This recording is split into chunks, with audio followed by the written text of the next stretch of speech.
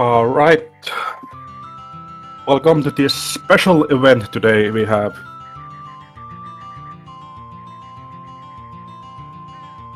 a Dark Cloud any percent glitchless race coming up here on the Japanese version.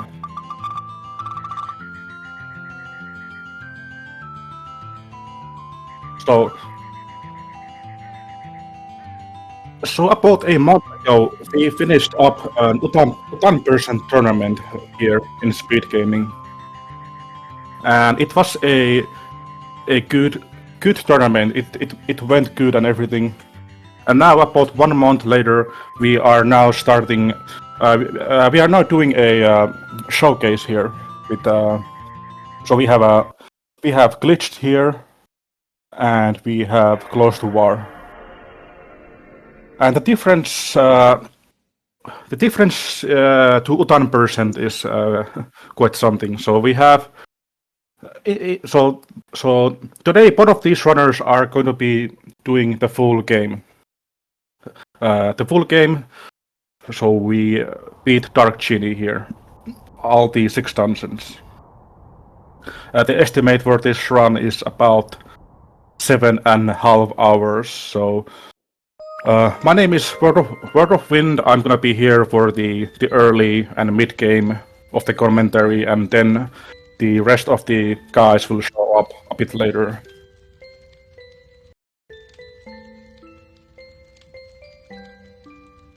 So today they will be doing a race with the Japanese version of the game, and we are talking about the original Japanese version, which has quite a bit of changes compared to our overseas version.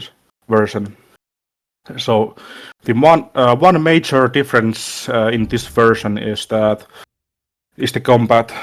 combat style. So yeah, we will see soon when we get to the dungeon. The biggest difference is that they do not have combo attacks here.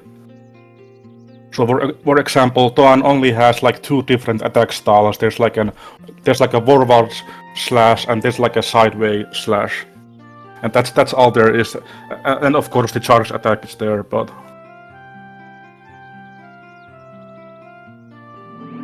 But yeah, there are a number of various small differences. Like otherwise, the game is like 95%, 98% the same as the overseas version.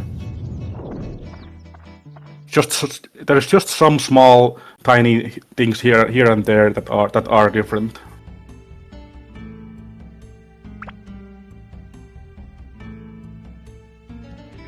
And overall, the plot, the story is the same as usual. Dark Genie wipes out everything, and then we have to go collect Atlamilia. We have to restore the town, build the towns, clear out the dungeons, and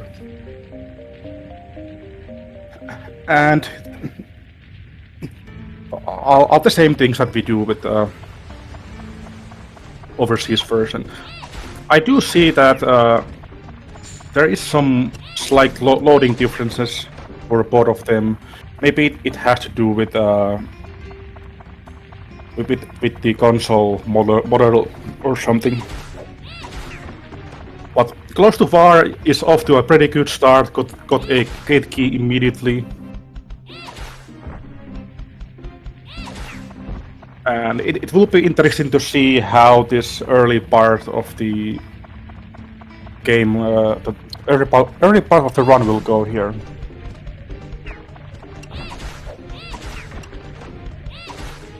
Well,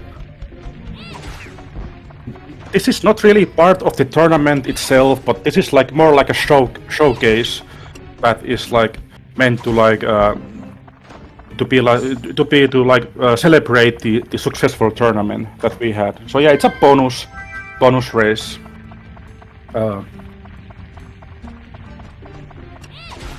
because Utan Percent was only 2 dungeons of the game, so we decided that this might be a good way to show the game, the entire full game in a race.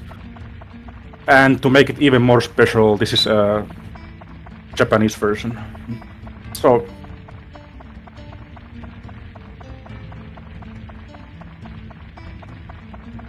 yeah, I realized that command is doubled, or still has the Utan percent. That's fine.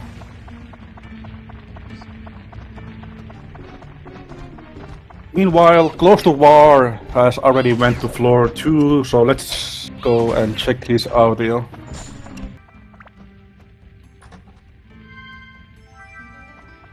He did get a really lucky key. I think it might have been like first enemy key or something.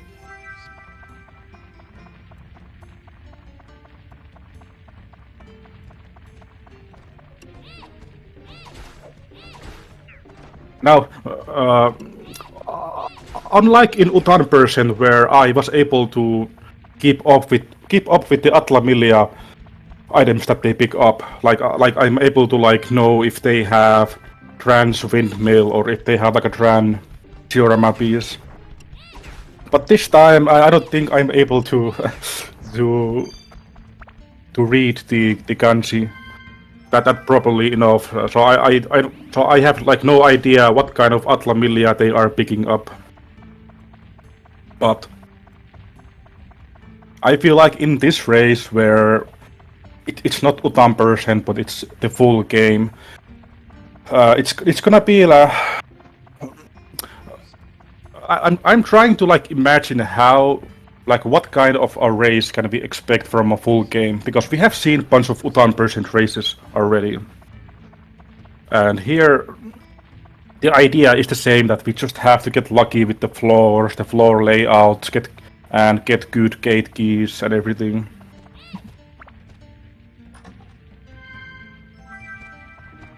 So I would say that it does not matter that much how ahead someone gets in let's say the first one or two dungeons, because there is a lot of variance here.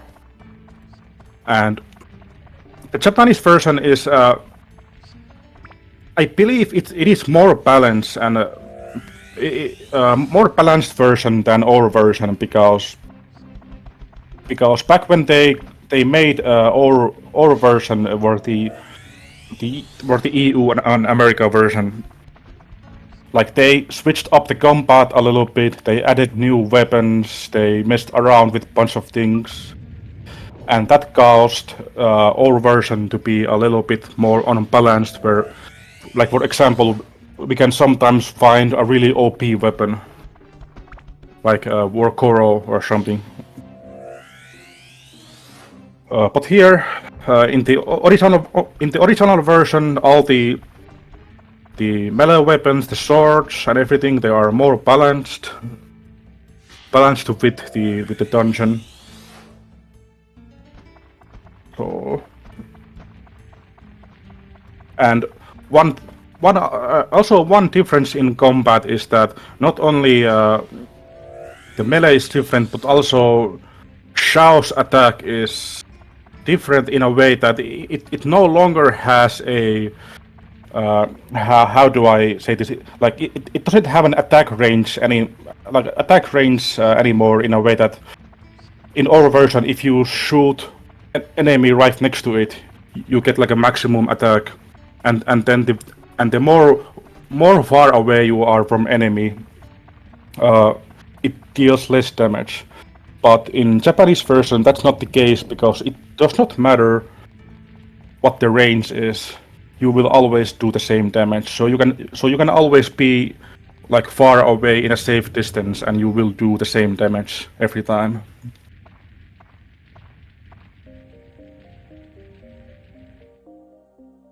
Right. Closetowar is going up floor 3, and I think Glitched might also be going there. He's probably gonna skip that one Atla there. Actually, no, he's going for it.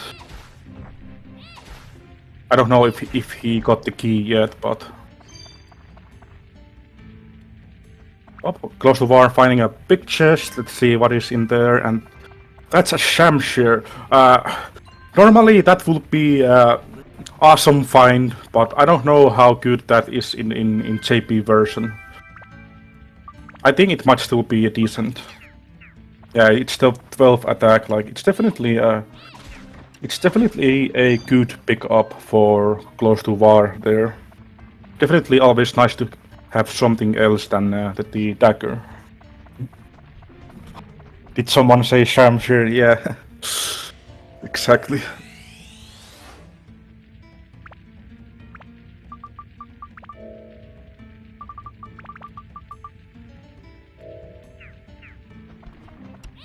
Right.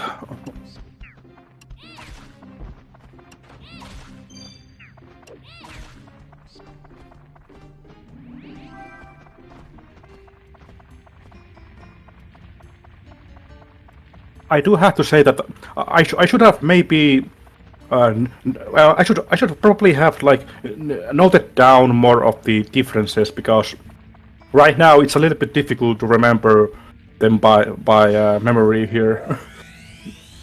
So I should have done my homework and actually properly noted some things down, but we will just wing it here. I'll try to remember what I can.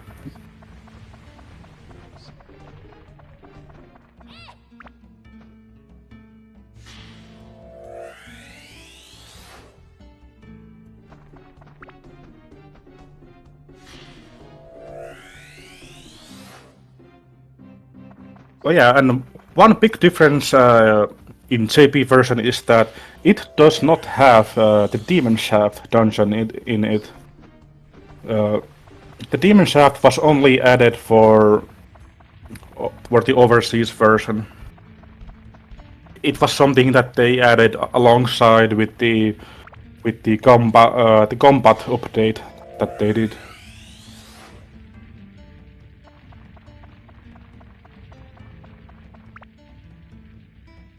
And also one thing that is different, that but you won't be able to see this for a while, is is that the Dark Genie does not have his last phase in this version. Like there is like this last phase where Dark Genie like transforms to like some other kind of beast type, and there's like this space area, like they are in some kind of space environment. That doesn't exist in this version. After you beat the phase 2 of Dark Genie, which has the ranged requirement, that's when you beat the boss. So, but that won't be until like 7 hours into the run.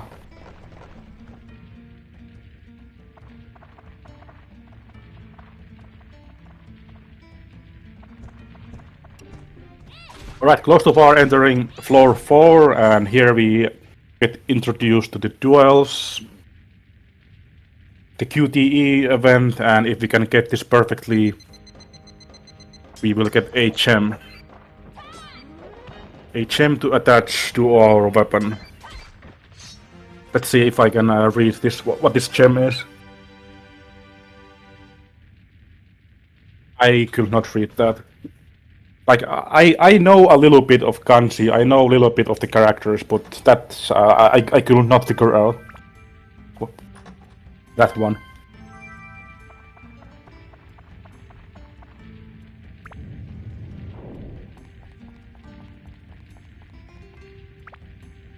It was a diamond, okay. Diamond is, I suppose it's a decent one for building up weapons.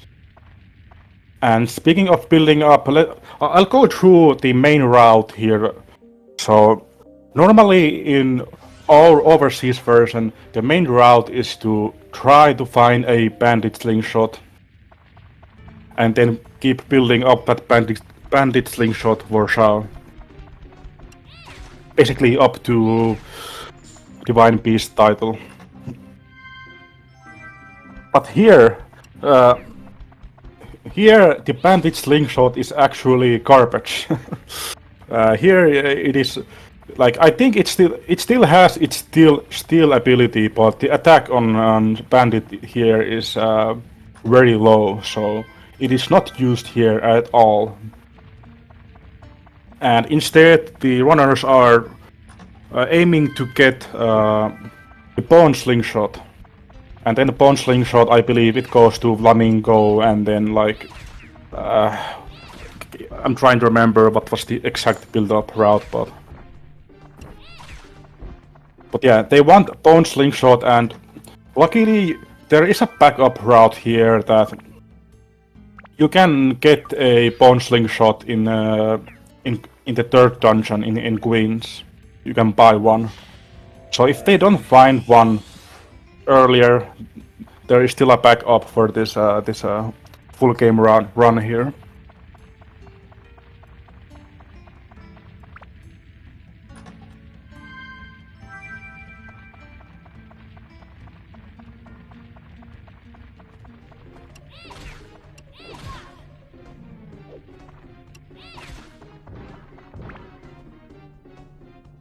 Alright, both runners are at floor 5. I think the resources are going fine. They didn't have to go back to the mayor yet. But I'm not sure how well Glitched is doing, because he has not picked up a weapon yet. I don't know if he has repair powders left, but I think he does, because he's just going for that statue, so maybe he has.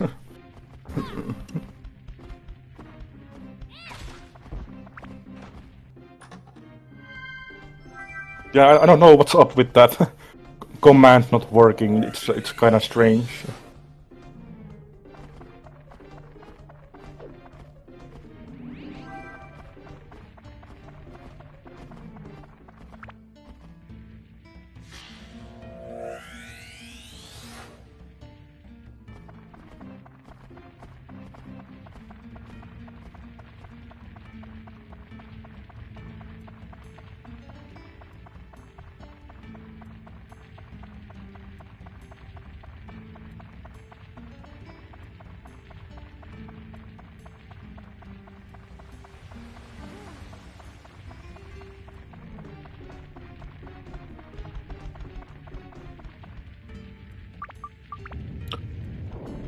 And speaking of more differences, and in Japanese version, this is once again not something that matters yet, but in the last dungeon, the Gallery of Time, in our version, there is no way to get the back floor item, the flapping duster. There's no way to get that from chests normally, but the item does exist here in the Japanese version. So once the run gets to the final dungeon, the Gallery of Time, there is a small chance that one of them might pick up a flapping duster from a chest. But that's gonna be a bit unlikely, because I don't think they will be opening that many chests in the final dungeon. And I just realized Closetowar is going for a back floor. That's an interesting strat, actually. Going for back floor searching here. That is sure a way to get some resources, or try to get like a nice gem or something.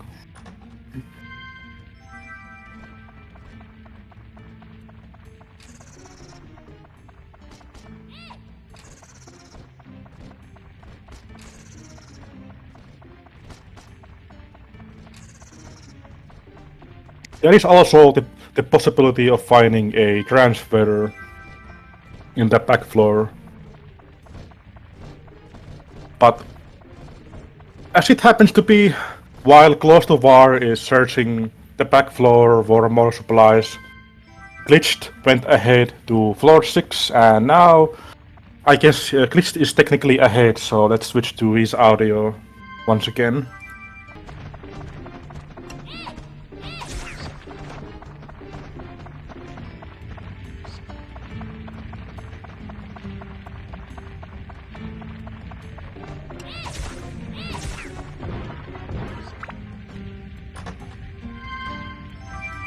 Alright, I don't think Closetowar actually got anything good from that back floor. I think it was all just trash, which is unfortunate. I think he got like one attachment there, like a plant poster or something. So I don't think that was a worthy back floor, but it's still a. It is still interesting to see.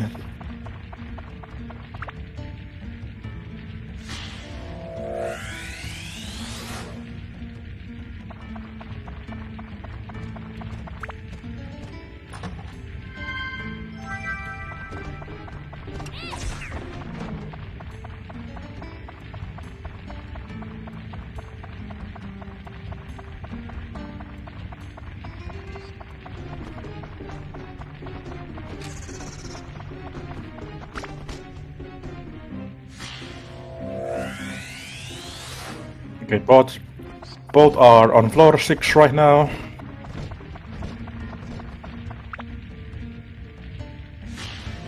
I'd say so far it's been an average race. Like both players have been getting average luck. Glitched still in search of that one weapon, any weapon really.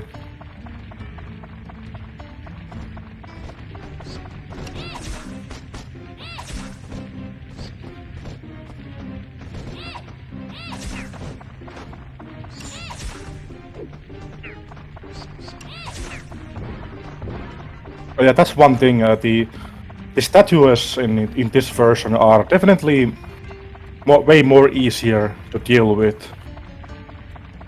They still take a lot of weapon health, but the statues have less health, I believe. So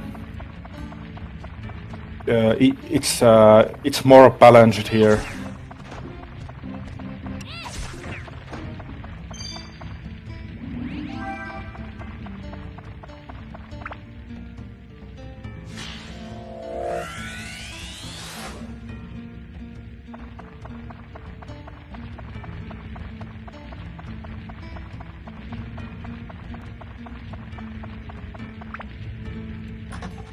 Right, we are about 2 floors away from the floor 8, the midway point of the dungeon, and that's when we will also see which Atla they managed to find, because there is a decent chance that they might have to go back to floor 1 and search for one Atla Milia there.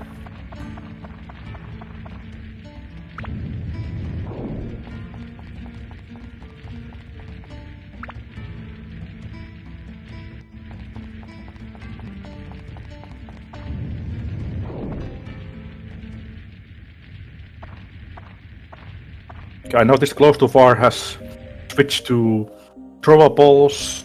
It seems like he's out of weapon health.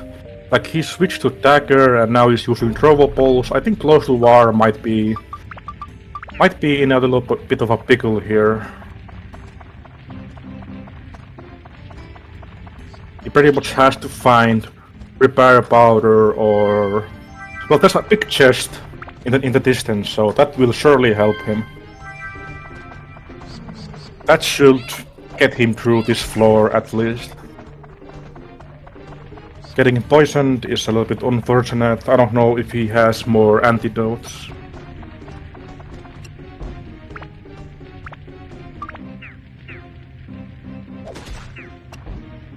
There is an antidote, okay.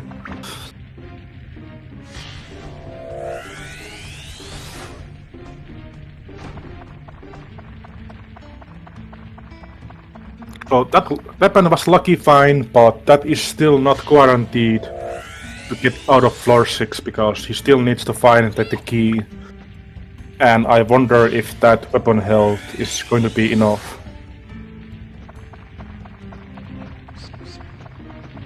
Meanwhile, Glitched is chilling on floor 7. Things seem to be going smoothly there.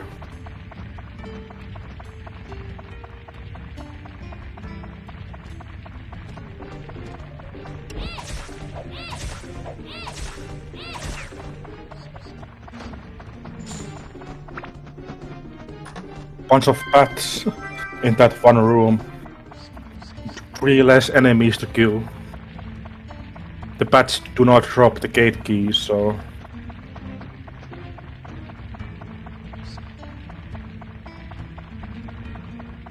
Okay, there's a mimic on Closetowar side, and I think a statue is as well. I think he has this floor at least on the back. The back here. Yeah. I wonder if he's... I'm pretty sure he is going to exit the dungeon here and go get resupplies. To heal as well. Oh, he's going ahead.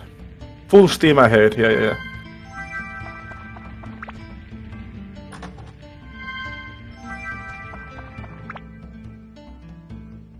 That's also a good way to do it. Because you can always just get lucky. You can get lucky and just find the key or immediately or a repair powder.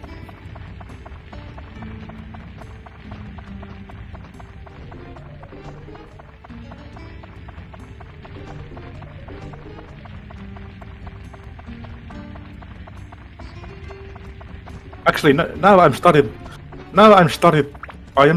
to question myself. Does the mayor actually give resources here?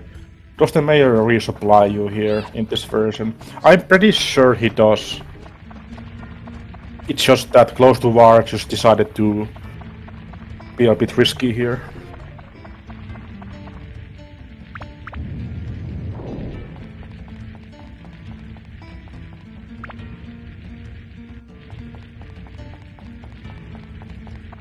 Alright, Glitched is going to floor 8.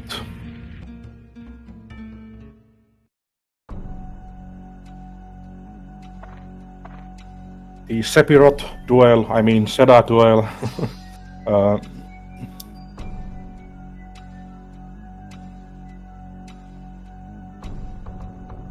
I am interested to see here what is his Atlas situation. Does he have to go back to floor 1 or does he already have everything?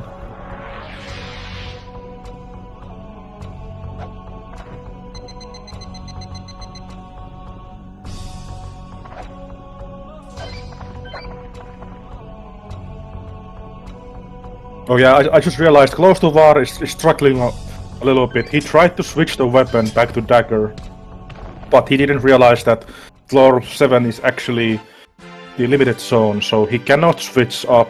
So yeah, he decided to sacrifice the weapon, the gladius that he got,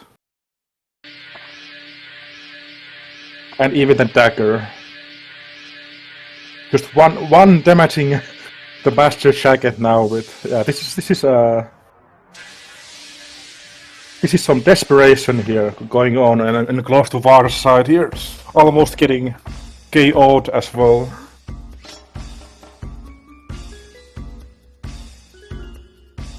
That master jacket better have the key, or otherwise it is looking it's looking a little bit rough out there.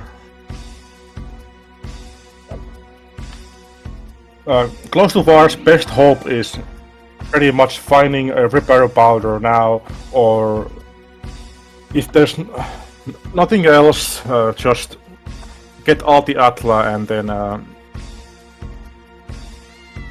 go get some resources from the Gaffer.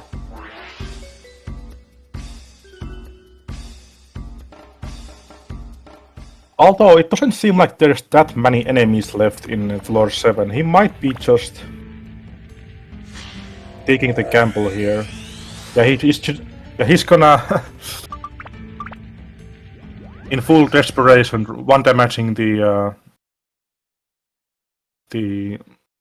skeleton here. Let's see what Glitch is doing. Is he gonna re-enter the dungeon? Oh yeah, I forgot there is this cutscene first. Ghosts don't drop gate keys. Yeah, they don't drop keys either. Bats and ghosts do not drop, and also neither do like any flying enemies.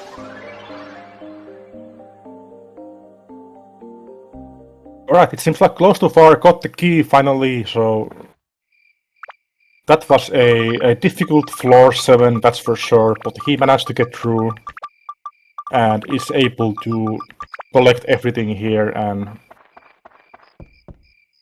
get to floor 8. And it does seem like Glitch has everything because he's already putting down my house.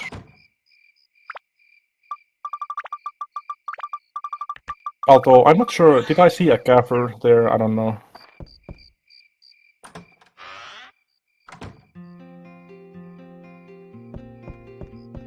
But if he doesn't have to revisit, then that's a good little time save to have.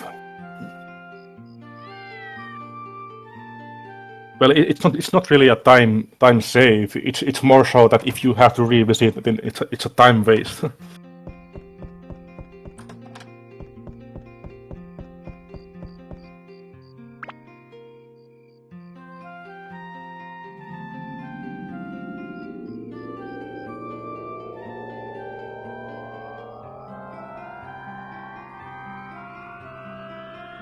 Alright, Glitch is getting the first ally here, getting Shao, and she will be the main character that we are using here for the run. Maybe not yet, but as soon as we get Bone Slingshot for her, that's when we start building up the Bone Slingshot, and it is mostly going to be Shao for all the combat.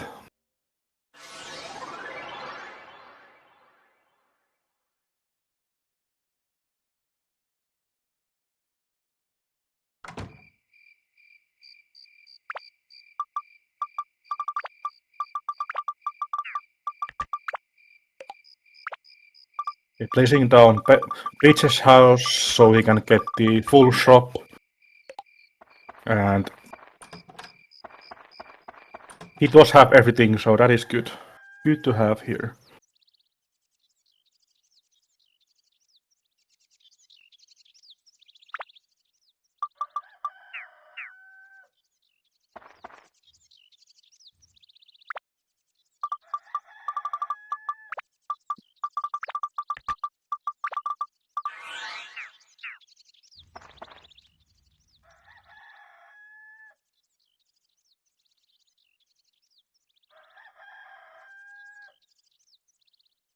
And of course, we are now getting access to, with the shop, we are getting access to Transferrer, which gives 2 times the movement speed in dungeons, which is the most crucial item in the speedrun, pretty much.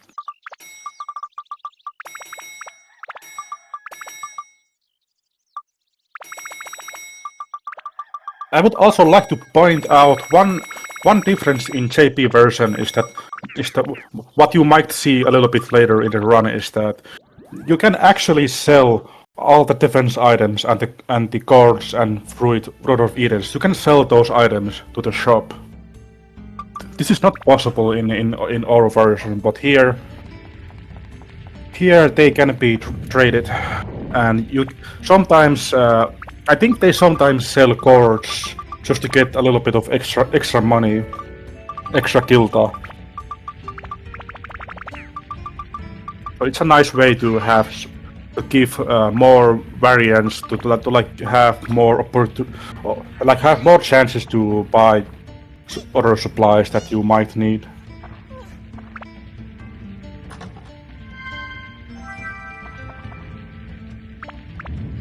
It does seem like Closetowar also might have everything. Or oh, it seems like they do not have to. Yeah, they both do not have to do revisit, which is quite lucky.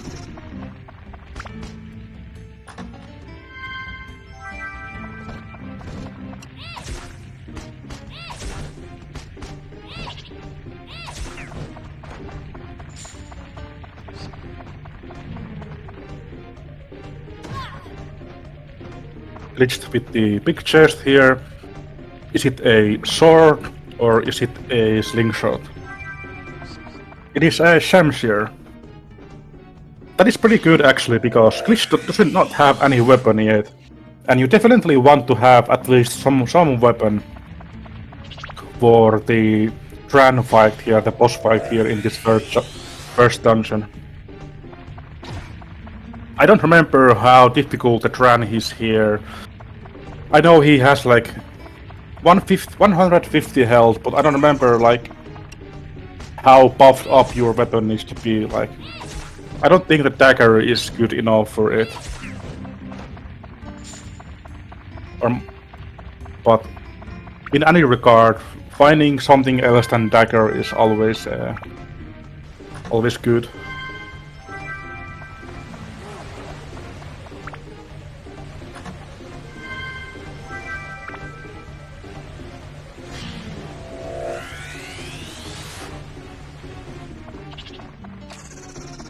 And I would also like to point out another difference in JP version is the bombs. In our version, when you throw bombs or the bomb nut, they usually do like damage like 5 or 6 times. They do like every 3 frames or something. But in JP version, they are nerfed, or they are worse in JP, because they always just deal damage one time only. But it is still very much needed here, because the dragons in this dungeon and some of the other like stone enemies are quite difficult. So the bombs are definitely needed here, and you also get attachments from the enemies, the attachment drops, which are required for the build-up route.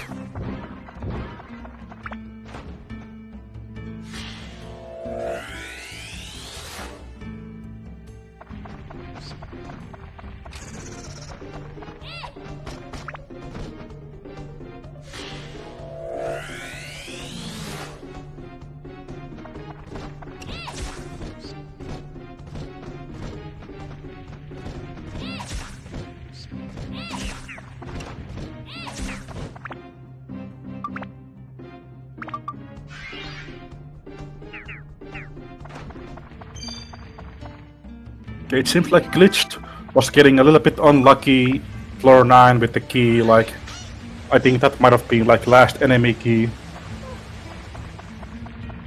But now he's heading to floor 10, and Closetowar is back to the dungeon, so we are looking at about a 1 floor difference here.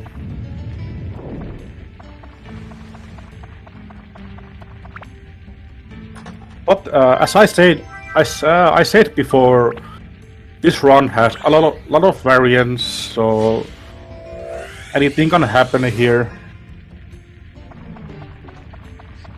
And especially the next dungeon, the Wise Owl Forest, will be quite interesting, because there is a little bit of a different mechanic there, and I will explain it more when we get there.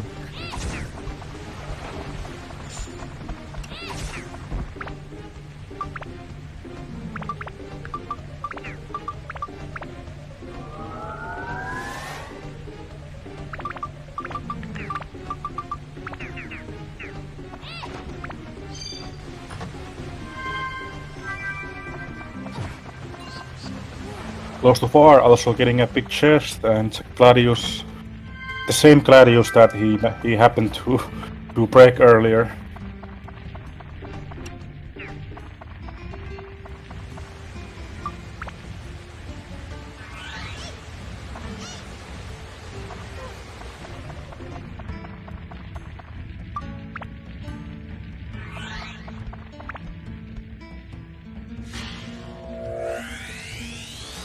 Nice double kill with the bomb there.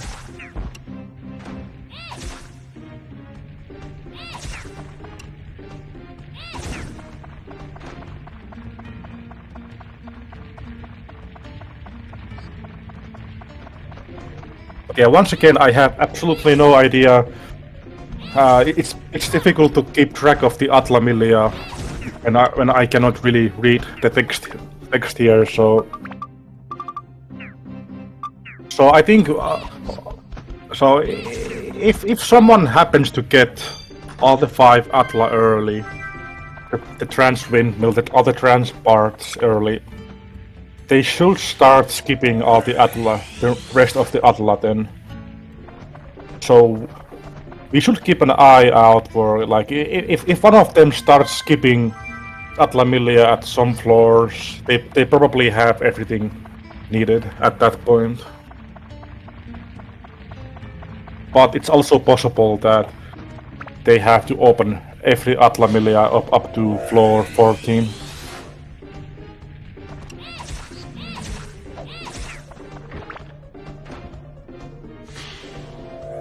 Yeah, tracking Atla in this run is quite different. I believe both of these runners have like a spreadsheet where they have the first kanji of like each the kanji letter of each Atla that they pick up, and they just use that to note down things.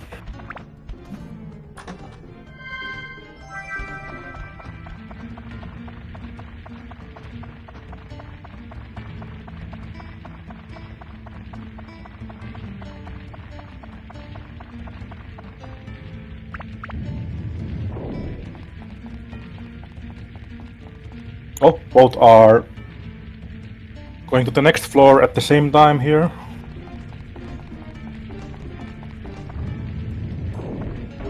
Yeah, definitely, like, you will definitely have to check the menu once in a while, because it is easy to get lost here with the tracking. Right, Glitched is now at on Shao limited floor.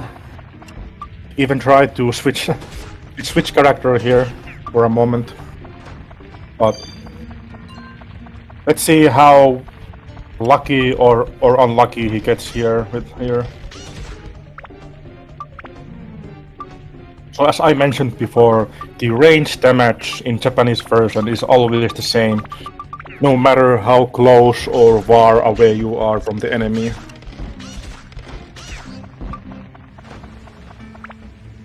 So you don't need to try to go right next to the enemy's face here. You can shoot because you can just shoot from very far away and be safe that way.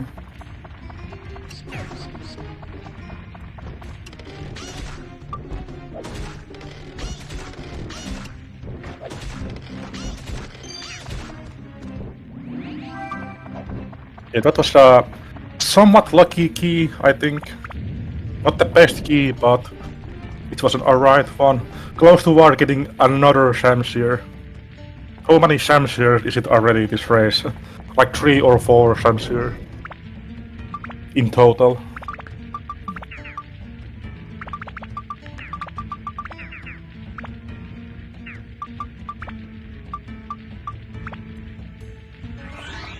Yeah, Glitch got quite an, I would say, average sharp floor. Not the best luck, but not the worst either. It was like a half clear or something. Are they going to break your record? We'll see. There is a high chance that they might break it, because after all, this run is much longer, and they will probably.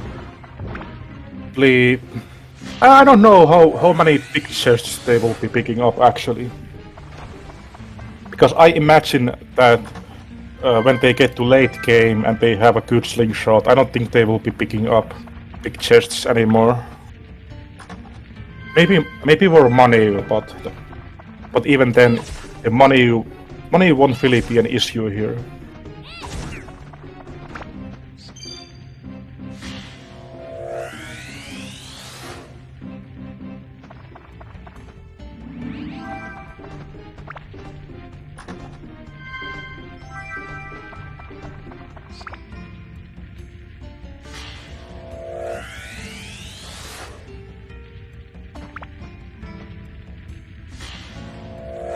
Okay, I think Closetowar is maybe now heading to... No, he's still looking for the key here. Getting quite unlucky floor 10, it seems like. Or maybe he has the key already, I didn't notice, but... I think Glitched has maybe pulled up a little bit more ahead. We are looking at 1.5 floor difference here, but now it's gonna come down to the limited show floor that Closetowar is doing now. Will he get luckier or not luckier because...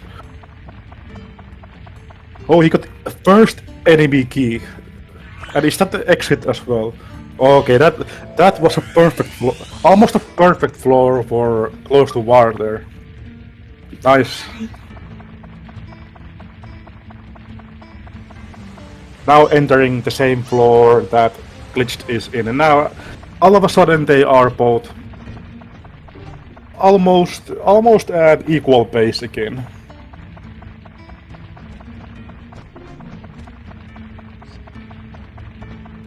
Glitched is still ahead, like almost done with this floor, and Closetowar just starting it now.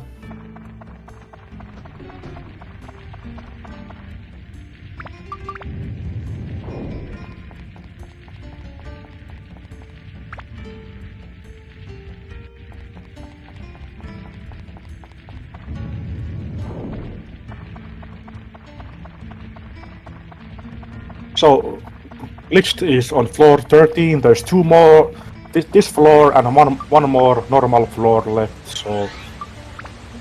Now it's a good time to keep an eye out for if they are going to start skipping Atla. Because when they start skipping Atla Milia, then they should have everything. And that is gonna be quite crucial if they are able to save time with these Atla animations here.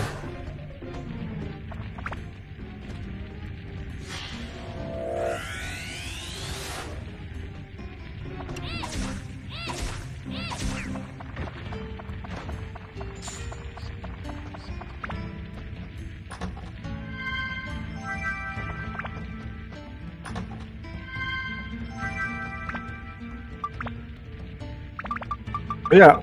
Also, one fun fact I would like to give. One difference in this Japanese version is that there actually exists a +4 attachment that you can get. Normally, like when we find like attack or endurance or speed, whatever, like one of those base stat attachments, they normally go up to +3, but in this version there is, I believe there's like 1% chance or even less to find a +4 attachment, which is quite rare, and it doesn't really help that much, like to have one extra stat in it, but yeah, it does exist.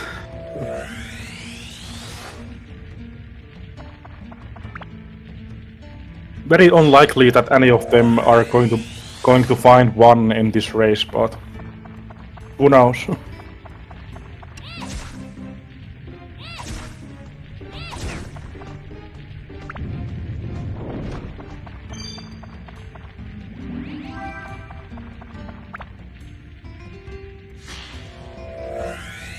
Right, Glitched is still picking up Atla, almost done with floor 13 here. So it seems like it's gonna go up to the last floor, finding Atla in the last floor.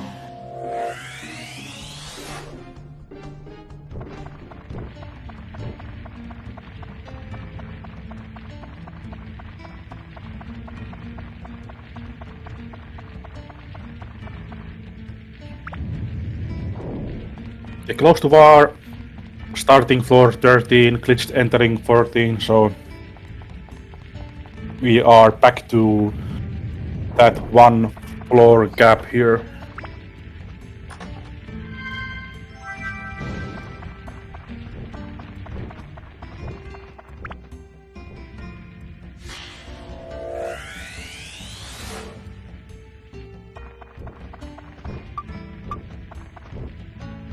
Glitched going for the double kill here.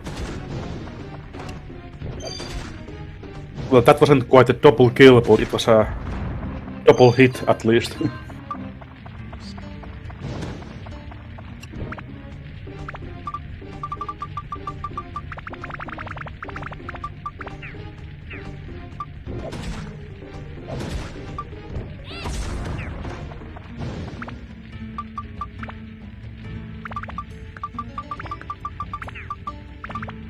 Closetowar is finding the key and also try to kill the master jacket to find a stamina drink. The stamina drink is quite useful for the Tran fight.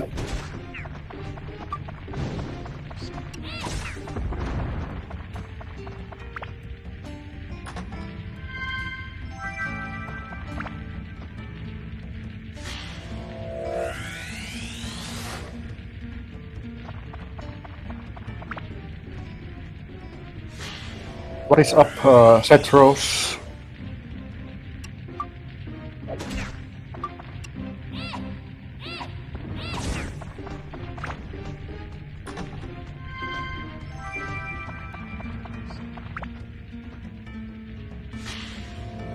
Alright. Glitched almost done with the dungeon here, still picking up Atla. It seems like he's getting a bit unlucky having to pick almost everything here. There's even one bone door there that he has to go back to.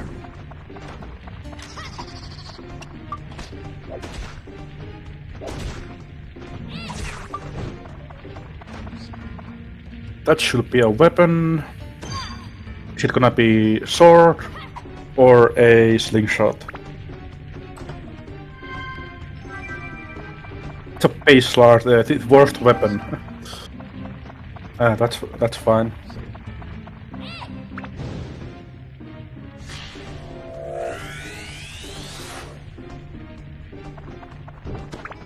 What is up, Chrissy? So what's the difference? What's the difference in the early game compared to like Utan person? Well, in like a run, I would say the biggest difference to Utan person is going to be in the next dungeon, and I'm gonna hold on to that for just a little bit until we get to the Wise All, and I will explain it then. But it is mostly the same idea. We try to get lucky with the gate key. We want to get lucky with the Atla Milia. The combat is different. Tuan only has like 1/slash attacks. Like there are no combo attacks here.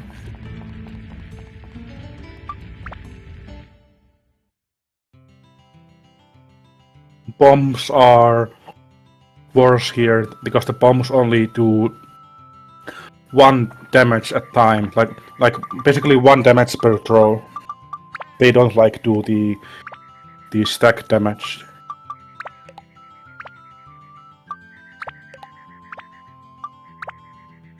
Alright, Glitched is out of the dungeon. Building a trans windmill, collecting supplies, and so on. And it seems like Closetowars are also exiting, like not that far behind. Maybe like 1 minute or so. I'm not sure what happened. I think Closetowar catched up a little bit there.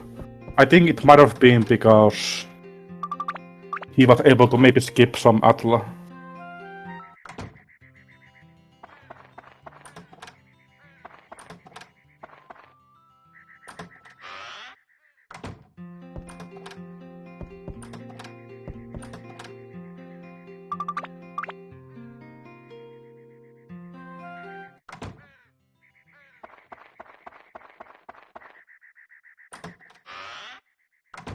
So yeah, they will be collecting all the stuff here, the power-up bottles, the bunch of other attachments that are useful for the build-up.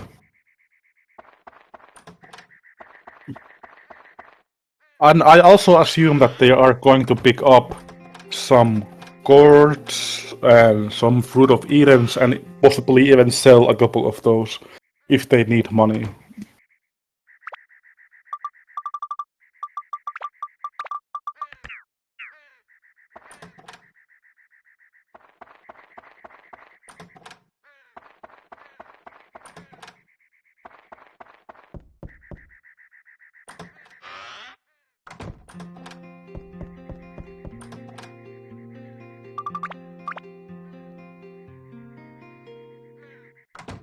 Yes, you heard right. It's the full game. We are going all the way to Dark Genie. But I won't be here for the full game because we have split up the commentary. I believe Sonic Crazy is joining me after Wise Owl or at some point later. I probably won't be staying here for the entire run.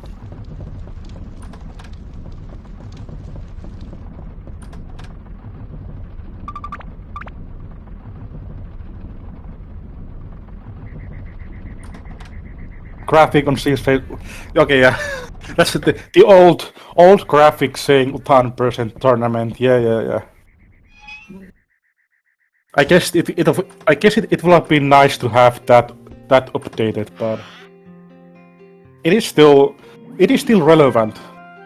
It is still like because we just finished the Utan tournament 1 month ago, and this race is basically a bonus race for the tournament itself.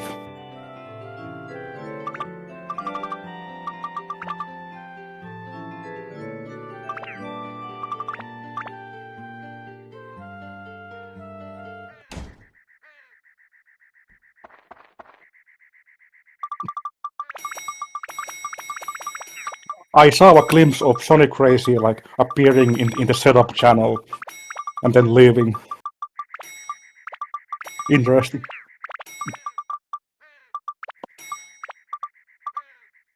Alright. Both players are about to be done with the village part here, the building up part, and we are getting to the Tran fight here.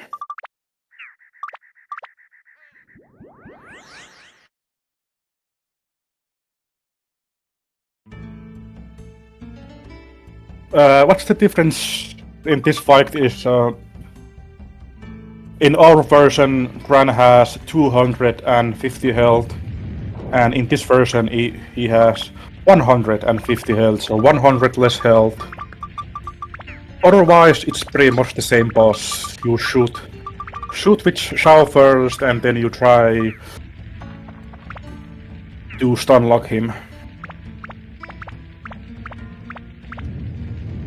It seems like Closetowar had an earlier, faster build up, and they are simultaneously entering the boss fight. I didn't expect this one to happen. I thought Closetowar was like a minute behind, but here we are now. Both entering the fight at the same time.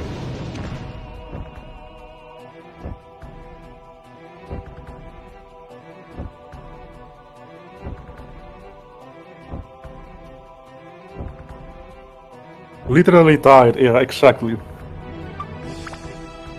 I don't know how much if they still have some stuff to do in the room, if they have to collect some stuff or sell or visit the shop, but right now they are died here.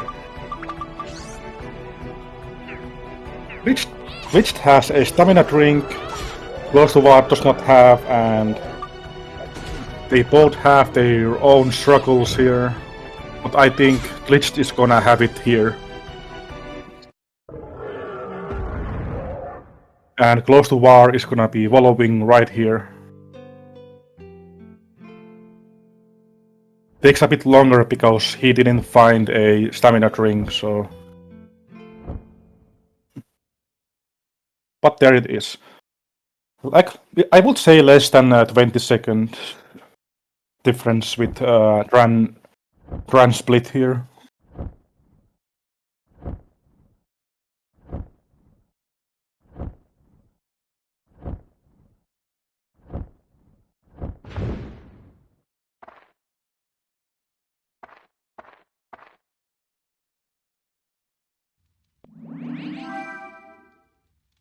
Stamina equals...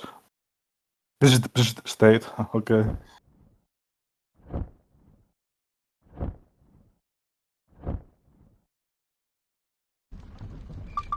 Yeah, right now we are looking at quite exciting race here. Tight race so far, but we have to remember that this is the first of the 6 dungeons, so we have a long road ahead of us here. And especially this upcoming dungeon, the Vice Owl Forest, is going to have the most interesting mechanic, and I'm still gonna wait. I'm gonna wait until one of Glitched at least enters the dungeon, and then I'll spoil it. But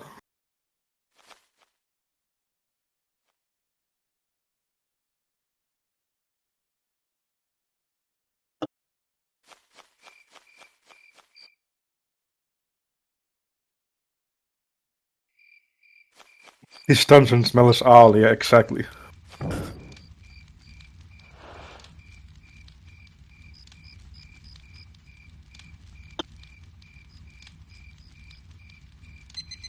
This dungeon is where we will see the biggest difference in compared to like Utan% run that we have done previously here.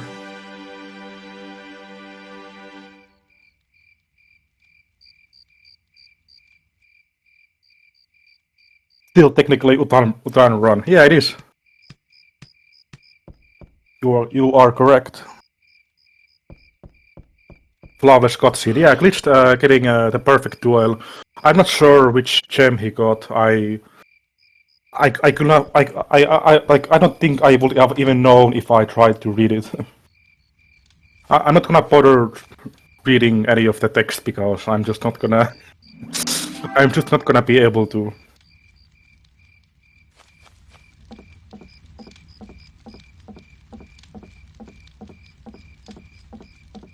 Seems like Glitch is going to already pick up the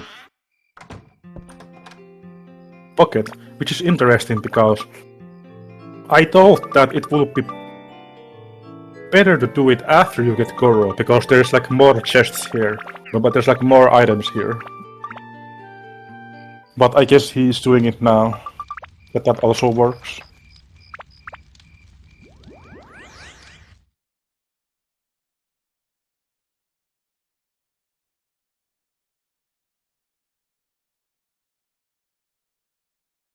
I am actually like about 300 days. I have like a 300-day streak on Duolingo.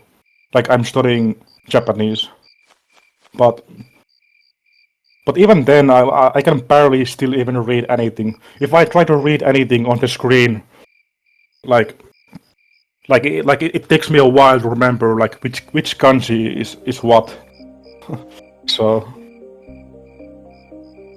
I won't be able to read properly these texts.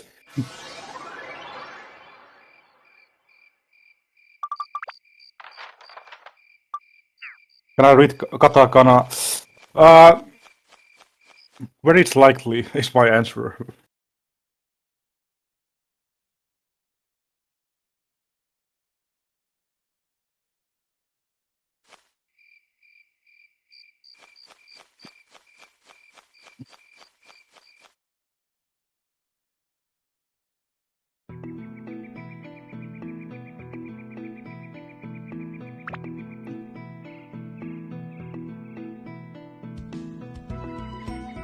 Yeah, I'm more better with the other one. What was it called? Hirikono? Maybe I'm. Yeah, Hiragana. Yeah. I can read those letters a bit better than katakana. All right. Wise Owl Forest, or how Sonic would say is that the. How did you say it? The forest of great birded owls. I don't remember how you said it. the great birds. Yeah, white birded owls. Yeah, exactly.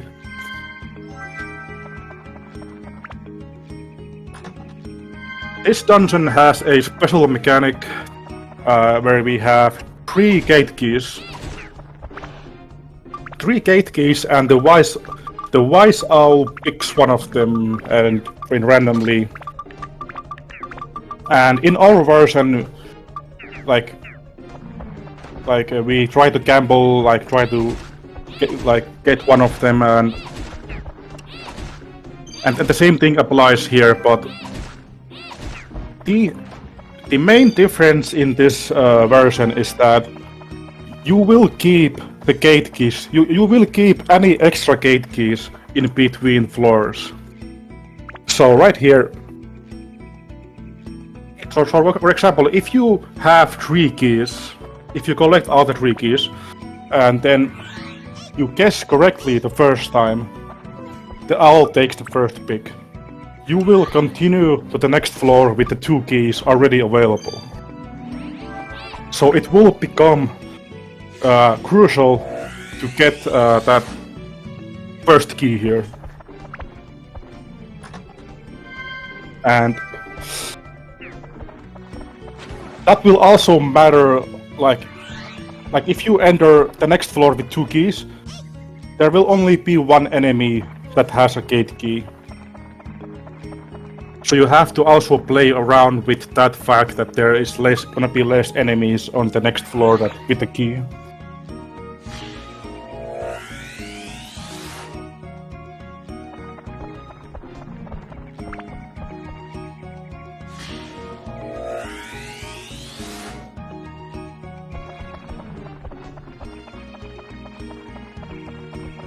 Chakon asks if it's easier. Well, I guess you could say that it is easier because whenever you get lucky and you have extra keys, you get more chances next floor to try for that.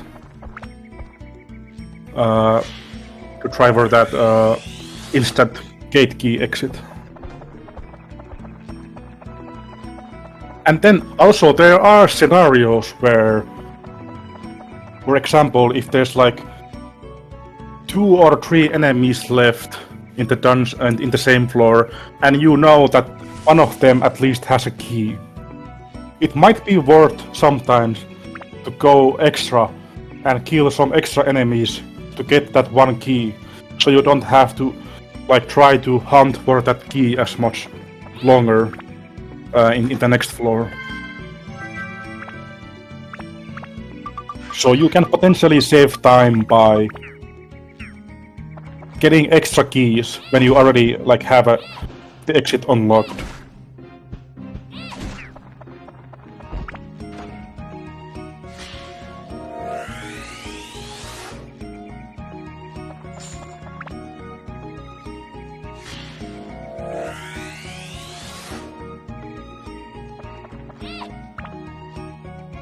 Wish they kept that.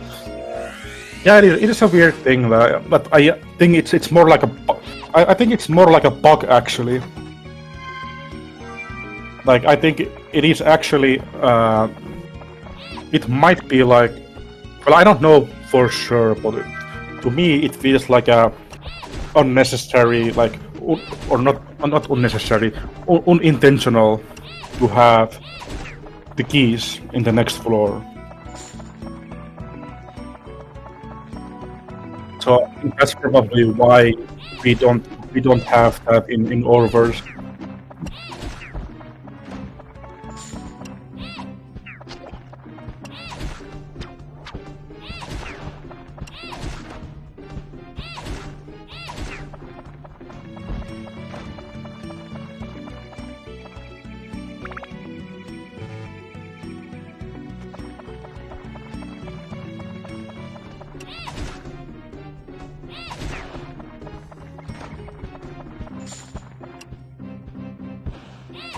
let's remove that bug. Also remove weather duster.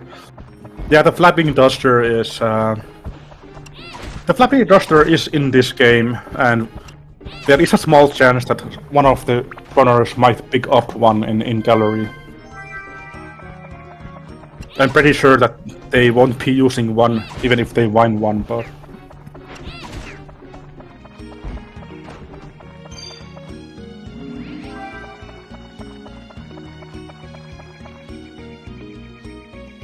let's see, Glitched has... Okay, he only had one key, but the owl accepts.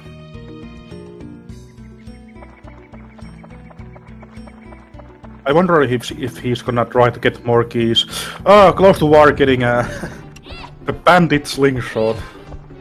Usually we will be quite excited about bandit slingshot, but in Japanese version the bandit has like 8 attack instead of 30.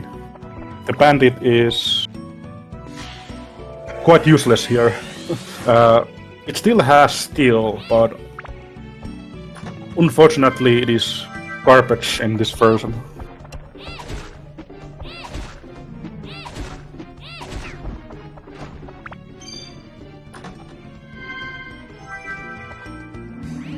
Okay, so here we see, for example, Glitched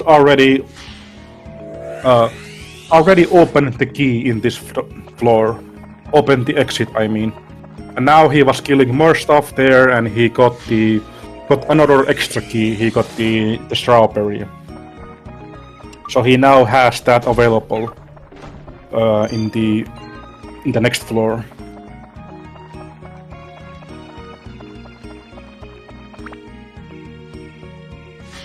What's the dream weapon to find? I don't know if there is one actually, because the main route here is that they eventually get a bone slingshot and they start building that up. I guess you would say the dream weapon is bone slingshot, but then but it's like there's a backup that we can get one in games if we don't find one.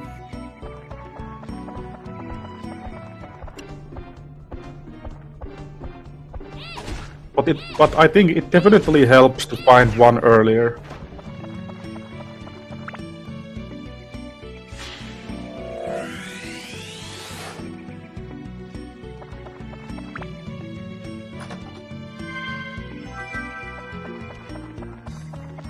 Can you still build stuff up? Yeah, you can. Oh yeah, but that is one thing I haven't explained about the difference. In the Japanese version, there is no option for the build-up. How do I explain this? There is no option to see what is required for the build-up. But the build-up still exists, and the option only becomes available once you have the required stats for it. It is interesting because the game doesn't tell you what you need, but when you suddenly have what you need, the build-up button appears. And that is why there exists NPCs in the game that tell you that have like a dialogue where they tell you to like certain weapon needs like beast like anti-beast and needs elementals and so on. The reason why those NPCs tell you about this stuff is because it was needed in Japanese version. There was no other way to know what you need to build up the weapons. But in our overseas version, that dialogue is unnecessary because we can always check like what we need for build up.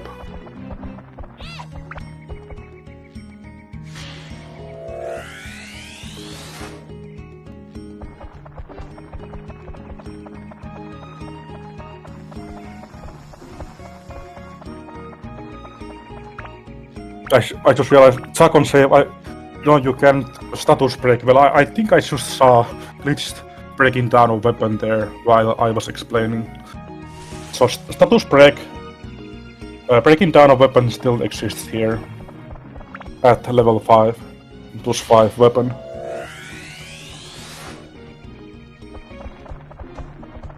Strategy guide is mandatory, yeah, exactly.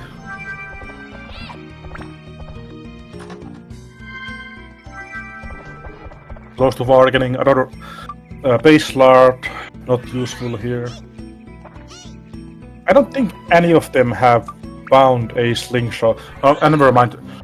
Closetowar got a bandit earlier, I almost forgot already. But yeah,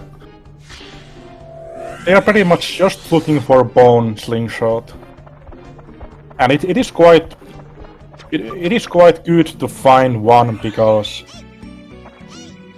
otherwise, I believe in Queens they would have to grab extra Atlamillia to build Jack's store and then get the bone slingshot from there. So it will definitely save. It will definitely save some time if one of them can find a bone slingshot here.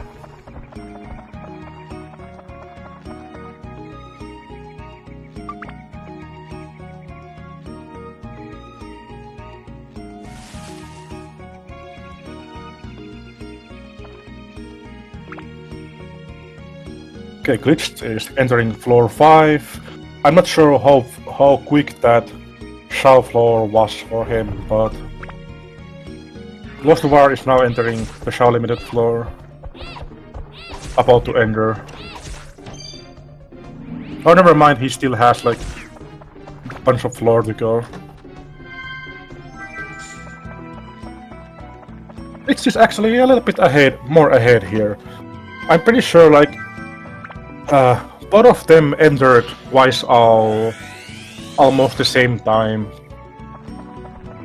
Closetowar was like maybe 30 seconds behind, but now it's looking more like a 2-minute gap or something.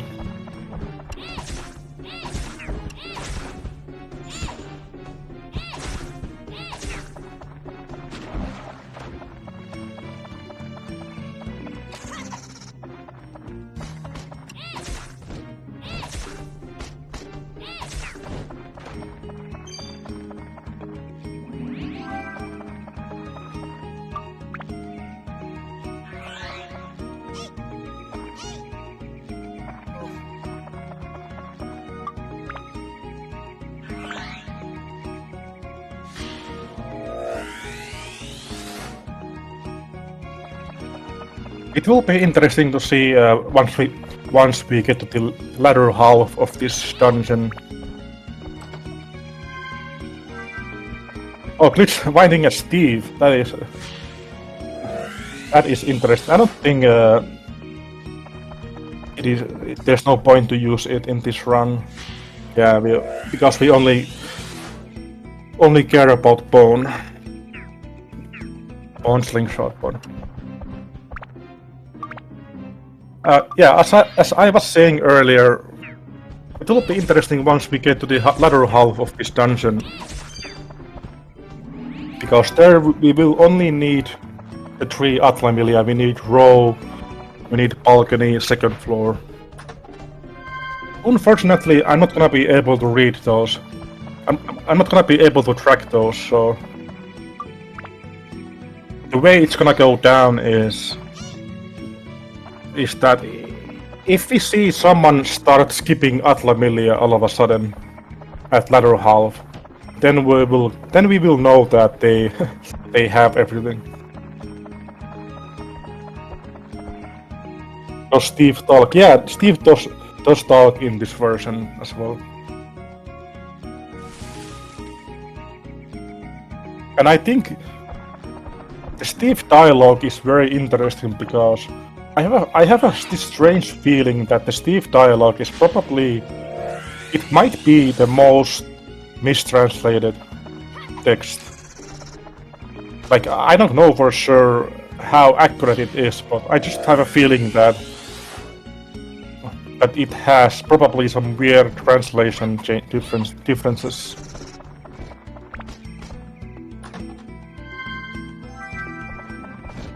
What would Steve say? Steve would say to be careful. To be careful of the owl. Watch out for the owl.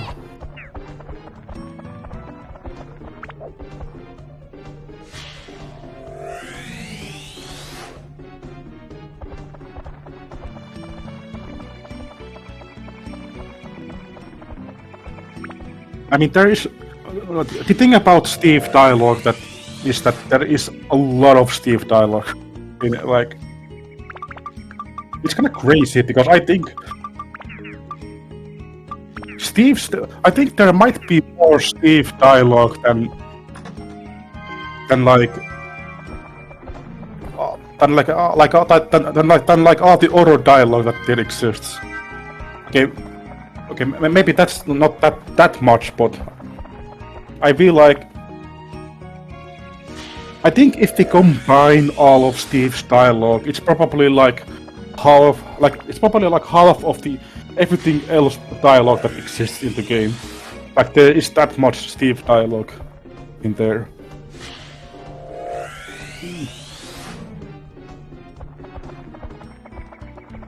More dialogue than any other character, yeah.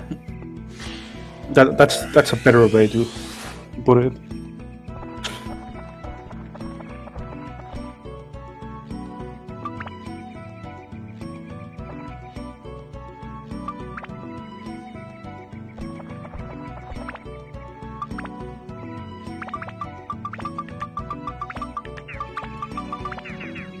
Glitch putting a dagger sense sphere and a peridot on Shamshir.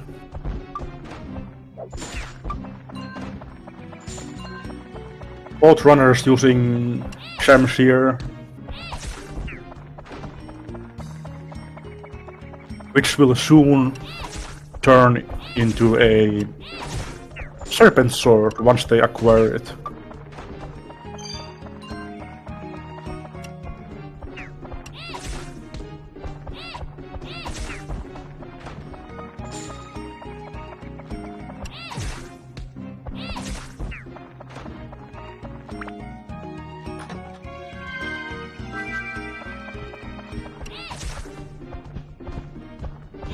Oh, okay. Closetowar has a +5 Shamshir. Breaks down the Shamshir, and now it's not bandit. Interesting. So Closetowar is actually using the bandit, even though it is definitely not as good as the bone will be. But now I am actually curious. What is Closetowar gonna do here? Is he gonna actually? Is there a route that involves building up the bandit slingshot here, or is he just temporarily using it until he finds a bone slingshot? I have no idea how that's gonna go.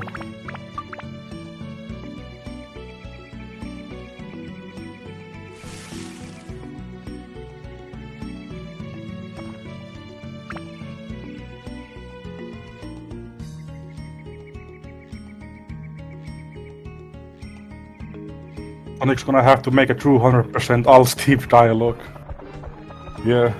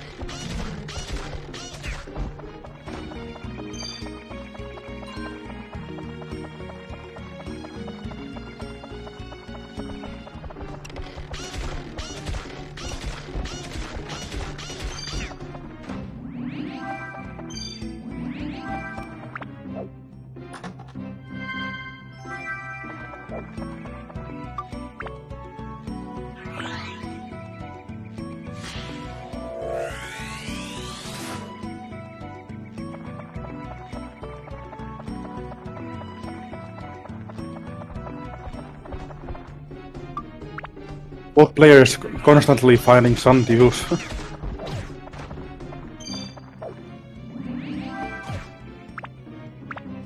Ooh, getting hit by an unfortunate poison there. Oh yeah, that's another difference I would like to point out is that the enemy AI in some of these enemies is a little bit more harsh. It's a little bit more difficult in JP version because, for example, the days of the week that throw poison stuff or like shoot the poison arrow, they are like so much like more aggro in this version, and they are like much faster shooting, so they are more annoying to deal in this version.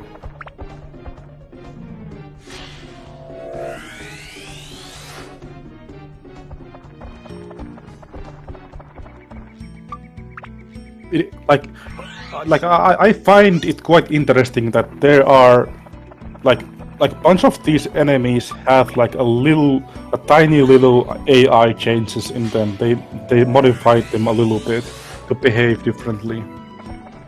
It is hard to notice. It is hard to notice any difference, but there exists some.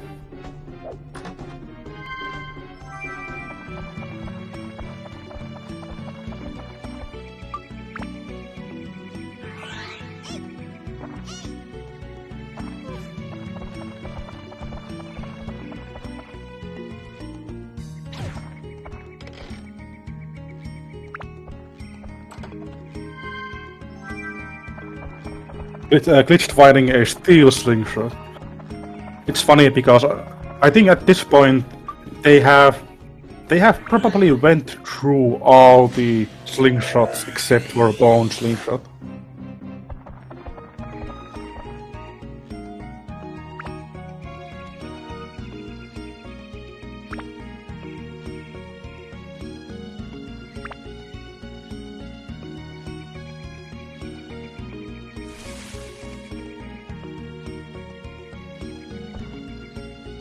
Okay, Glitched entering floor 8, and let's see where Closetowar is. Still on 6, and has most of the 6 to do.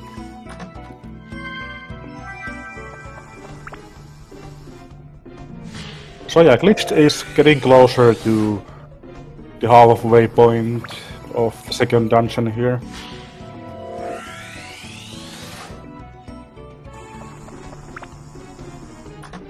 Finding all the rivers now at the end of the dungeon here.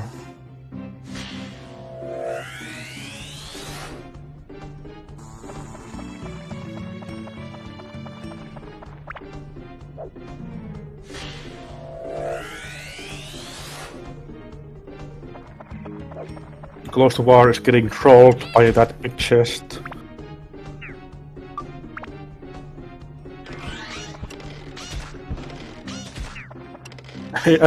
And it's another bandit.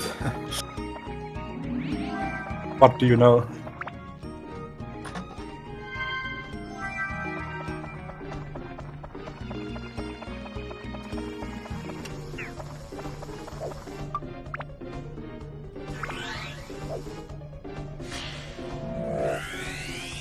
Yeah, I would say that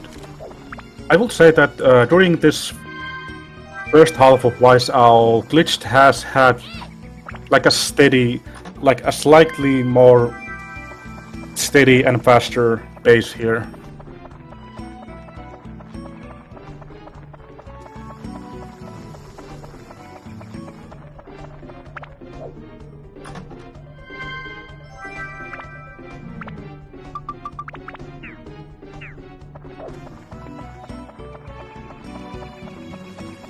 It seems like Glitch is also done with the Atla Milia here. Yeah, he's skipping Atla, so that should be it for that section.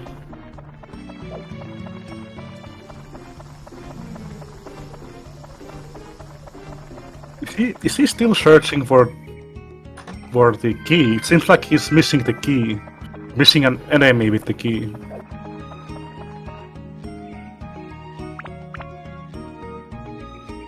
that didn't work. He had one key, it didn't work.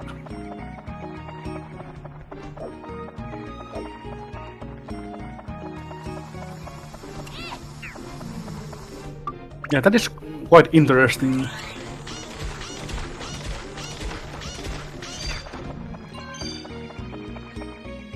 Oh. So there was a... So the Hornet dropped a key. That is quite an interesting scenario we have here. So it seems like...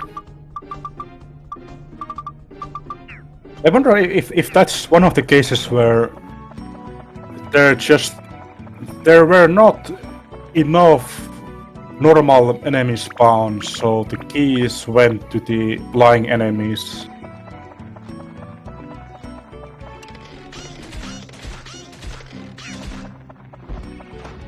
I won't say that it's a glitch. It's more like a...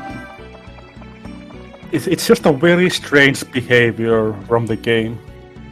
It is... This also happens in our version.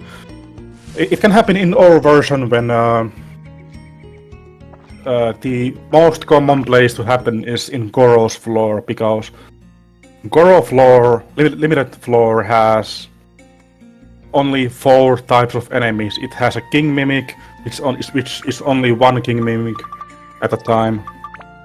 Then there are the moles, and the rest are flying enemies. So sometimes in our version there can be a thing where there are only 2 enemies that are non-flying enemies. So the last key has to go somewhere, and that last key goes to a flying enemy. And when that happens, you have to pretty much kill every single flying enemy until the last one finally drops it. And that is some kind of like a save mechanism that they implemented there.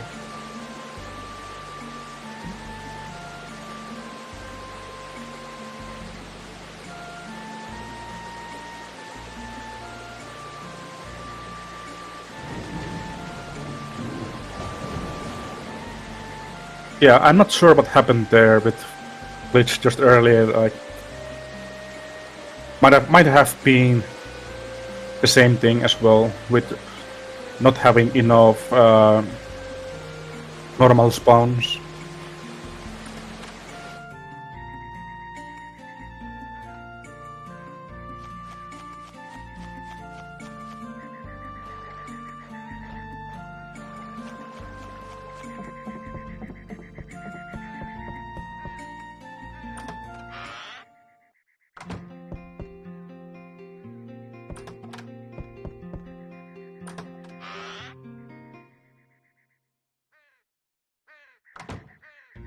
It will be weird seeing this run go past Utana, yeah.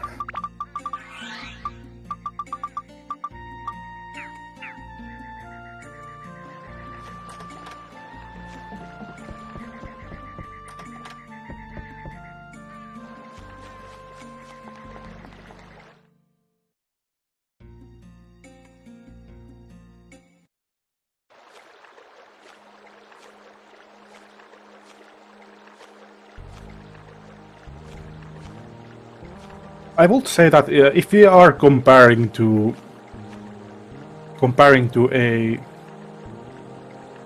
a good Utan percent run, like from our version, Glitch is currently not far away from a good pace that we would have, like 134 getting the Serpent Sword. It's probably like, I would say maybe like 5 minutes behind from a very decent Utan percent pace.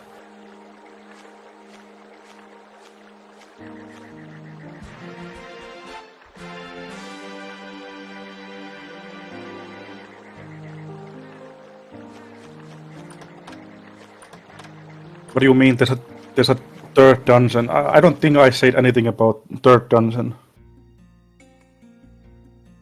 Or maybe I just spelled it badly. I don't know.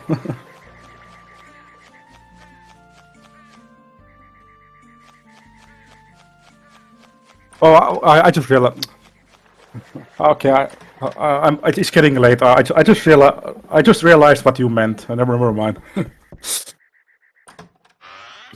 God damn.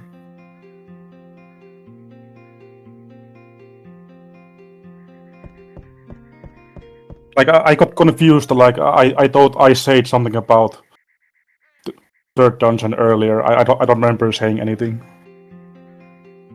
Okay.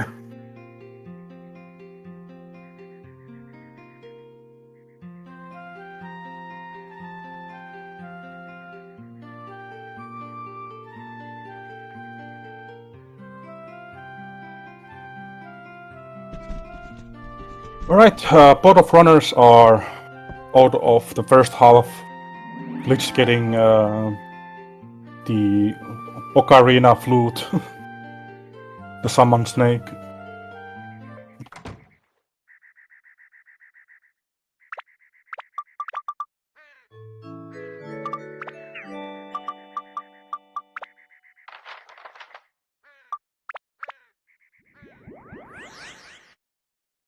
Wait, what happened there? Oh, did Closetowar just clip out of the fence there when climbing up? Yeah, I barely saw it. Like I was wondering, like why was he like having a falling animation? Like what was happening there?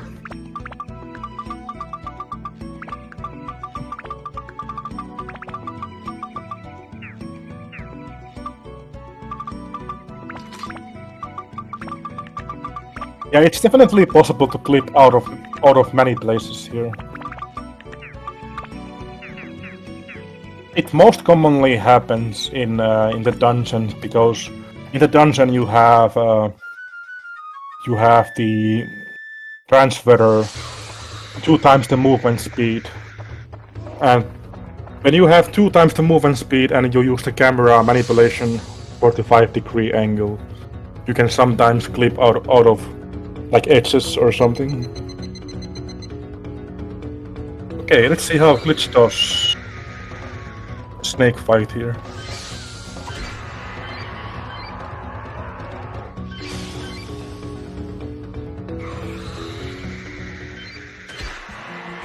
All perfect. And the gem that he gets is... Hold on. That was... Which one was that? Was it a pearl? Yeah, okay, I said pearl before I looked at the chat. Okay, I recognized this one. At least I got one right. Yeah.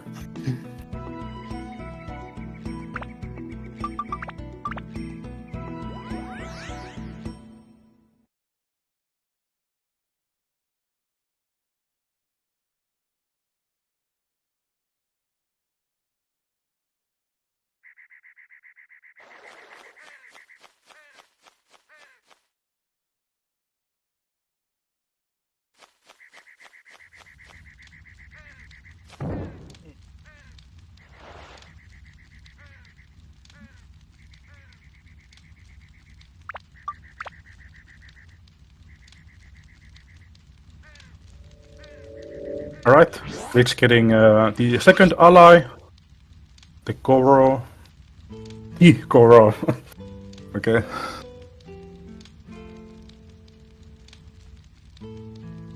And Goro is going to be used in exactly 3 floors. Limited zone, and a limited zone.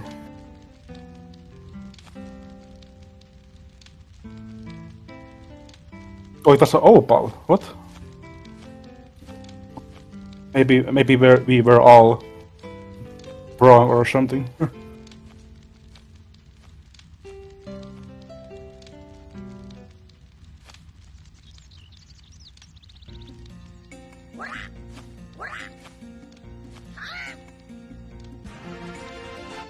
Yeah, I also thought I saw like a PE kanji, so I was like, maybe that's a pearl. Maybe, yeah, I don't know.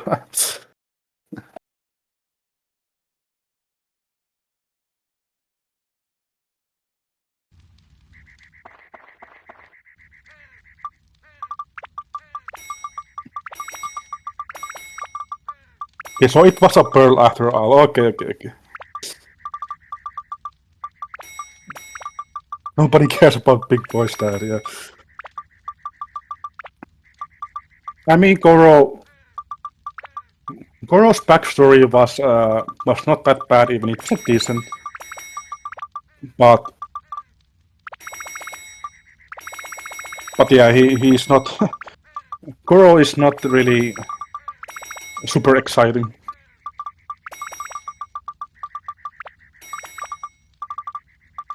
In JP version, Goro has like a slightly different attack animation. It's more like the attack animation that he has here is like he's actually trying to like a whack-a-mole. While in our version it's more like a jump, actual jump. But here it's in this version it just looks silly. So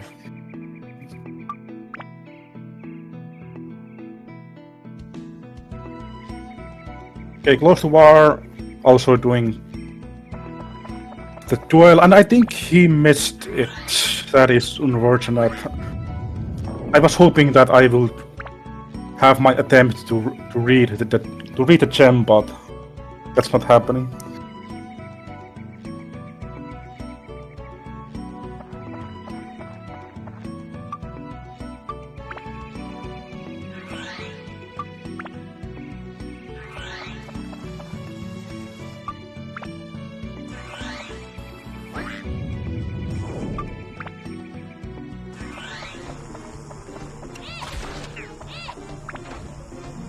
Alright, Glitched is starting up second half of Wise Owl, looking for exactly 3 specific Atlamilia that I'm definitely not going to be catching here.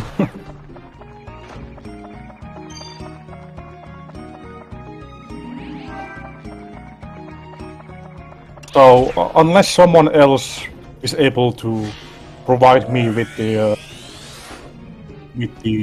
Atla that they pick up, the only way I will know is that if they start skipping Atlamilia is like a good answer that they have found everything.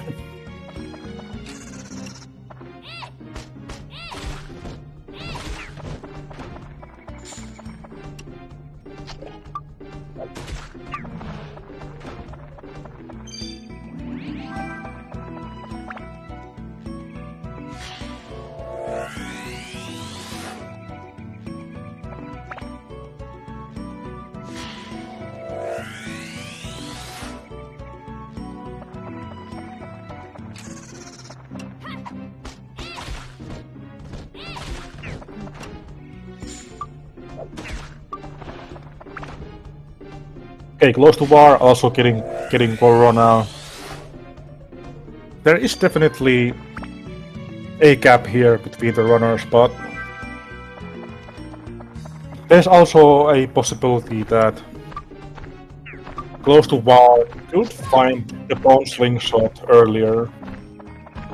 And if I assume correctly that they both have to do the bone slingshot route, they both go for it. Then that means that if someone doesn't get it early, they will have to build a Jack store in Queens and do all that cutscenes and everything. So if someone gets the bone from chest earlier, it will definitely save a little bit of time.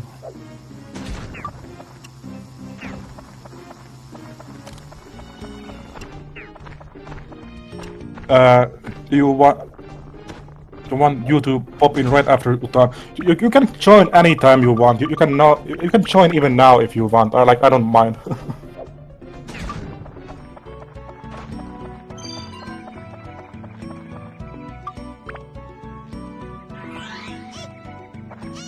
That's up to you.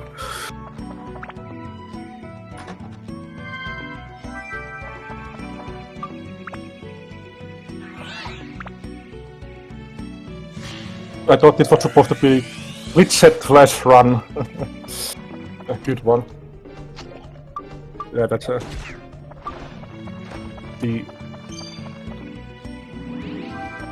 the joke old as time, for him at least.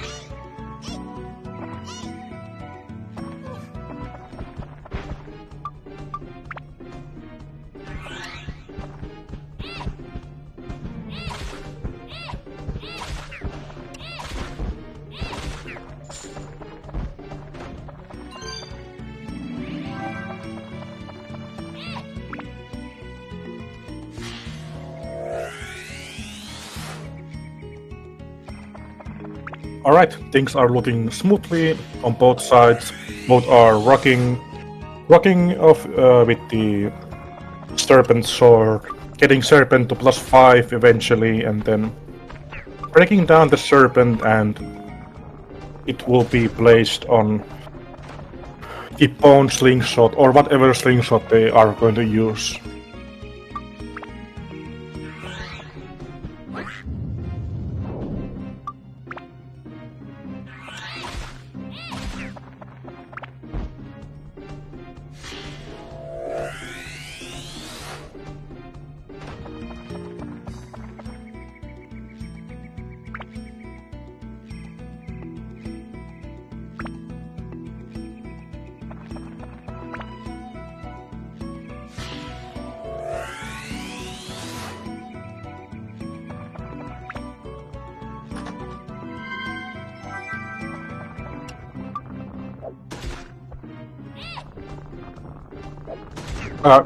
Is Shao the main damage dealer in this run? Yes, she is. So the build-up route will be get a bone slingshot and then build it up to eventually the Divine Beast title. Which, by the way, in this version, the Divine Beast title is in fact the ultimate weapon, the final weapon of the build-up. The Angel Shooter and the Angel Gear are only in overseas version.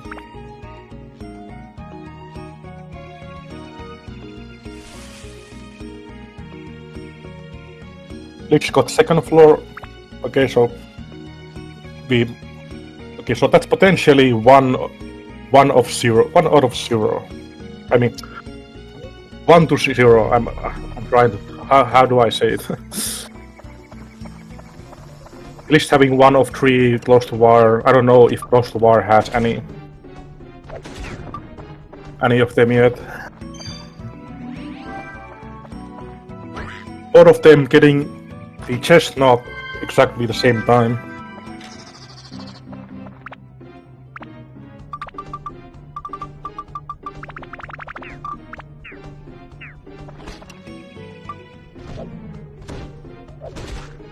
Yeah, definitely there is a various amount of differences in both JP and core version.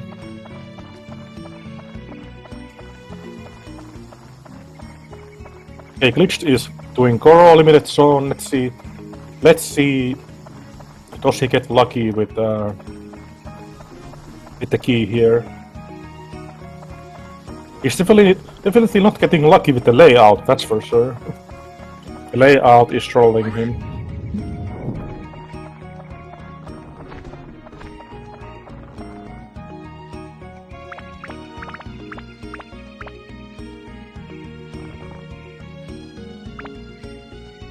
And he gets owled. He gets owled, that is unfortunate. So, has to now try to find that one last key, whoever has it here.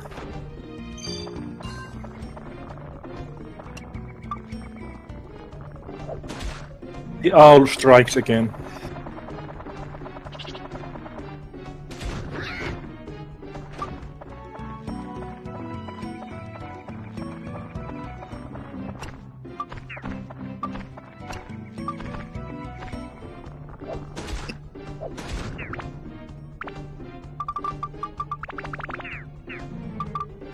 That is going to give Closetowar maybe a little bit more chances to catch up here once he enters the Goro limited zone.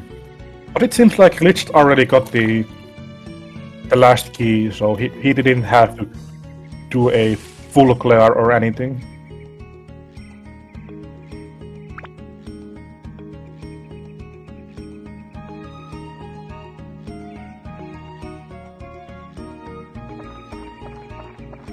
Yeah, the Santius are interestingly like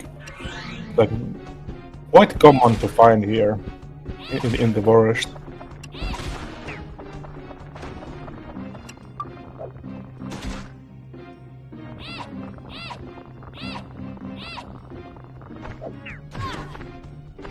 Like, if I remember the drop table in our version, like every dungeon has one set of like one singular how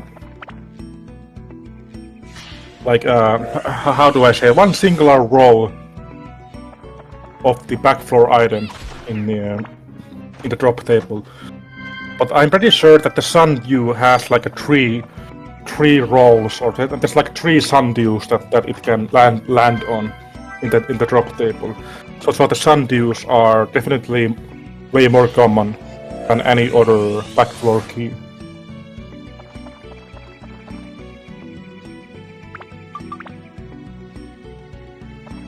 And Owl is still trolling.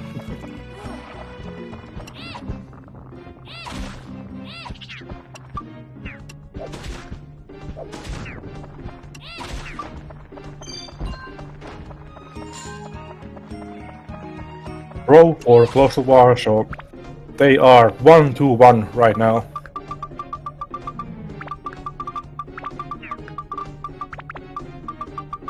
But Glitch does have that floor advantage here. But now let's see how Closetowar's limited zone will go, because this is gonna, because this next floor for him might matter quite a bit, because there is potential to be really fast floor, or it could be a troll floor. It all depends on the owl. I don't know if Closetowar has any spare keys with him. I don't know. I didn't check if he has any extra right now.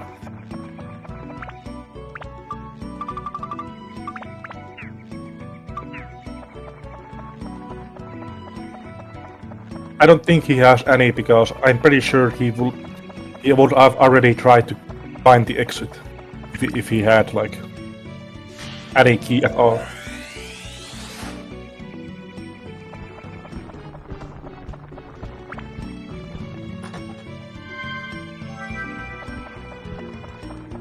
Bunch of flying enemies showing up here.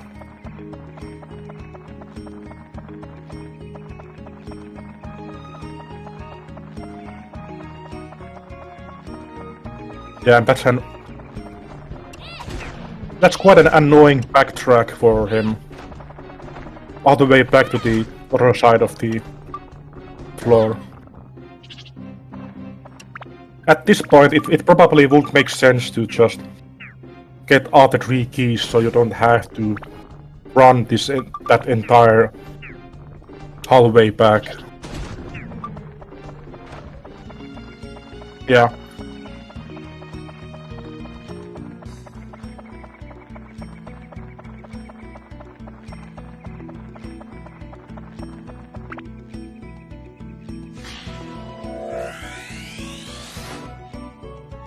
That is definitely...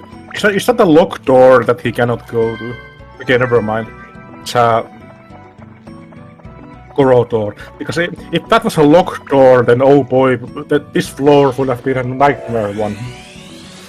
And it still is quite a bad layout.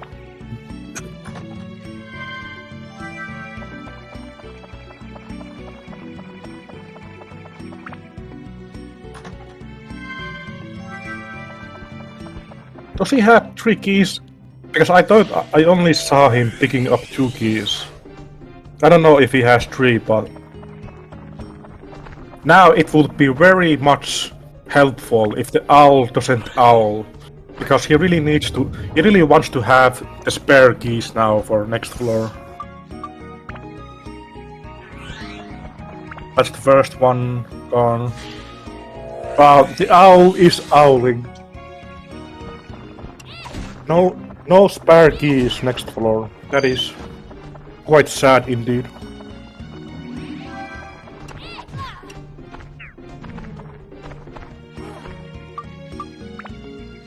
Owl is maxing all the hate today.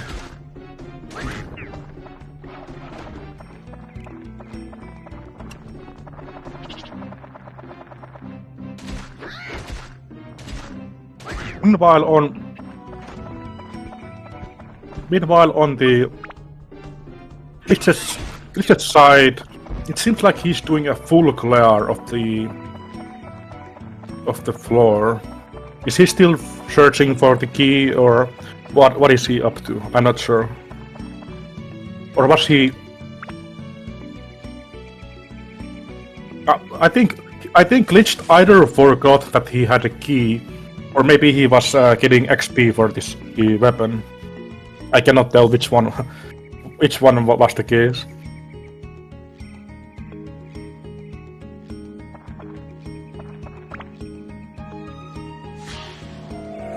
Yes, they do. The keys carry to next floor. If you have any spare keys left after the wise owl takes the key, then you will keep it to the next floor. And that is like... That is the one big difference in this. Like this run, if you compare to Utan% run, it's a big difference. But this mechanic is only in the Wise Owl forests.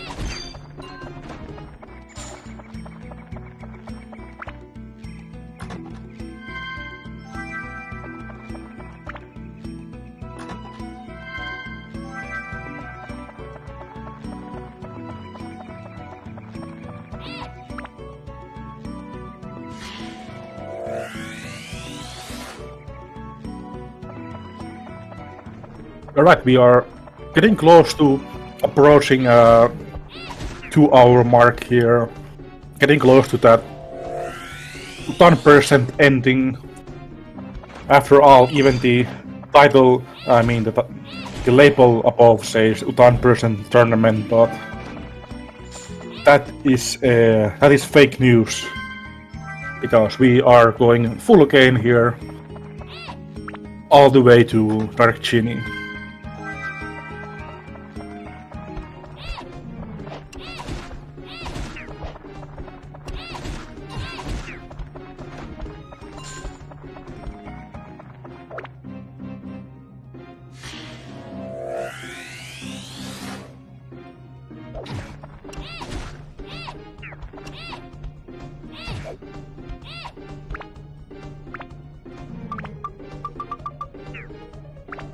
I suppose they are both still one and one with the Aquamelia.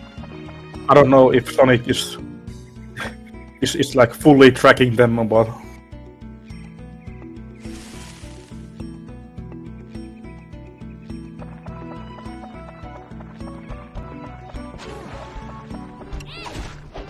still 1-1. Okay.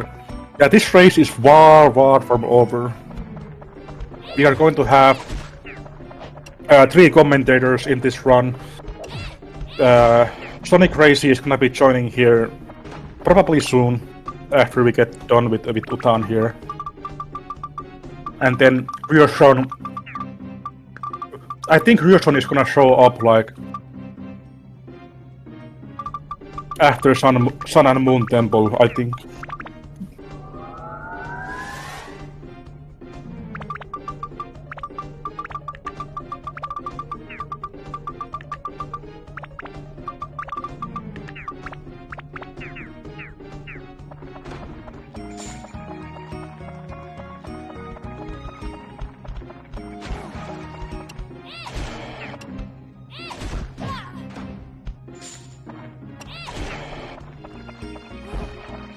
But yeah, by the way, Sonic, when you show up here, I don't mind staying for a little bit longer. Like we can do duo for a little bit, I guess, but so like you don't have to be alone here for 2 dungeons.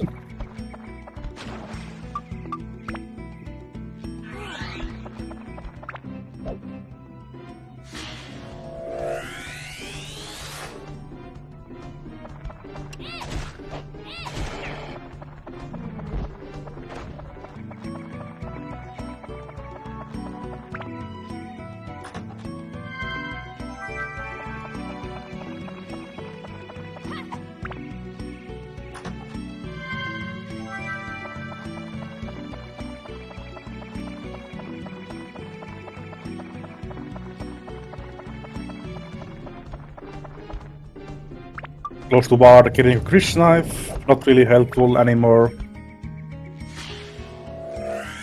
Wait, Closetowar has all the keys here, and he is on same floor. That is interesting.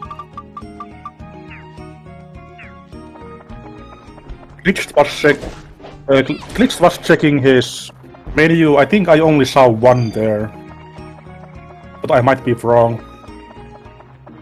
2nd floor confirmed. Okay.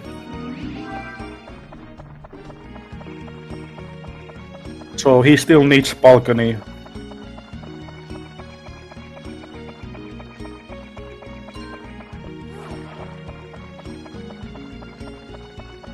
And we have news. Closetowar has officially went to the next floor ahead of Glitched. So let's switch to his audio, just because he managed to get ahead by like 10 seconds, so let's switch.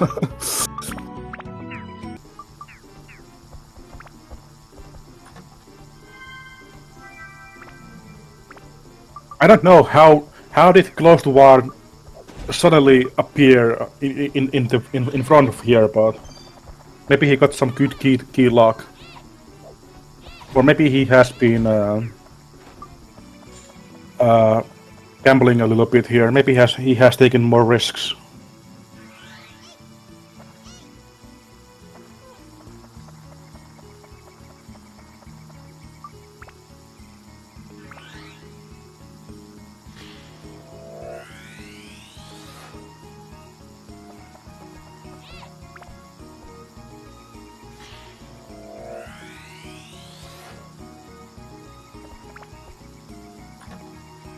Glitch spent an eternity in floor 13. Oh yeah, that might have happened as well, yeah.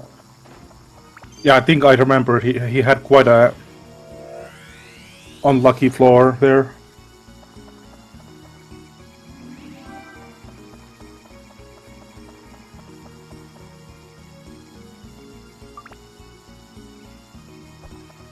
Closetowar getting old once again. They are not accepting strawberry.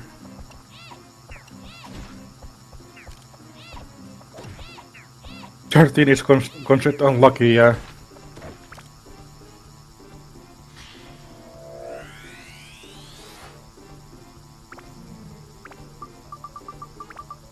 Balcony for Glitch. Does that mean Glitch has everything? No. Is that all of it? And yes, this is full game. Don't mind the label above that says U10% tournament. It's an old label. It's an old text.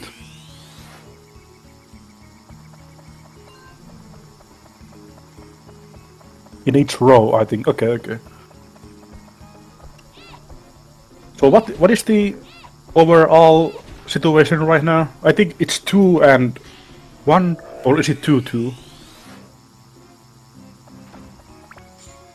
2-1, okay.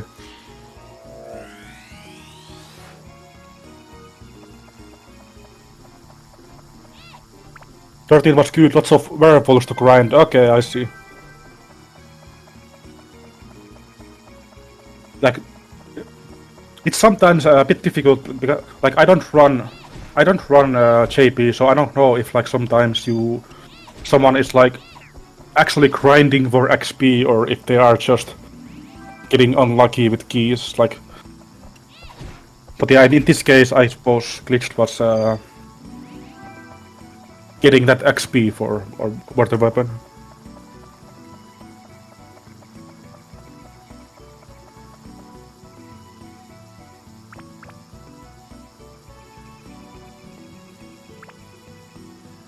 Oh, I think Glitch is back ahead now, entering next floor like 10 seconds ahead, so let's switch audio again.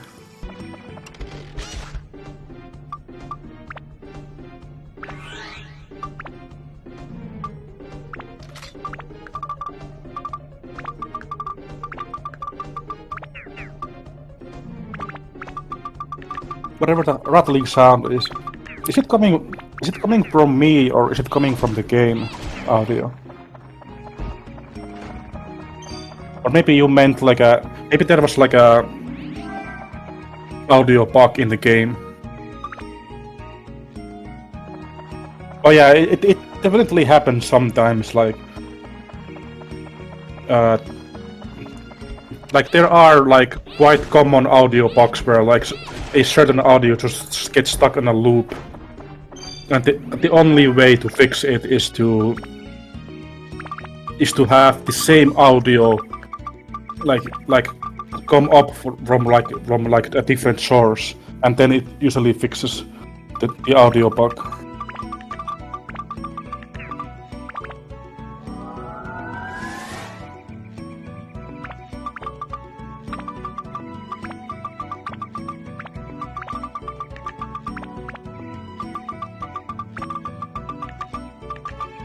Okay, both are doing weapon stuff here, upgrading stuff.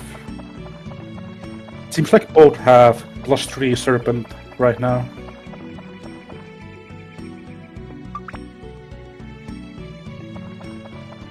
Balcony for close, okay, so that is 2 and 2 then.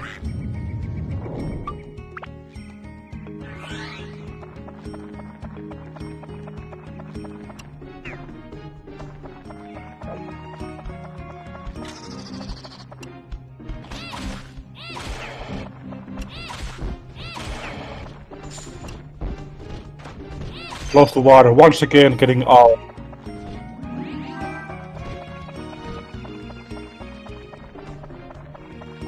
Yeah, Glitched is skipping Atla, so that must mean that he has everything now. Is he getting the exit as well? He is getting the owl luck. He is getting the owl blessing here, so.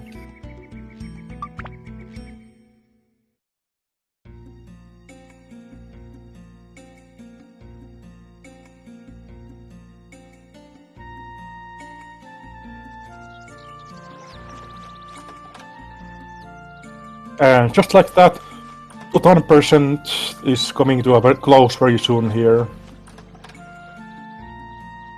But not this race. Not this race will be continuing for the entire game. We have 4 more dungeons coming up after this. But we are getting close to the infamous Utan fight here that we have been raising plentiful like recently. You'll join in a minute, okay.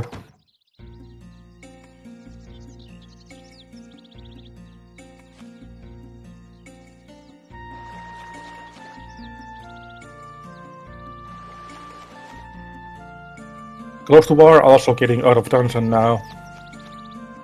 It is crazy actually how close they are after, even after like that latter half of floor. Like, I think Glitched almost had like at one point he had like almost two floors like ahead of Closetowar. And here they are now. It's like 30 seconds again. It is crazy.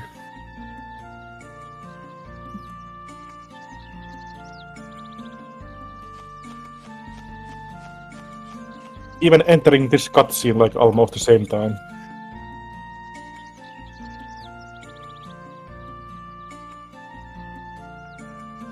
Yellow Drops has the best music. It definitely has a good OST. I like the Yellow Drops one. I think I might prefer the Bramble Village that is right after this area. I think that village is probably my favorite music in the game.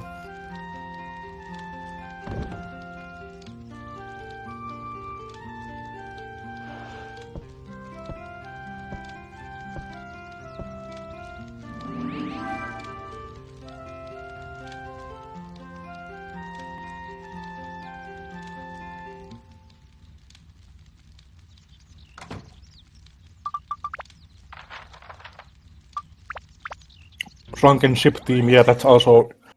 It is quite drowsy music, that's for sure.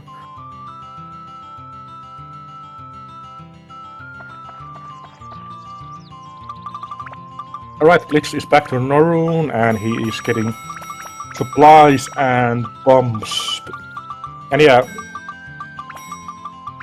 in this version, the Utan fight is exactly the same. We will be throwing bombs and defeating Utan that way as well.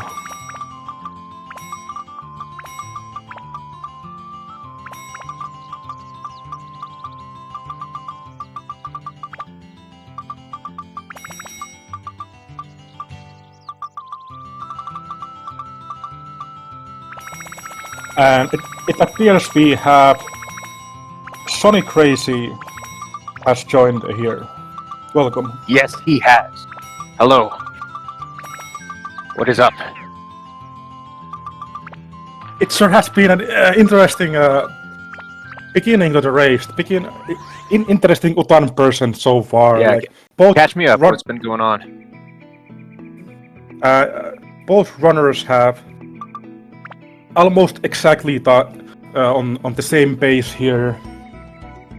Entering Utan, Closetowar is a little bit behind, but overall it has been quite a close race here. Nice. I did miss all of Divine Beast Cavern, but I guess I didn't get any slingshots or anything. So yeah, Divine Beast Cave was pretty similar to Wise All. Like the same thing happened there, where Glitched was ahead, like one or two floors, and then Closetowar catched up to him. And they actually entered. I don't know if you were watching. They entered Tran at the like exact same time almost. That's the moment I joined.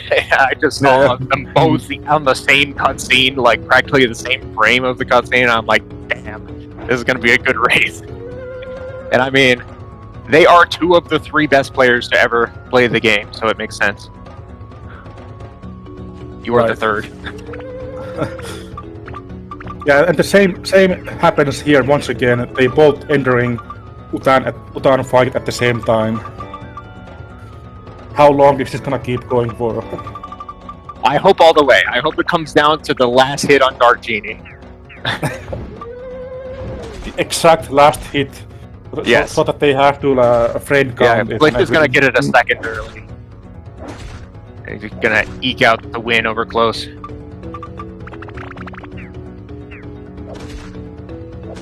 Looks like the Utan strat is the same in JP. Yes, it is. And just like that, Glitched has officially beaten Utan percent on Japanese version. That would have been the closest race. That would have been closer than any race we had in the tournament. That would have been like 4 seconds apart. Yeah, that is crazy.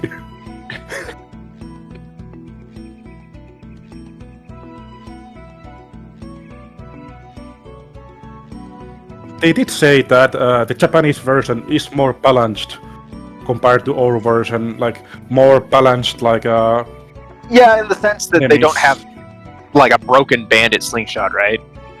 Yeah.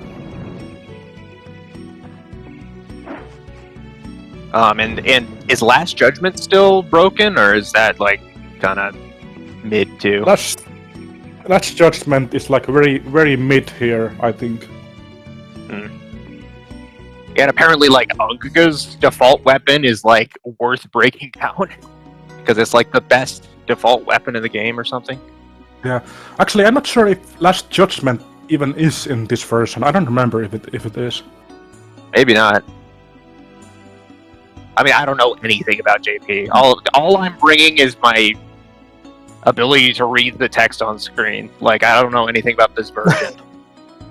Yeah, I had plenty of like I know plenty of differences that there are in JP, but the thing is that I didn't note down anything before we started here. So you're just kind of going off memory. Yeah. Like I'm going off by memory. Like whenever things happen, like I might remember, like, oh yeah, this is different, and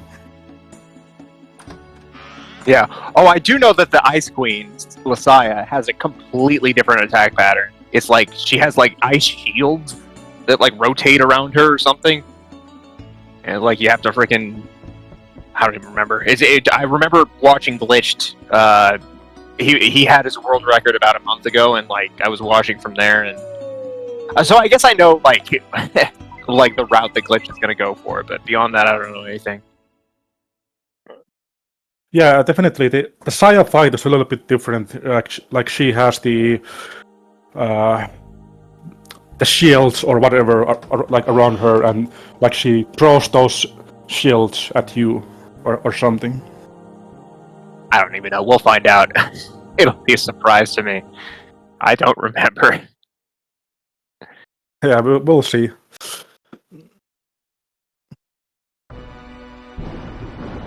But yeah, so we are learning about the Moon People, and we are learning about where the Dark Genie is. This is the first time we've seen him since the opening cutscene. We actually get to describe the story now. You know, we're not stopping at Utan, so we're actually getting into the beat of the story now. Isn't that exciting?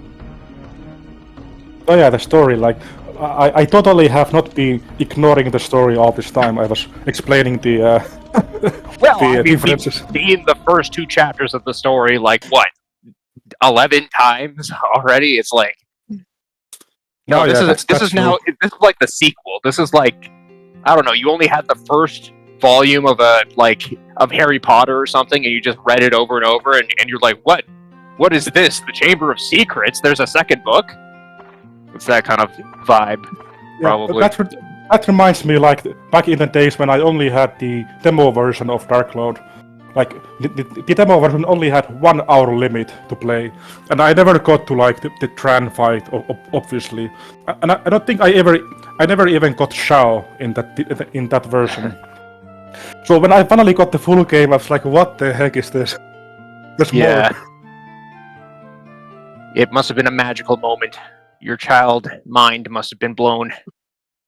Definitely, especially when I discovered that there's an entire massive world map right here, and you can go to different places. I was like, oh, okay, this is getting somewhere. Yeah. Queens. It actually is just Queens. Queens.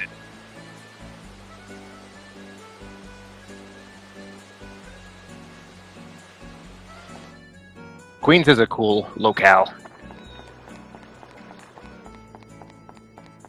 Yeah, it's a nice, cozy port area.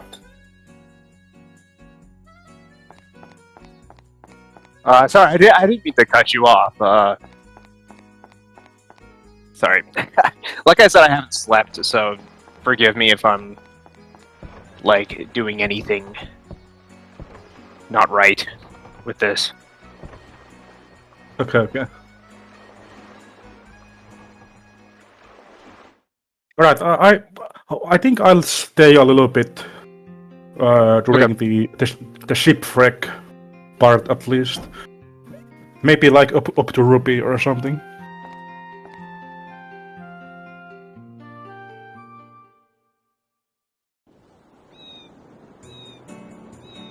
I mean, it is exciting. We are seeing more of the game for the first time. Yeah, especially like right now, if there are viewers who have been only seeing the U10% tournament, like we are completely new scenes here. Yeah. Oh, did Glitch get the thing where Rando walks through the plant? I wasn't watching. Maybe he got it. If he was matching fast enough, he probably did. Or maybe the plant isn't there in JP. I don't know. I'm pretty sure it is. Maybe they added the plant in the international version. That would be a random addition, wouldn't it? Just one plant that glitches out. It was all planned. Yeah.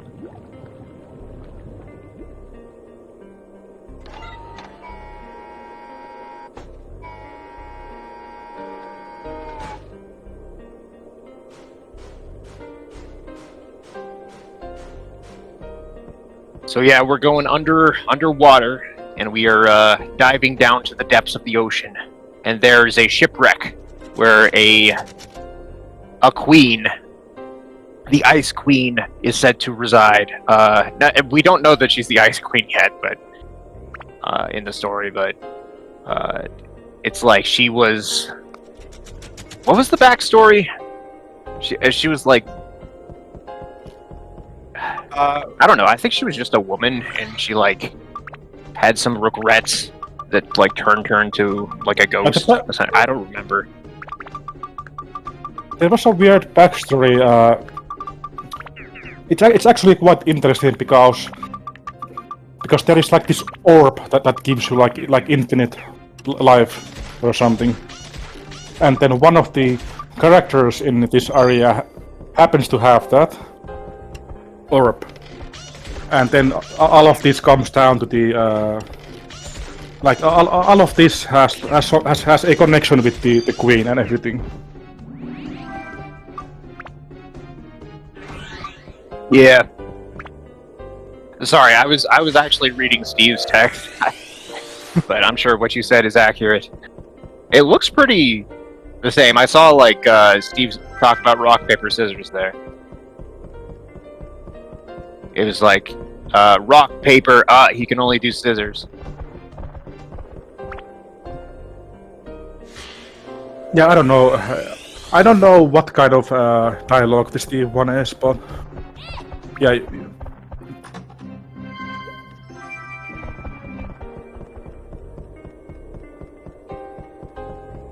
I don't know.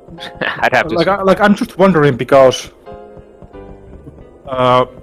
at some point when I was like going through the game like data and stuff, I thought I found like bunch of Steve dialogue that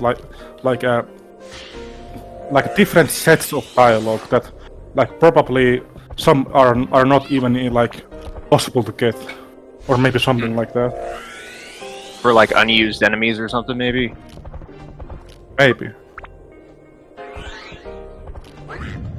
Yeah, I don't know. I didn't even know that Steve was in the original game. I thought that they like made him up, but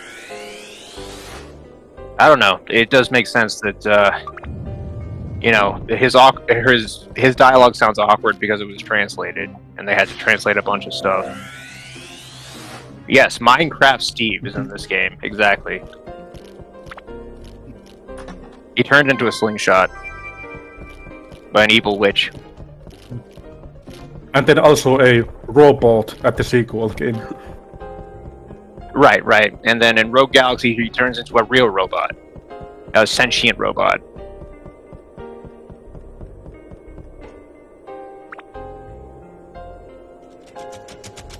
And then there's also like, I don't remember how many like references Level 5 made with Dark Cloud, but well, not only Steve, but like in general, how many references they made in later games?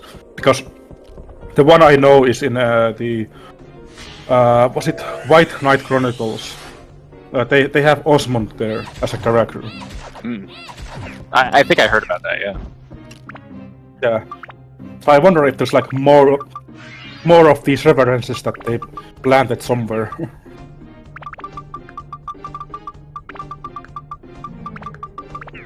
Yeah, I think so. I think they kind of, it was their like flagship game, so it's probably got a soft spot, in the company. Which makes it peculiar that they haven't made a Dark Cloud 3 yet. I don't think they ever will, and I'm honestly okay with that. I feel like these two games are just classics, and, it would soil it to add another game to the collection, but that's my opinion. Yeah, I think it's all down to Sony Sony is like not giving the green flag on that. So yeah.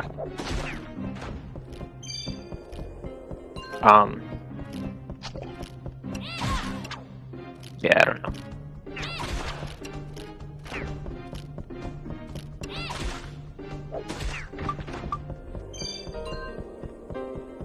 So who's winning? Glitched is one floor ahead, I think. Looks that way, yeah. And he's also cursed.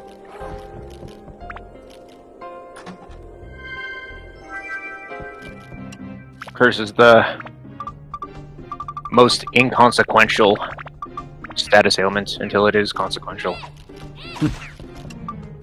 Okay, now I wonder what is the plan here, because I think they both want the bone slingshot for the main route. So I guess that if they don't find one now, they'll have to build Jack's store and get everything for that Yeah. diorama as well. No, you know what? I think Glitch is gonna go for Super Steve. I think you should build up Super Steve. That would be a honestly, master plan. He's a Super Saiyan. Like, do you think the Dark Genie's gonna stand up to a Super Saiyan? I don't think so. Exactly. But I don't think he has the build-up stats for Super Steve. I don't think anyone has those stats. That's true. Yeah, you need to collect the Dragon Balls and stuff. Okay, I'm going too far with this.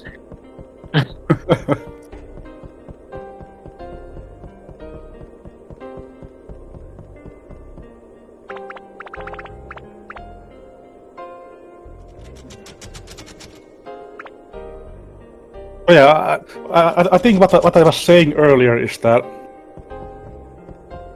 I wonder if the bone slingshot is still something you can find here. I think it probably is. So they still have a chance to find Yeah, it all one. depends on what it is in this version. I got no clue. In the base version, you can, right? Well, in the, NSTC version, you can. Yeah, this is the base version. Yeah. I'm still trying to, remember that this was the original. It's just, it's also kind of like, when it got released outside of Japan, it got more popular. So it's like, no one has really played this version extensively except, these two. So. No one in Japan ever played this game. Exactly, yeah. Nobody. I don't know. I'm just making excuses for myself. Yeah.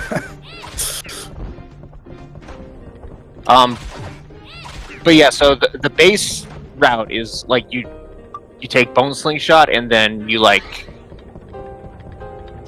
you put Serpent Sword on it, and then you do some other stuff.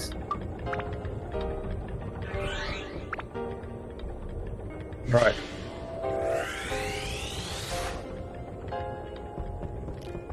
I mean, they'll just do it.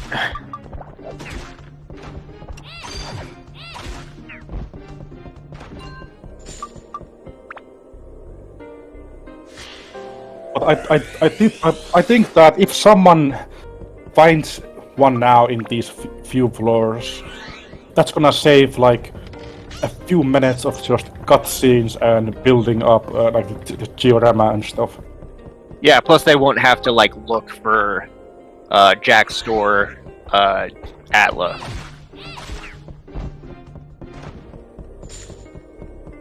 Which But then might again, also I save did. time. Yeah, I did saw that Closetowar was using the bandage slingshot here. Like it is, I did it is notice the that too. it is the worst, one of the worst weapons here. But I don't know if there is a strat for it here as well. Like I think if anyone will know, it's him that knows how to. I vaguely remember from the couple of streams that I saw from Glitch that he said that there was a bandit route, but it was like very cringe, and you shouldn't go for it. I Right. might be completely off base, but I think I remember he said something like that.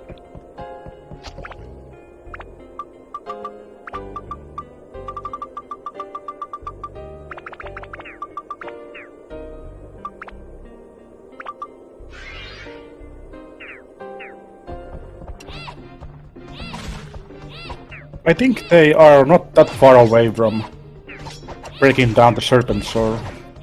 Right now they are just trying to collect the XP for it so they can put it on a slingshot.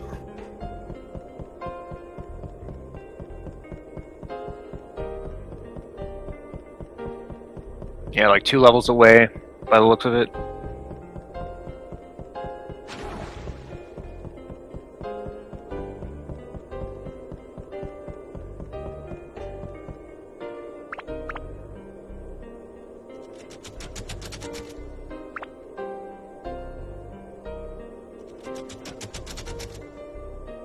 I guess I'll just mention now that when I was a kid, I described the plot of of Queens to my mom one time, and she's like a very like high art type of lady. Like she doesn't like appreciate any freaking like video game stories or anything like that. So I didn't tell her it was a video game story. I basically described the story of the Queen and Rando and all that, like using general knowledge, and she was really engrossed and she really liked it. And then I got to the part where Tone comes in and beats up the Ice Queen, and she was like, "Wait a minute, this is a video game story, isn't it?" But she thought that the story was really good, which I guess speaks wonders to it, because she doesn't say a lot about that. Yeah, I think I think this part of the this area stories is probably the one that has the most depth into it. Like the Goro backstory was like kind of simple. It was like, oh, Goro's dad got ill and died in a great battle. But this one in Queens has more into it. Yeah, it does kind of. I don't know. It plays into like life and death. It plays into. It asks the question. I had this thought a while ago, and I was like, "Oh yeah, that's what makes it good." Let me see if I can remember it. It plays into the idea of like, is it worth it to be immortal? Like, would it be like a good thing or a bad thing to be immortal? And it kind of depends on like who's there with you. Is kind of like the ultimate. The bottom line of what it's getting at, which kind of, is what I feel like drives it to that level of being a good story, is that it has something to say, I feel like. Yeah. Exactly. So I think if I remember, if I can recall some of the story in this part, I think there was I think it was a case where we had a queen and we had a man that were like lovers, but then the man got the immortality object, and when he got that object, Moonstone or whatever it was. yeah, the moonstone. Moon and orb. when he got that, there was a curse on that orb that like he gets immortality, but he would lose whatever is most important to him. The second Right. Oh orb. yeah. The second most important thing than his life is what the Joker said. Yeah.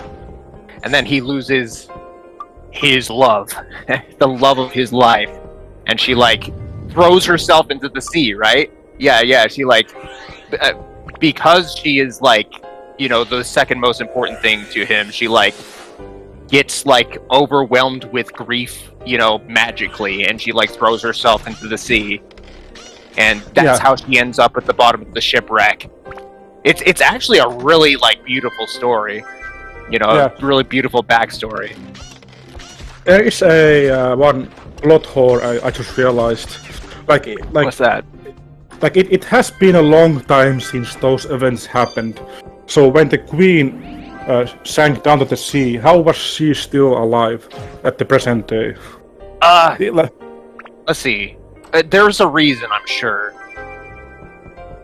I think I'm sure it has something to do with like the moon orb, right? Because the moon orb grants you immortality. Like maybe she had the previous one or something. Or maybe it was just a deal of like, you know, her lingering will. Like she had so much attachment to the world, like she couldn't let go. And so like her spirit lived on or something like that. I wouldn't call it a plot hole because it's definitely something that the creators thought about. Like, why is she still there? There definitely has to be an answer. I just can't remember it because I haven't, you know, I've been mashing through the story for like a year and I have not bothered to like go back and look at it. Yeah, and there was even like this message that appears at the end, like she left like a message, something that. Right, the music box. Yeah, was it something like? Okay, so if I remember, like they both wrote a letter together, and they said that when they meet again next time, they will open that letter again. Yes, is it something like that? Yeah, that's right. Yeah. Yeah, but then, you know, all the events of the game, well, of the moon orb happen. I think, right? Yeah. Just listen to us two speedrunners trying to describe the story of the game. It's like we've never played it. But yeah, I think you're right. I think that's right. There definitely is a moon box. I've definitely skipped through that cutscene a lot. Or a music box. Yeah. It is interesting how in the previous area, like all the story was focused around Goro and his father, like our ally. In this area, we get Ruby, and there's like no backstory at all. We don't know backstory and no relevance to the plot after her cutscene either. She's just a genie who is relatively attractive, and for most players, that's good enough. So that's it. Yeah, I think she might be the ally with the least amount of backstory. Like because we do get something about everyone in every area.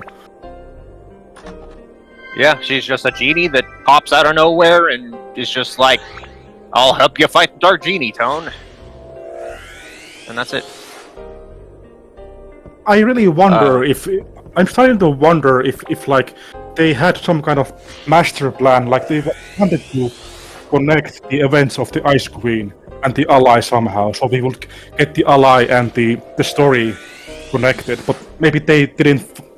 Maybe they didn't find any answer, and we just got rookie. Maybe Lasaya would join your party, and like she would have the ring, and like she would be the one to use magic spells and stuff, because she does use magic in the game. Yeah, that makes like more sense. Like we would acquire her as an ally at the end. But then they were like, no, we need someone at the midpoint of the dungeon. Yeah, because they already were using that format. Maybe, I don't know. You'd have to ask them, and I don't know how you would reach them. So who knows? Yeah. Okay, what's happening in the the race? They're on the same floor still. They're both on floor 6. This is still the tightest race I've seen. Well, I haven't seen many Dark Cloud races, but this is the tightest one I've seen. Glitch just got Jack. I just happened to see that.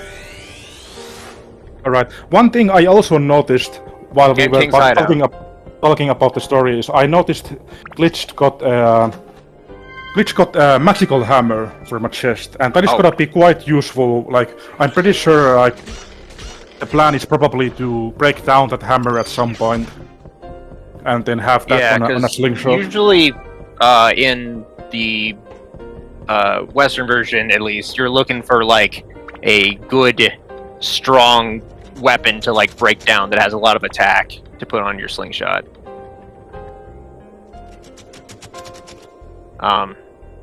So I assume that's the same thing here. Hammers typically have a high amount of attack.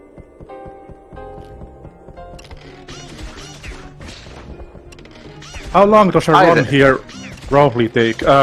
We have an estimate of 7 hours and 30 minutes for this run, so we are looking at about 5-ish hours more.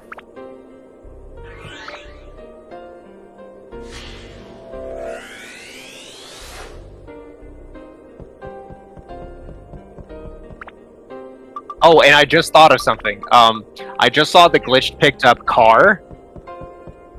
In Matataki Village, there's also an Atla that has the exact same kanji, and I'm wondering if that's Watermill. So I wonder if Watermill is the car in the English version, and then the car is the Watermill in Japanese. Okay, that is getting a little bit weird. It's getting, yeah, because it has the same. It doesn't make sense to me because I don't know how that would happen, because Watermill is not a vehicle at all, so I don't know why it would be listed that way. Like, it would have to be like a cart or something, you know, like a wheel cart for it to. But there's some Atla in Matataki Village that is like the same kanji for car, which you can use for like general vehicles and stuff. But that's how it happened, I assume, and I don't know what it was. Kanji, I wonder if it's related, if it has anything to do with the feel, like a water feel or something. Like is that... So the kanji for car is like a box with it's kind of like a car from overhead. But, well, it wouldn't be a car, it would be a cart. You know, it would be like you know, it's got 4 wheels, and then it's got like a box in the middle. That's basically the kanji simplified. Yeah. So let me actually look up if there's any other readings for it right now, because I know it can be used for like the same kanji is used in like trains and bicycles. Just you add something else to it. Yeah, I don't know, but I think it's such a meme idea that if the watermill and the car are swapped around in these versions somehow, like those. The kanji can apparently also mean wheel. Yeah, okay, that's what I was thinking about, because there is I think there are 2 different wheels, or maybe just one wheel. Like there's a wheel that you put in the water mills, like a diorama object. It's still just very strange that the localizers made that mistake, but I mean, I guess that's how it happened. Is there's two Atla that are identical in Japanese, but very, very, very different in English. So, okay, so do you think what happened is that? Wait, so someone saw the kanji for the car or cart in Matataki, and they thought that was the kanji for the car in Queens. they probably thought it was the same Atla, or which would mean it was watermill. But I can't imagine that kanji being watermill because it would have to be wheel, or it would have to be like a vehicle of some kind. They were translating via spreadsheet? Maybe they just like misplaced. Yeah, I don't know. They copied over like the wheel from Marataki, and it like, but they shifted it. They shifted like one cell up. I don't know. I guess that's possible. This game was very roughly translated. Like, you can tell. Like, next time you're playing this game, when you get to Osmond, just take your time and read every piece of dialogue that he has in the English version, and it will it will show how crudely translated this game was. Freaking Osmond has joined the alley, or whatever it is. Osmond is now joined the alley. Joined the alley, yeah. I think there are a few different translation teams that they had. I think it all started with like local translators that they had, like in Japan. Like, they had probably some people in their company that knew English, and then they tried to like translate it. And then they eventually got an actual translation team from like America or something, or from Sony. Yeah, it definitely for sure feels to me like they had multiple translators. Like, one translator worked on this part, a different translator worked on this part. Beyond that, I don't know, but yeah, maybe. Like, they at the beginning they were kind of just doing it with someone random, and then they got someone better. I don't know. Yeah. Meanwhile, Glitched is out of the first half, it seems. Yeah. Close is right behind, though. And you probably already mentioned this, but bombs are apparently like way weaker in this version. Yeah, they are. They only do 1 damage at a time. Like, they don't stack for some reason. Or bombs just destroy everything in the English version, but in this version they do like 1 hit. And you could also just do 1 hit with your sword, but sometimes it's useful, like when you don't have a good weapon, I guess. Yeah, I think it's that they completely. I mean, they have like a massive iframes for the enemy, like long iframes. But in our version, they like removed almost those, or made them. They made the iframes more short. Right, like so that. it can just do a bunch of hits at once. Oh yeah, you know why is the case? They made the iframes. They made the iframes lower because they included the combo attacks. Right. Because, yeah. Right. It makes full sense now, because if you are trying to do a full combo like normally, but they have long iframes. Yeah, your second hit would just be deflected. So yeah, that makes perfect sense now. I didn't even realize this later. I mean, you just realized earlier. that? Yeah. Yeah, there's a lot. Probably the Wise Owl Forest, the keys carrying over, is also a similar situation, where it's like just 1 line of code. It just was like, they were like, we'll just change this over, and there was a reason for it, but it kind of wound up having unintended consequences. Right. Okay, let's look at the race for a little bit because I'm curious now. Glitch. What? There's a race going? We're not just talking. Yeah.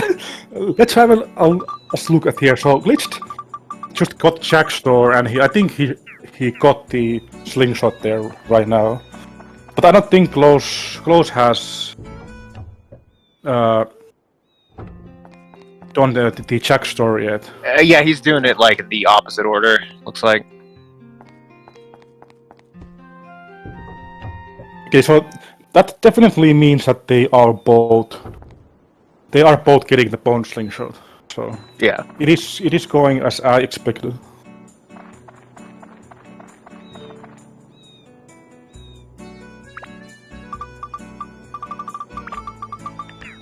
Yeah, I mean, when you want one specific weapon, you know, it's like, and no other weapon will do, then it kind of just winds up naturally being, you gotta get it from the one reliable source, and Glitched is going back to the dungeon? Wow, he skipped a lot. What's that? Did he miss one of the king's hideout stuff? He must have. Interesting. So that only means one thing. It seems like Closetowar is ahead here. Yeah, as long as, you know, he can complete both of these houses here. Oh yeah, we still need to wait for him to do Jack's store as well. Okay, this... Yeah, he was missing Sunshade, looks like. But he just got it. He picked it up immediately. Okay, so maybe it hasn't changed after all. I think this is... We'll have to see when they go back to the dungeon. I mean, with runners at this level, that's, you know, that was only 10 seconds or so, 20 seconds, but that's a big deal. That could cost Glitch the run. Even though it's 7 hours.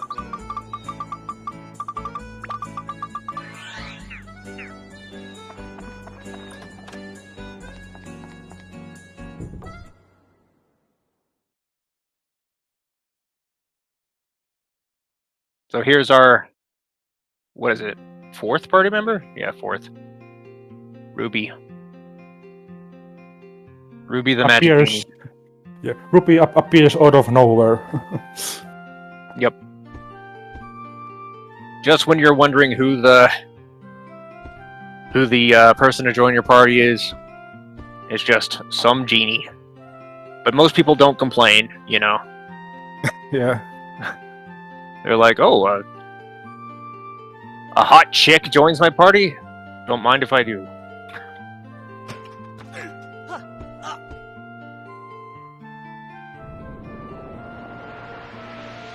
Yeah, I don't think Closetowar is getting to the dungeon first. Or maybe... Did he already do the cutscene? Now is the cutscene happening. Yeah. Wait, hold on. Glitch did it first. So he didn't get any rewards from Jack, but now Closetowar is getting the rewards here. Because this is a different cutscene. I don't think it matters. Did Glitch get the event? Did he activate the event? Or did he just make the house?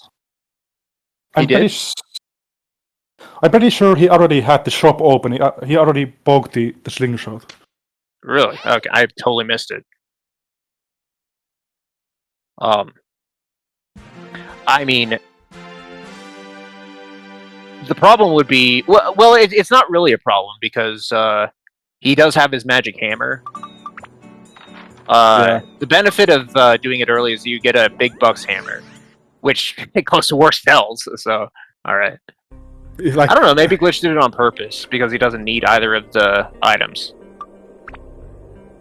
Or I think it's probably because maybe it's because you realize that he is missing Sunshade, but it's like whatever. I'm just gonna do Jack now. It doesn't matter. And then get the Sunshade later. Some frames. You know. Yeah, but look at this. Okay, so Glitch is actually entering the dungeon first, which is surprising. Yeah, but it wasn't that far off. We are talking like maybe 20 seconds here. Glitched even forgot to pick up the key. That's interesting.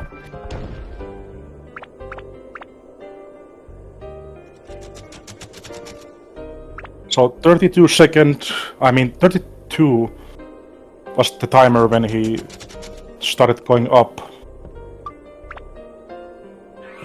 And this is like 44, so 12 seconds the gap here. Unreal. Unreal how close this still is. I hope it stays this way all the way. That would be nice. Closetowar is breaking down the Serpent Sword, probably starting to use the Bone Slingshot now, or he is going Ruby route. What? Okay, I'm invested now. Wait, no way. Hey, he bought the Bone Slingshot, right? He went out of his way to build Jack's story. I don't know what he's just using her for now. I mean, that is a lot of damage. That is a lot of damage that he's doing. I don't know, but I feel like Ruby route might be somewhat viable here. I don't know exactly, but this is interesting. Let's see what happens here. I mean, sure, maybe. I mean, it's a completely different version than what I'm used to.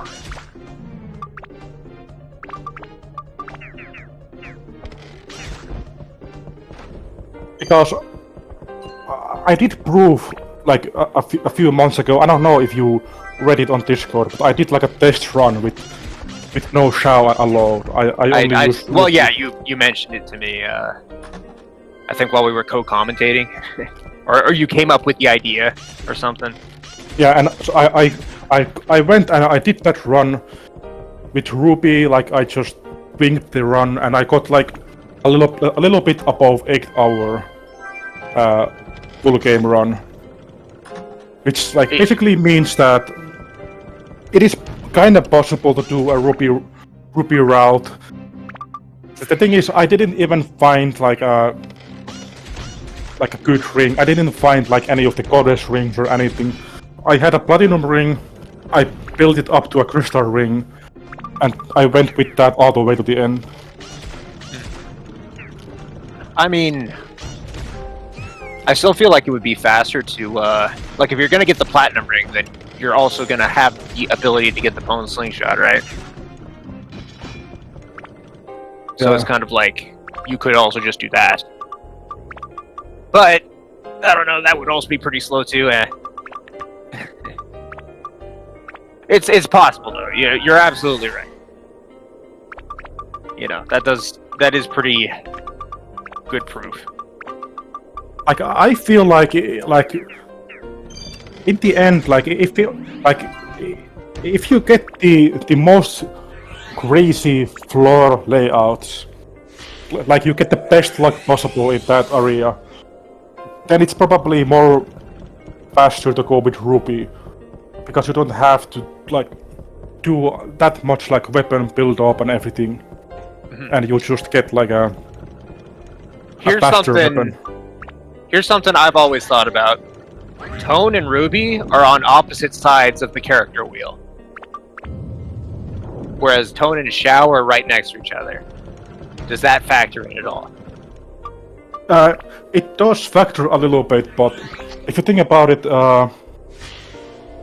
Ungaga appears at second half of Sun and Moon, so the first, so like one entire dungeon time you have them next to each other, and then Ungaga appears in between. You have to move twice, which isn't that big problem. It's only when Osmond joins is when it gets a little bit right. Meh. Yeah, but Moonsea and Gallery of Time, you have the full party, and they're both pretty long well, not both. Moonsea's the shortest dungeon, but Gallery of Time is pretty long. Yeah. And but I still think that it doesn't factor that much if you play the floor in a way that you like. Right. If you go through it once with Ruby and then back the other way with Tone, essentially. Yeah, exactly. So you like skip Atla with Ruby, and when you reach the dead end, you come back with Toan and get those Atla. Yeah. I'm just challenging you at all. I don't doubt. I'm just challenging you is all. I don't doubt that Ruby is viable. It's just, you know, how viable is what I'm trying to figure out here. It's viable if you get. If you Ruby Road is viable if you are planning to get lucky. Yeah. It's just kind of like, for me, I kind of like am. I'm always trying to get like the optimal luck early on, you know, and at that point I'm probably going to have a bandit slingshot, so I don't really see myself continuing a run long enough to like get to a point where I would consider using Ruby, you know.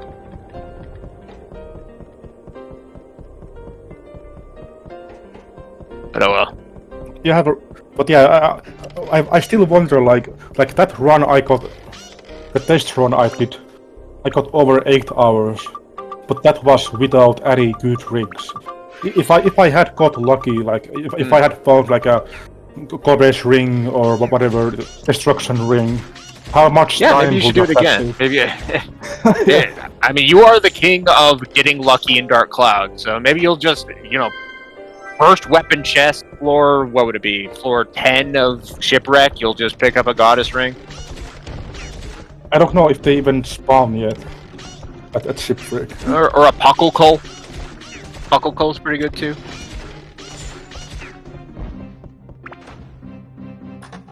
What would it be in this game? Pokuru Kuru? Cool. I think that's what it would be. Pokuru Kuru. Isn't the Bakulogo like... Doesn't it have some lore with the weekdays in the Matataki? Say it again? I'm trying to remember, is it, like, doesn't the Bakulogo have like some kind of like description that says something about like the weekdays in Matataki? The Buckles. I don't know. I do you think I read while I'm playing this game? I just go. I have no idea. I feel like it's connected in some lore way. The Bakulogo is connected to the weekdays and weekday enemies. Well, in Matataki. yeah, I mean, it does feature the face of a Puckle, and that is them.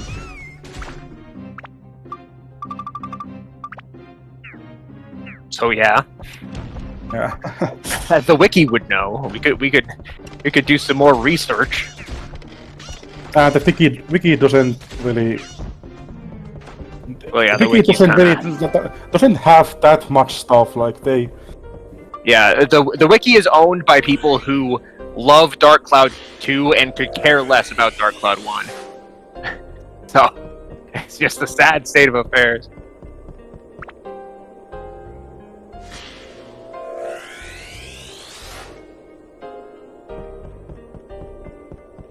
Let me just look just to see if there's any info.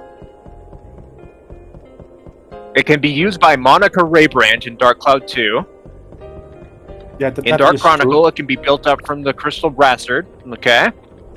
And in Dark Cloud 1, nothing.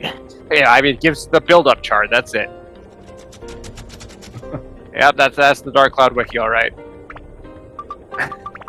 That's in a nutshell. That's the Dark Cloud wiki.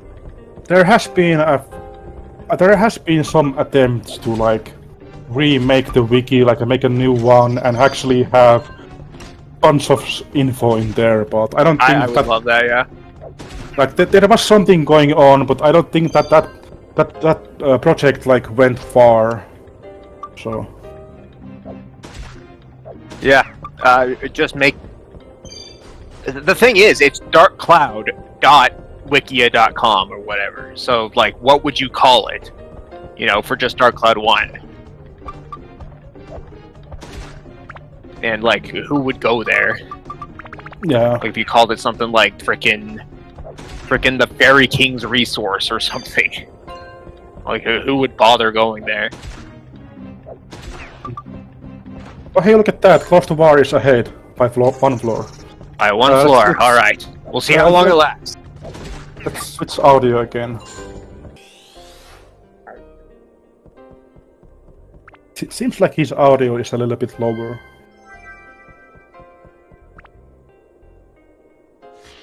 That's fine. It sounds fine to me, but I don't know how it sounds for the viewers. Right. One thing I noticed at the beginning of this race, it seems like both of these runners have some kind of different. I wonder if they have like different console or whatever, because there was a very like how do I say this? Like a loading difference was like something that you could see very well at the start. I think Glitched was like 5 seconds ahead entering floor 1 or something. Hmm.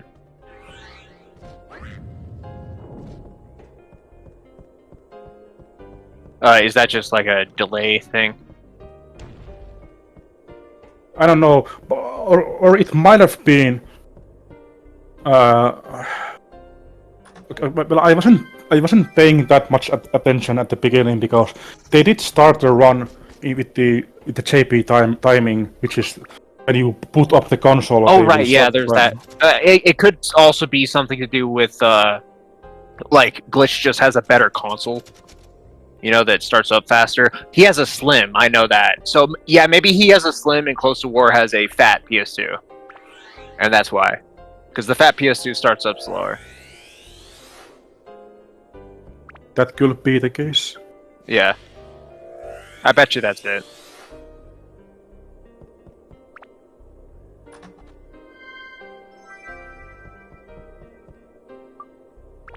Yeah. Fat with a PH. Party hat.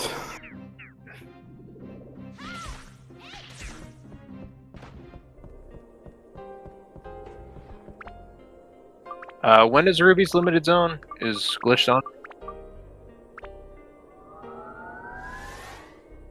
No. I think we already passed it, right?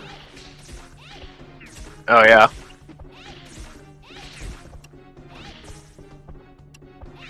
Time's been flying.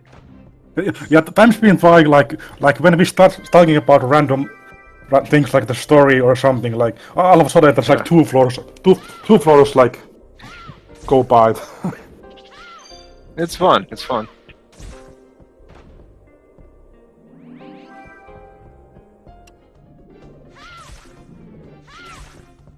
Yeah. It's also crazy that Close is using Ruby still. Yeah, I'm definitely interested to see how that goes.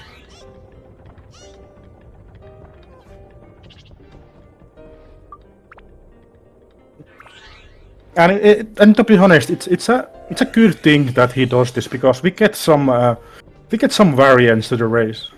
Yeah, for sure. We got two different strategies, and I guess you could say that his strategy is working out better because he's a floor ahead. So there's that. But that's for now. For now. Will Glitched strats pay off? There's still 4 hours to find out, probably. Although, what is Glitch's world record? It's freaking 6 something? I mean, they both have a run like 6.5 hours, I think. Yeah.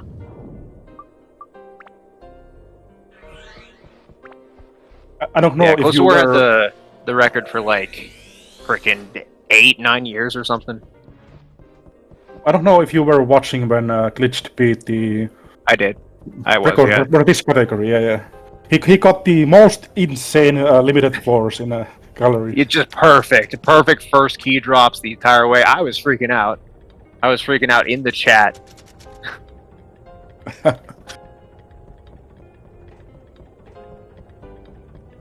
Like, because I've never seen luck that good in any run period. Yeah, it was just like first key drops and like he just. Oh yeah, there was one moment where he ran past an enemy that was too hard to kill and bombed the next enemy, and that one had the key. It was like he just knew. It was wild.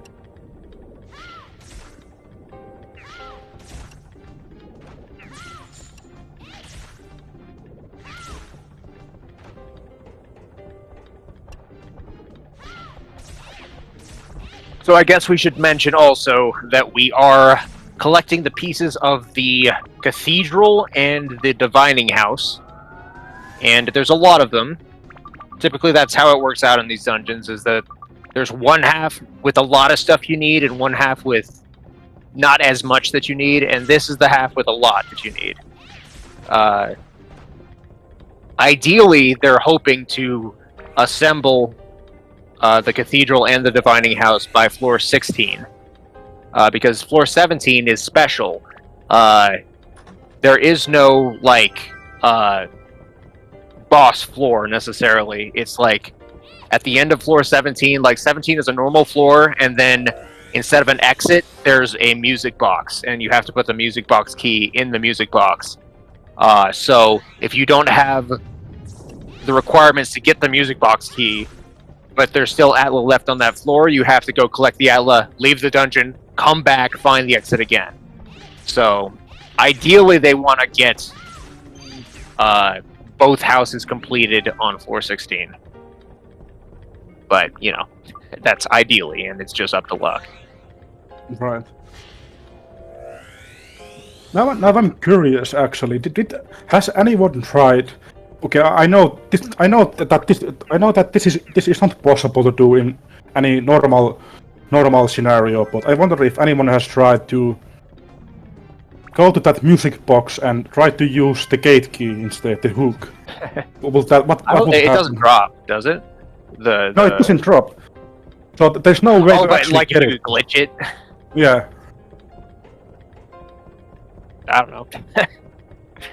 I feel like it would work though. Yeah, I don't you think need so. the music box key specifically, don't you? Yeah, you need the music box key, but I wonder, like, if there is a small chance that it might work. I don't think so, because I think the way it's coded is that it just checks for a specific item ID, and it has to be that key. I don't think that they left anything there like to check like, okay, is it the box key or is it a gate key? I don't think that. Nah, I don't see any reason why they would. Glitch is about to die. He did die, but he planned for it.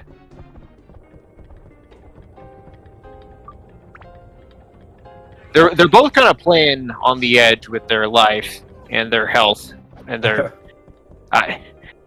life and their thirst is what I was trying to say. Right. One thing I wonder about using Ruby in this in Japanese version is that, unlike in our version where the iframes are shorter, like there is a thing that I can do where I do animation cancel after each shot. I can do animation cancel. I can shoot faster with Ruby. By going into first person? Yeah. Yeah. It's quite difficult to get the how do I say it? Get the speed to work, but it's possible to get a nice barrage of shots that way. Yeah, I do notice that you can still charge in this version, which I don't know. I guess it should work the same then.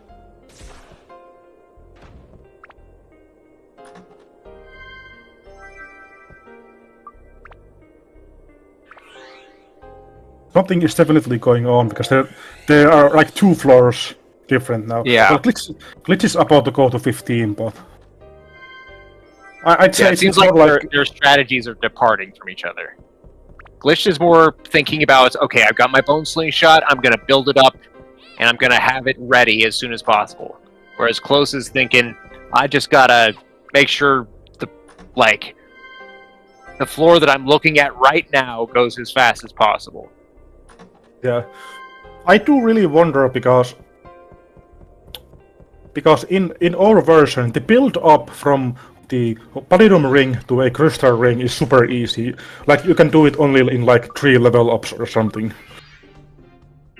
So I wonder if the crystal ring here is good enough to just go through the entire game. I don't know. Has Close been putting stuff into his platinum ring? Have you noticed? I think he has the serpent sword there. He has it like absorbed into it? I don't remember if it's absorbed, but we'll see now. Okay. Okay, no, it's not. Is he putting? He's putting elements into it. I think I don't know if elements are. Maybe he's doing that so that he'll always have like an element available, like when Ruby's doors come up. Or no, because he's planning on breaking it down, surely. Or maybe those were the required stats for the build For up. the bone slingshot. I mean the crystal ring. If he's Crystal ring? continuing, if he actually is continuing with Ruby all the way, I wonder. I don't know. Maybe. I don't know. Maybe that's viable in this version. Has he done that? Is that the strat he took in the runs that he did? Like I don't know. I don't know. Yeah, I don't know what's happening here. But all I know is that I was able to do the full game with Crystal Ring in overseas version. Is it possible to do it here? That's the question. I guess we'll find out. That's something to watch for. So, or this could very well could be something completely else. Like maybe he is just like you said, is just breaking down the ring and then using slingshot. I don't know. That's what I would assume. I would assume that like his end goal is not Ruby, just based on the meta that has been established throughout the years. But in a way, it's kind of strange because if you are planning to switch to Shao, why aren't you already switching? Like why? Like you should be already building up that bone slingshot. I mean, I'm sure he knows what he's doing. That's, he's got a plan. It's just, what is it? I think I'm gonna leave you to find it out because I think I'm gonna peace out after you're taking off.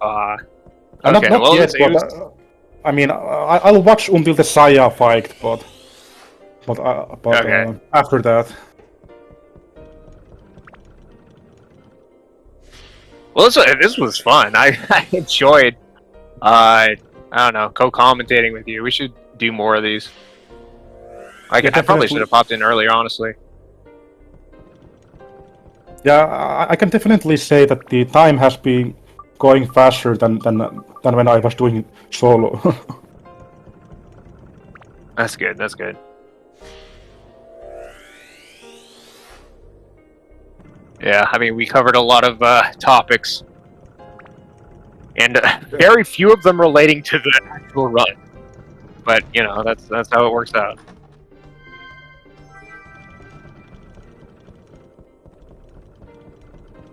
Okay, so it seems like Closetowar did have to go to Lore 17. Like there is some Atla there. Yeah. It seems like one more Miss Atla left. Like, did he get that unlucky? Like, having to get the last one. It has to be, because like there's no way he, like the second that he gets the last Atla he needs, he would be out of there. Unless he's just not, unless he just doesn't want to read. He doesn't want to take the time to like try to read Japanese. So he's just getting everything. I guess that's possible too. I don't believe that. I'm pretty sure he is noting down everything. He's keeping track of everything for sure. Maybe. Maybe. For sure, maybe. Wait, so Glitch? Okay. But 1 second. I thought Glitch already left, but okay. Let's No, see. he was just checking what he had.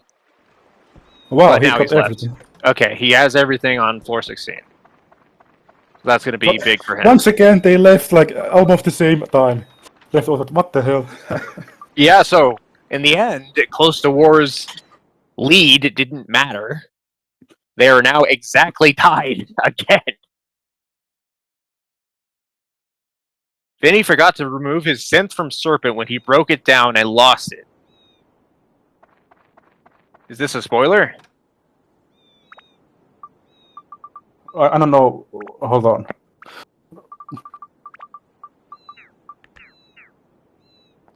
Vinny forgot to remove his synth, i.e. the dagger synth. Oh, I know what happened now. Yeah, that is kind of lame. So basically, he broke down the weapon while the sense sphere was already in the weapon, but it doesn't work that way because you just have to absorb it.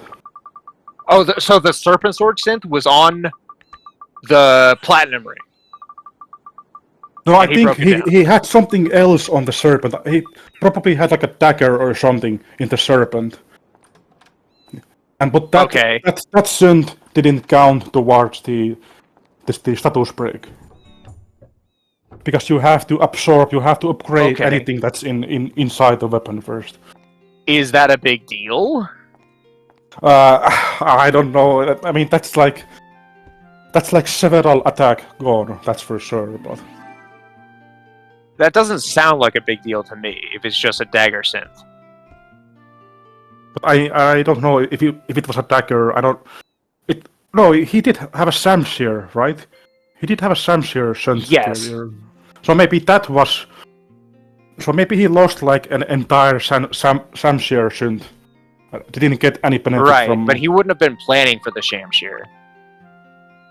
Because that's a random weapon. I mean, it is a big... It's...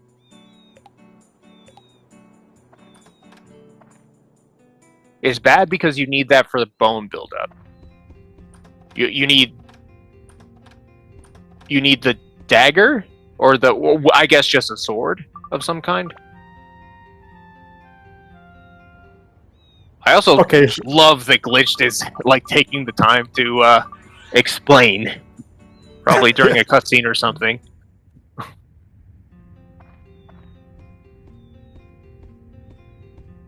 Yeah, but that's so. What he's saying is that there was a mistake, and now Closetowar basically cannot do the bone road anymore, and that's the reason why he's going with Ruby. Right. Oh, and also, Glitched and Close are in a private Discord call at the moment, so they're communicating with each other, just to let everybody know. I don't know if they are in a call. I think they said that they were going to. But then Glitch said something about not being able to do a call. Oh. Well, I don't know.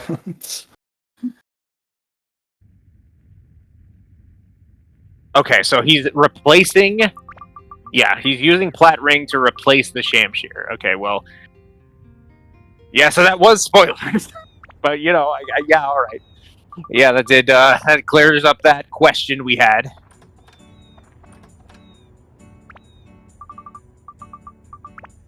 Okay, yeah, so...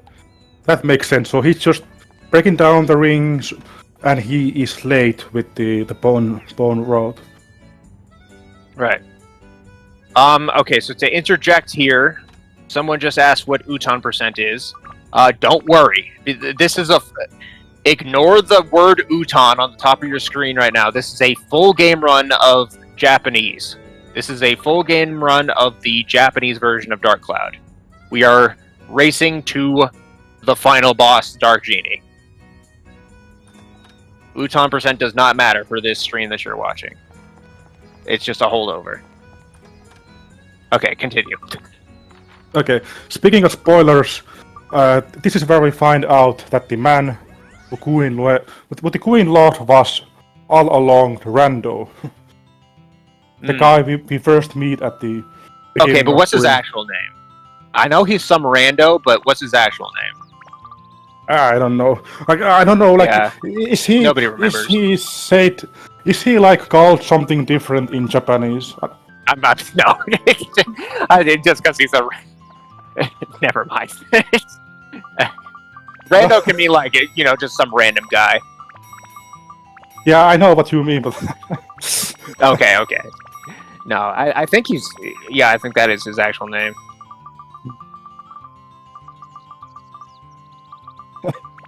Yeah. Okay, that completely got blundered. But yeah, so his name's Rando, and we are going down to fight his love that he lost to the sea so long ago.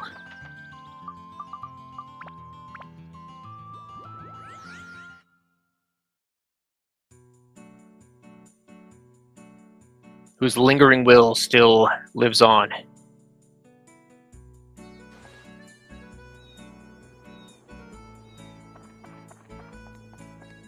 is Glitch gonna be back ahead here? Do we switch audio again?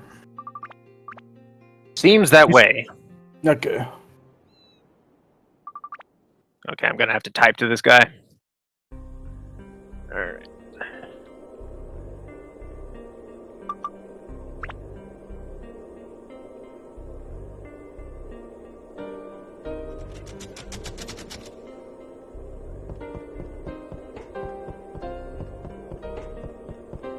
Glitched entered floor 17, 5 seconds ahead of Closetowar. Now, So close. They have to find. Wait, now he's leaving? What happened? Did he forget the music box key or what? Oh yeah, that's what happened.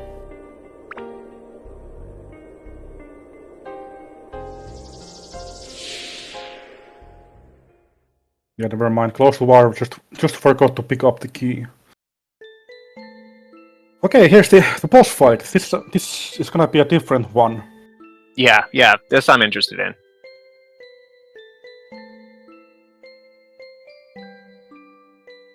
The time is actually about like a normal Saya% run. In our version, it's like 3:10, 3:15. So this is like 10 to 15 minutes, like behind Slower. like a good run. Although I think my PB is somewhere around this line at this time, so.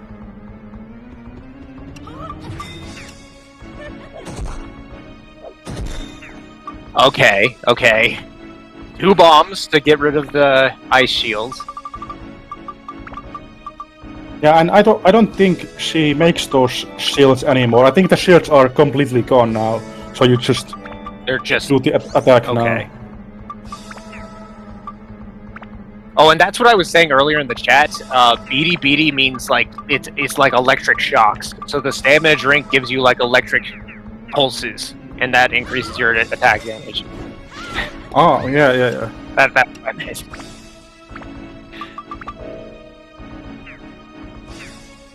That's what it says. But okay. Right.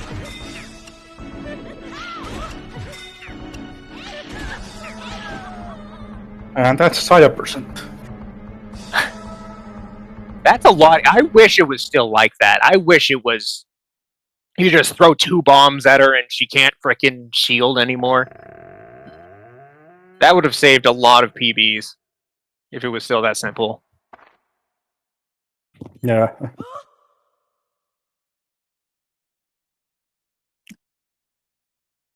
And Closetowar also about to be done with the fight. It's still like every boss so far they have like been doing the same time. Like how is this possible? They are legends. They are the best that has ever been, and they have to prove something today. it is. They are out to prove. It is crazy.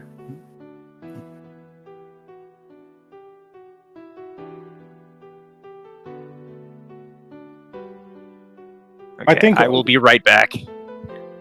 I gotta hit the bathroom.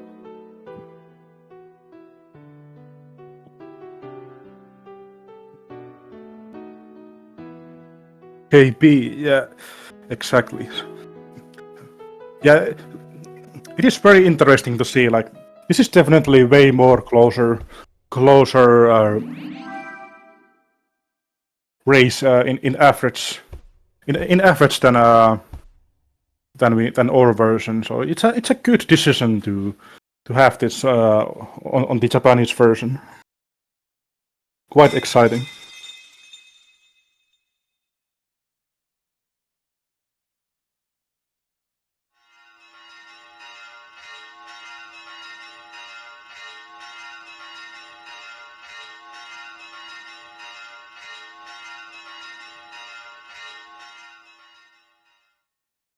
And yeah, that's how the Queen story ends. The Rando throws and breaks the immortality orb,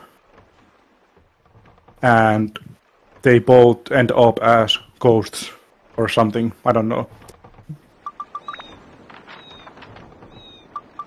Alright, I'm back. Alright, welcome back, and I think I'm about to head out as well. I've been talking 3.5 hours here, and Yeah. but I think I'll continue watching the race. I just think that I had You're tapped. my time here. Yeah, that's fair. I can take over for you until Ryushan comes to take your place. Yeah, exactly. Very exciting race. I can't wait to see how this ends up like. And yeah, but that's gonna be it for me commentating here. So good luck with your turn here. Yeah, we will see how the Sun and Moon Temple goes. Right. All right. Peace. All right, take it easy. Catch you later. All right, so it's just me here for now, holding down the show, and we now enter the 4th dungeon of the game. That's right, there is a 4th dungeon. It doesn't stop at Uton. We are going to the 4th dungeon of the game, the Sun and Moon Temple. So, having defeated the Ice Queen, Lasaya, we are now moving on. We got the Moon Orb from her. Well, not from her. From Rando. Or, I forget, whatever. We get it somehow from Queens, from the events of Queens. And we use it to awaken the Sun and Moon Temple, wherein there is a ship that's capable of taking us to the moon. And all these hooded figures are the moon people.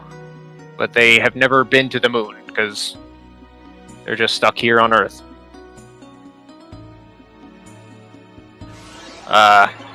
But one of them goes with us to show us the ins and outs of the Sun and Moon Temple.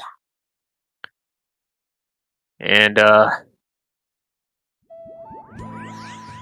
it happens to be in a desert village called Muskalaka or Muskaraka. Interchangeable. It's both in the game. Spelled with an L or an R, whichever you prefer.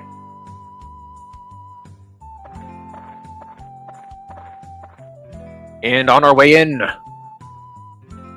we meet a disgraced warrior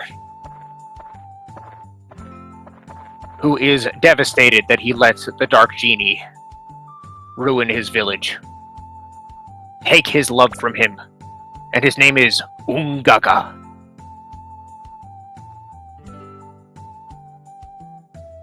The moon looked different.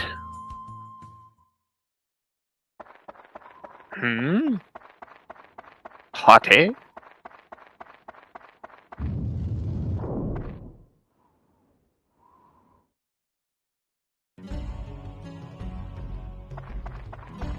I guess there was, like, not the moon behind it in one of them.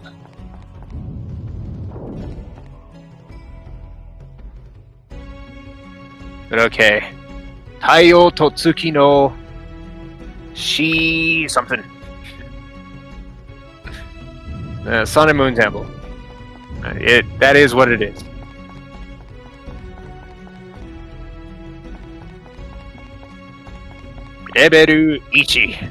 Level 1. Level 1. So here we are trying to collect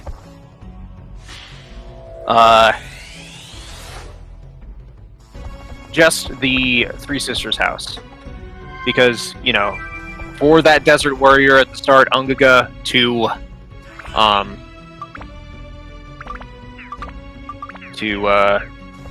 like, get his bearings back, essentially. He needs to know that his sweetheart is alright, and his sweetheart happens to be one of the Three Sisters, Mikara. So all we're looking for this half is the Three Sisters, Mikara, Devia, and starts with an N. Nagita, I think that's right. Mikara, Devia, Nagita. Yeah, I think that's right.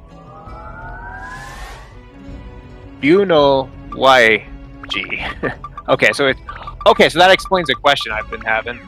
Like, why is it Dragon's Y? It's okay, so it's the letter Y of. Okay, so it's just shaped like a dragon, and it's shaped like a Y, and it's of a dragon. I'm getting so sidetracked. I apologize. I'm like going on 3 different tangents. I'm getting distracted so easily. So we're looking for those Three Sisters, and we're looking for their house. There's only one odds and ends. So, you know, you might think that odds and ends is like a typical item that you might find from anywhere, but there's only one of them, and you gotta find it. And then just a totem pole. There's a bunch of totem poles though, so. But because of that, they're going to be searching for just those things, and once they find them, they can skip everything else. Dragon's Y has 25. Holy crap! That is deep knowledge work. That is deep knowledge. But that's also very, I don't know, very cool. They even thought that far about it.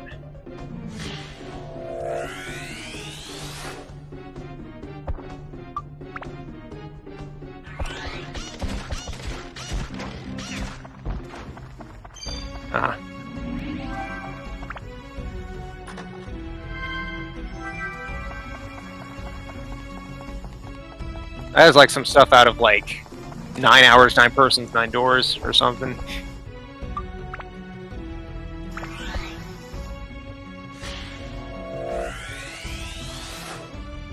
That kind of creativity.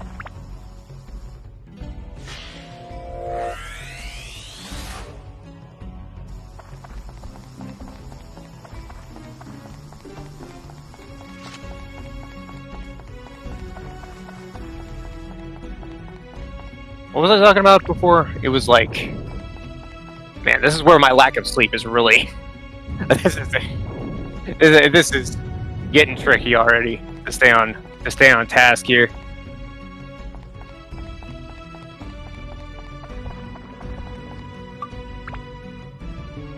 It makes a lot of sense. That does make a lot of sense. I guess it's also I don't know exactly what it seems like. It's shaped like a Y. It's literally the letter Y in Japanese is what it looks like. So I mean, like I said, exactly what it seems like.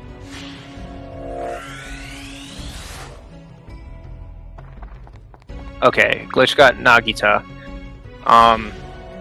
Something interesting about this. I don't know if the whole dungeon or just this half, but this first half, it seems like there are very few Atla per floor. Like, there are something like 8 floors in this first half, and very few Atla to go around. So a lot of times you're gonna have floors where there's not much Atla that you can expect to have on the floor. So a lot of times it does make a lot of sense to just skip Atla. I've found in this dungeon. It looks like Glitch is not opting to do that. He's opting to explore the whole level in search of the Atla, even though he already got the gate key. I do like to, like, in my any percent glitchless runs when I'm running this dungeon, I like to skip Atla whenever I have the chance in this first half of the dungeon, because sometimes you'll have Atla on that floor and they won't be needed, and also sometimes there won't be any more Atla on the floor, because like sometimes I've had like floors with 1 Atla on them before in this first half of the dungeon. So you know, it's you're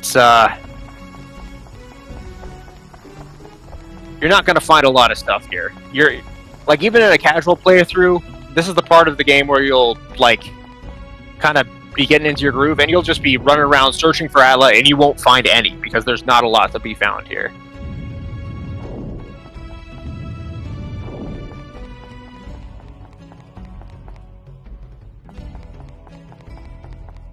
Okay, so who's...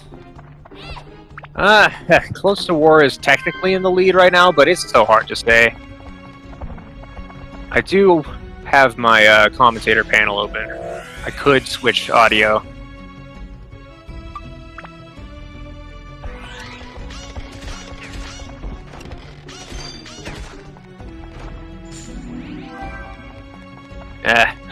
Glitch just got the key. You might be out of here.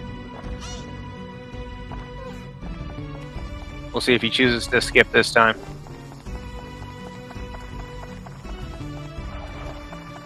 You probably will at least collect this Atla.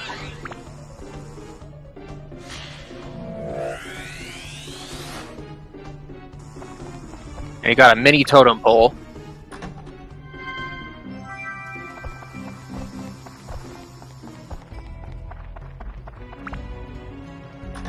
Full disclosure, I've been studying Japanese for years, so I can just... Katakana is like nothing to me, so in case you're like wondering how I know Japanese, it's like I've spent way too much of my life like practicing it, so...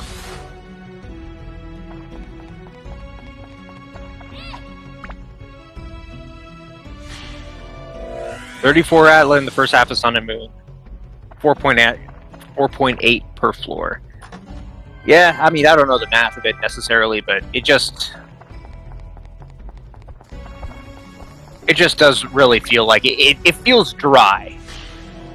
It really does feel like this first half is a desert to me.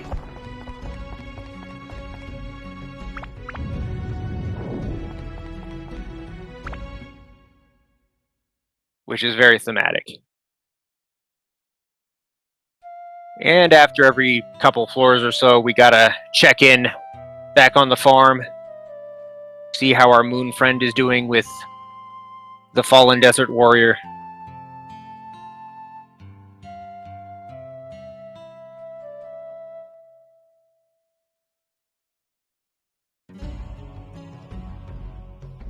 And they basically just have a talk about, like, what is the point of going on living anymore without my Mikara? Well, there's tons of stuff. I think the gist of it is like the moon guy. God, I forget his name. The moon guy is just basically like, well, no, there's you still have friends. You know, what about Tone? He's in there fighting for you. He's your friend, right? And then like eventually he runs out of things to like tell him about, so he's just like, oh look, a shooting star. Let's wish on that. Thankfully, we do actually save everyone in the village. Otherwise, you know, I don't know what else the moon guy could have said, but I think that is the gist. Like they could have done some more like stuff about like even if your loved ones pass away, there's still more left in the world, for you to live on. But I don't think they did. I think it's very shallow and just kind of like, he's not. It's Theo, I think is his name. He's not the right guy to be talking about it. Is the gist from what I remember.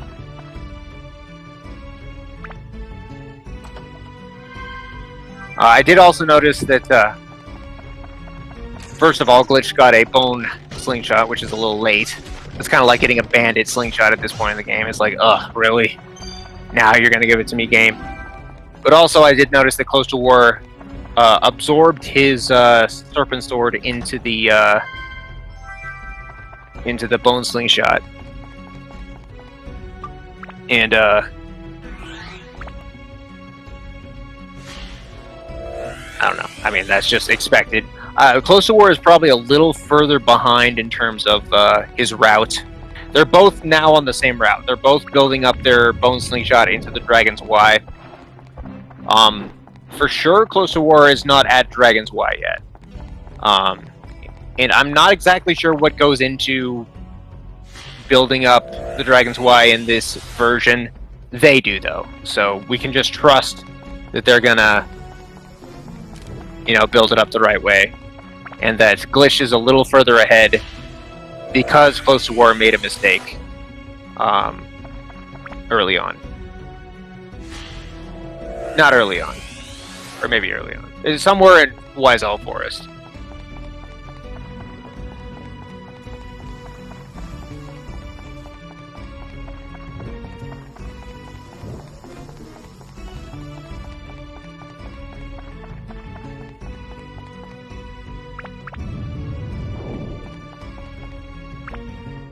I do also like how Glitch just has a casual grass cake chilling in his inventory. He doesn't need it. He doesn't want to use it. He probably didn't want to pick it up, but there it is. Okay, and now he's going to build up the magic hammer. And that is a good weapon to break down because it is a hammer, meaning it has a lot of attack.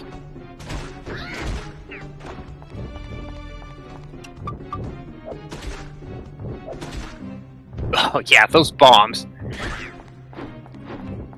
Those bombs are just pitiful to watch. This is killing me inside because this floor is fun in the English version. This floor, if I had a magic hammer in this floor in the English version, I would be loving life because all you have to do in the English version is you just charge up Goro's hammer, with the with that. Oh, you can still do that though. I guess it just doesn't. Against the golems, it'll like just go, just like freaking like 10 hits in a row, like in quick succession, and just full health to zero them in a matter of seconds, and it's just really, really satisfying. I'm not sure how it would fare in this version. Is that a freaking trial hammer? What is that on Closetowar's end? The trial hammer must be okay in this version. Because in the English version, the trial hammer is just like the worst.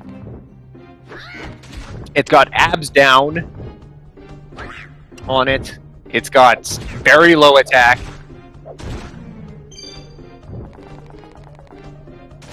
And that's Gaia's hammer? What is Gaia's hammer?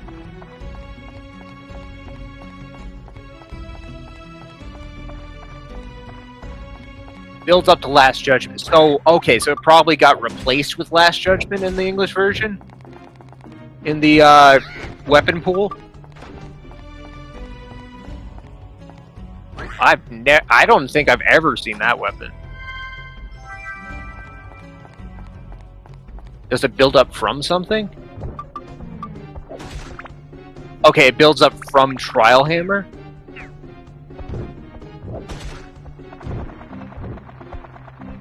Dang.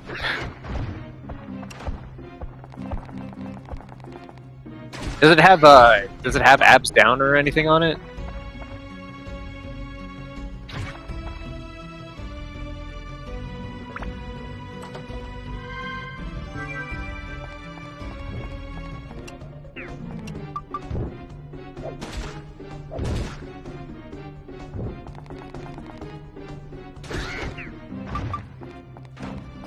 Yeah, I'm just not even wanting to look at the screen right now because the fact that they're charging their attacks and they're not doing anything is just killing me.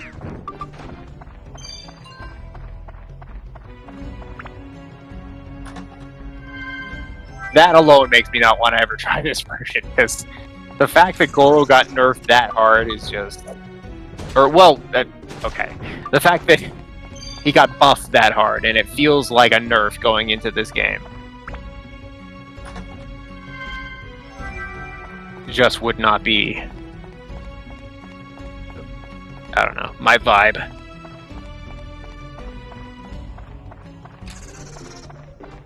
Yeah, it really sucks having a bad Goro floor here. I mean, any limited zone, if it takes you until the last enemy to find the key, that's real feels bad. Because, like, first enemy key on a limited zone is just, you're out. There's no Atlas, so you just go. That's why it's especially bad. Okay, I see the strat here. So... Okay, so Closetowar has 1 power-up powder. Maybe I don't. Okay, I thought he was gonna get a level.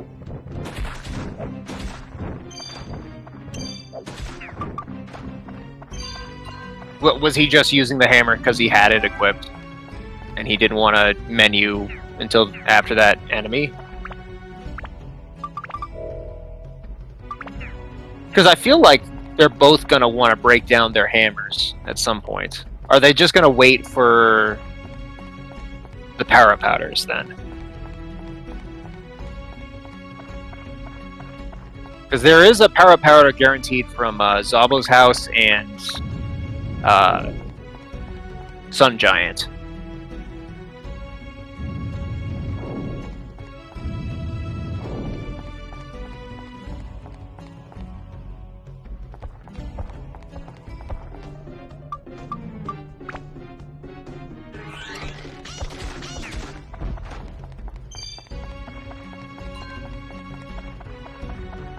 I don't know. For a second there, it looked like Closetowar was like actually gonna like build up the hammer, which was like, I don't know. I love all the close range characters. Me personally, like, whenever I have an excuse to use a close range character, I'll take it, just because they're fun. So that and like this part of this dungeon, you know, you have the limited zone with Goro. It's really fun to use him on that limited zone. I'll usually use it to get a level if I need one. Actually, I'll usually use Goro all the way through Shipwreck. But I feel like that might not be the most advisable idea. But also it helps with some of the enemies there. What is happening with Glitch? Okay, he was just pondering what to do with his weapon next.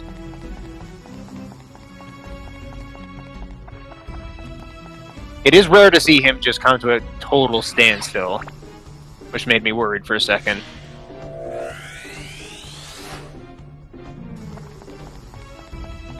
Yeah, they're both kind of like having to think about the way that they want to build up their weapon here, looks like.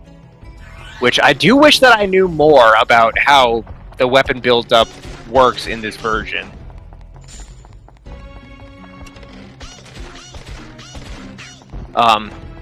I guess the reason, like, the reason that they're running this version is because, Glitch prefers this version, because he says it's more balanced, and, you know, there's less variance with, like, you know, Bandit Slingshot being so overpowered in the English version, and, Last Judgment being overpowered in the English version. Which I get, you know, and that's why they both wanted to run this.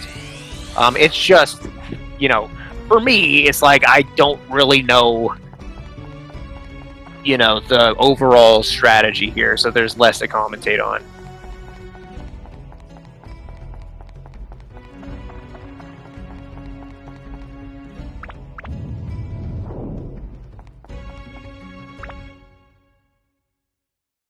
So I guess in the end, the only thing that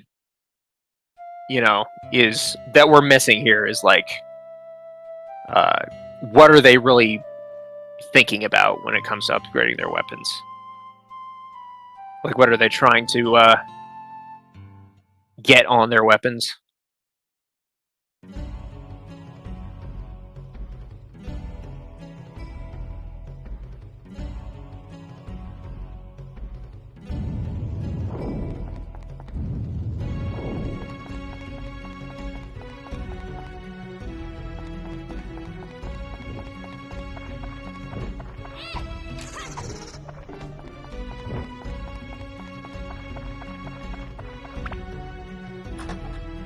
It does seem like attack is a big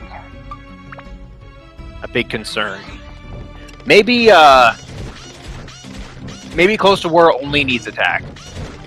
Maybe that's the issue here. Like, he has everything else, but he just needs more attack. And that's why he's going so hard into attack, and kind of like, it looked for a second like he was kind of stressing out about what to do, because he did have the option also at that point of like using up his power-up powder. So that was probably something he was thinking about. It was like if he wanted to use his power-up powder in order to just put all the attack on that level without needing to grind.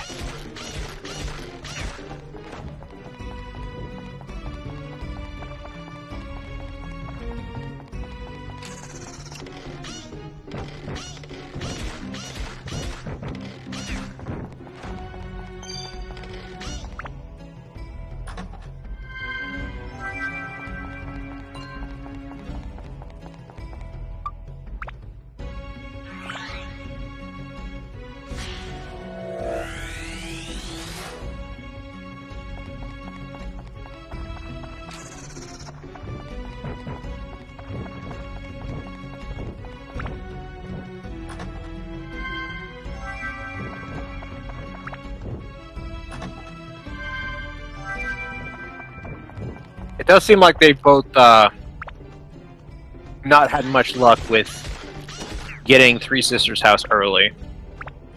Like, they're both still opening Atla. And one thing that is kind of especially unfortunate about that is that Mikara is always on floor 8.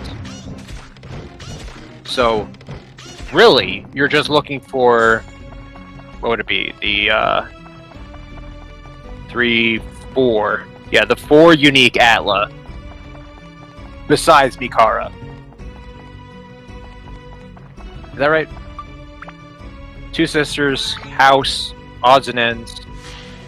Yeah, that's right. There's only 4. Besides Mikara that you need. And not having them before floor 8 kind of... well, obviously, it's not ideal, and it's also just sad.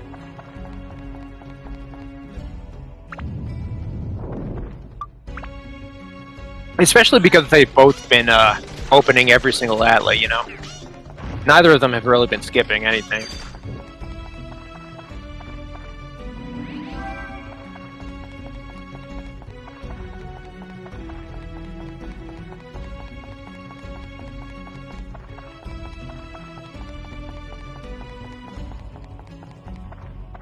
Your throat's dryness has reached its limit. That's just how Japanese people say thirsty. Nodo ga kawaichatta. My throat is dry. What if your throat is not actually dry, but you're just thirsty? You still just say your throat's dry. Because otherwise, why would you need water? You know, just deal with it. Unless your throat is actually dry. That's the mindset.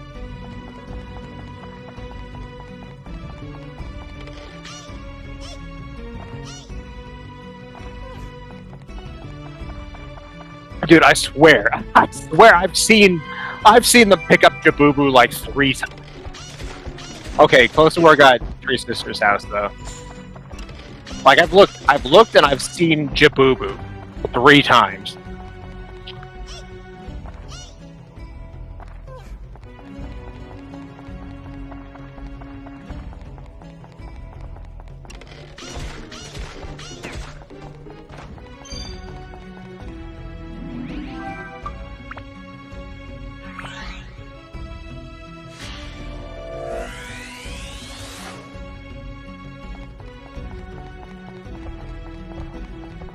I think that was a cabin that Glitch picked up? Maybe not. Small something. Cabins are important for later. Oh, that's something else. Like, if you pick up stuff like cabins, stuff like totem poles, stuff like hay, stairs, stuff like that, that comes in handy in the second half.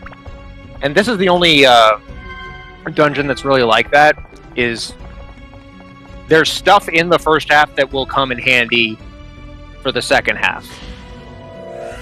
Which, I have my own little spreadsheet, and it, like, I have a separate system for this dungeon in my spreadsheet. Like, I have, like, extra slots for, like, the stuff that I might need for the second half, and then, like, I have, like, a bunch of formulas that, like, look at the first page and, like, pull it when making graphs for the second page.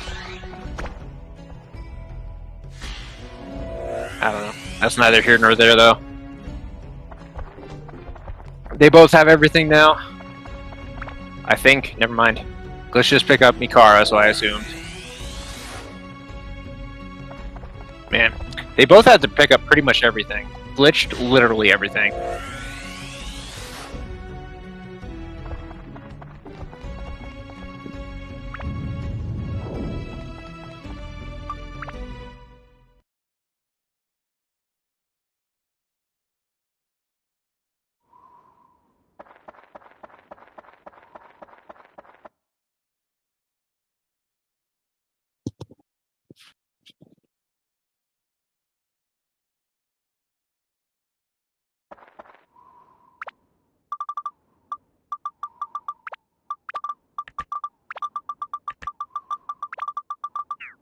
But again, they're neck and neck. This is... It can't get any closer. I mean, it has never really been further than, like, a floor apart between the two of them. Which, you know, these are two of the greatest players who ever played this game, so... You know, I guess that's what happens.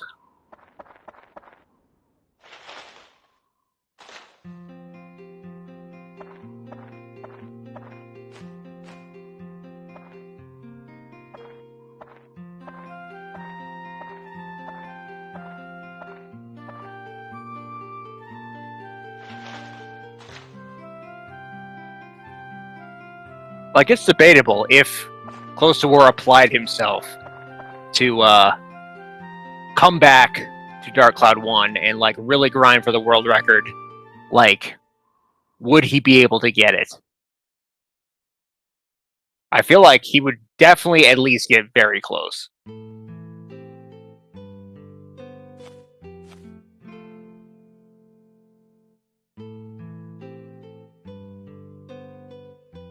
Glitch has just grinded the game a lot more, but Closetowar has grinded Dark Cloud 2 a lot.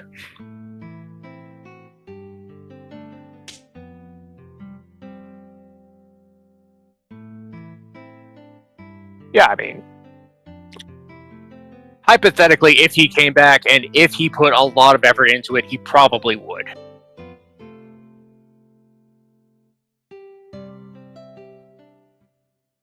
It's just a question of, will that ever happen? Will he ever apply himself to Dark Cloud 1 when he doesn't even really want to play Dark Cloud 2, and he likes that game better?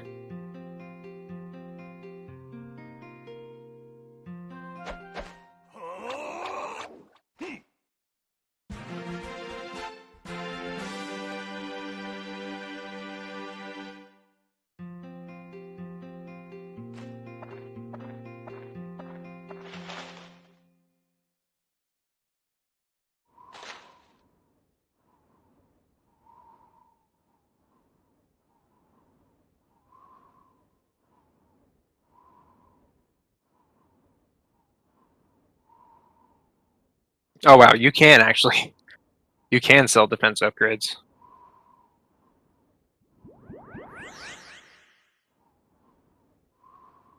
That's wild. You can totally screw yourself out of a perfect file. What a concept.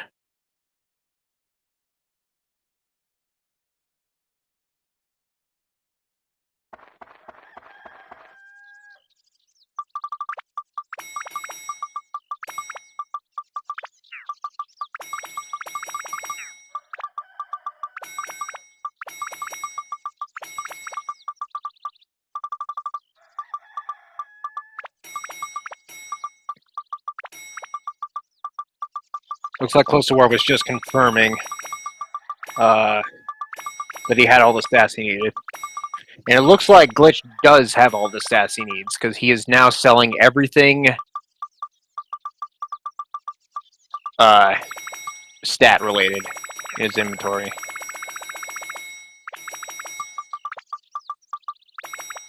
Except Dragon, Marine, and Beast, and he bought a bunch of attack. Okay, very different. Very different. Normally at this point in the English version, you'd still be...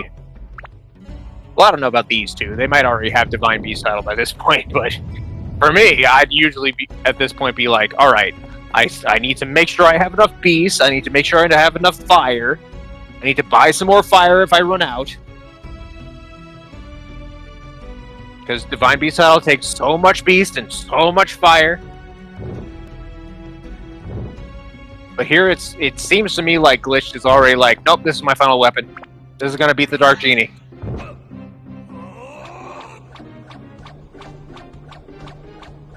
I mean, does he have Divine Beast title though? He might. Which would be crazy. To me, like, I would never even dream of having Divine Beast title this early. Although I think I have once. Like, there was some crazy run where I just got everything. I got like a Peridot. Or like a Ruby or something.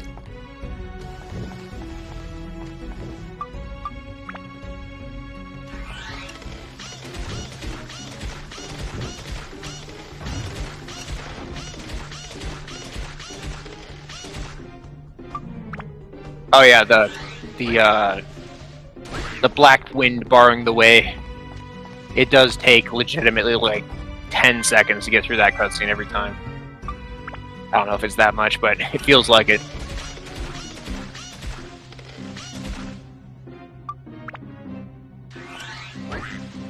I do remember I have seen, this was like way back today, but I have seen Closetowar legitimately like see one of those doors and turn the other way and just walk away and hope he doesn't have to go through it because of how long it takes.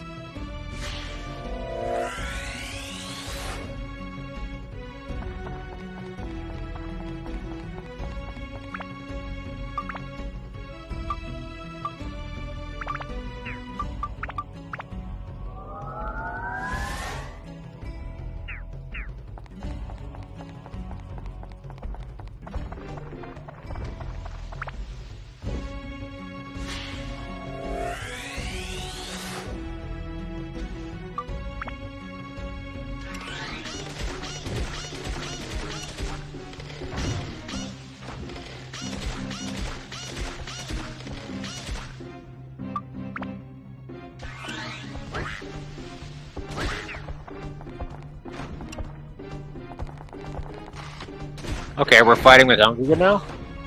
Not Ungiga. Goro. The other close range character. Looks like Glitched is fighting with Goro.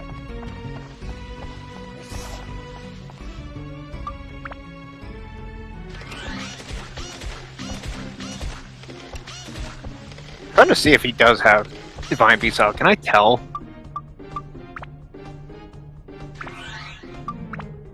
Just from its model. I mean, it's kind of late now. Oh, I get what he's doing though. Yeah, he's He's like weakening them with Xiao, and then he's finishing them off with Goro.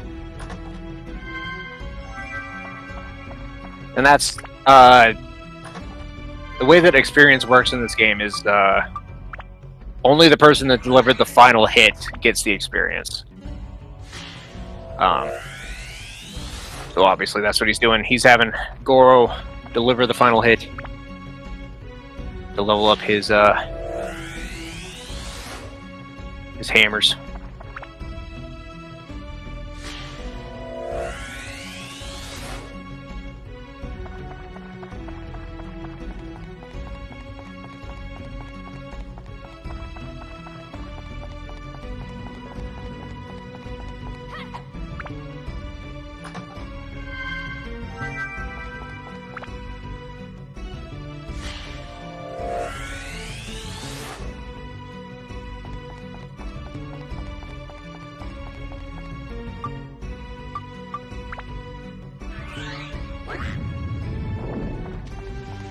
Yeah, Closetowar is still on Bone Slingshot.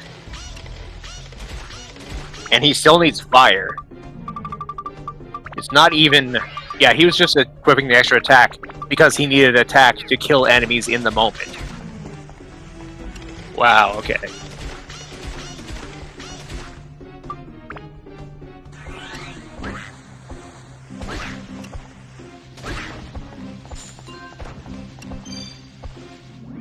So, Closetowar is probably still a ways away from Dragon's Y. He is still ahead, though. Despite having the weaker weapon.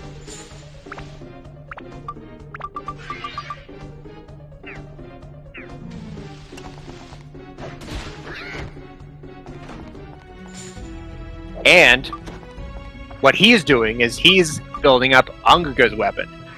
I guess Gaia Hammer isn't good enough for him. And I have heard this. Just not even heard it. I've seen it. I've seen Glitched going for this. Anguga's weapon, yeah, has 35 base attack, which is a lot in this game.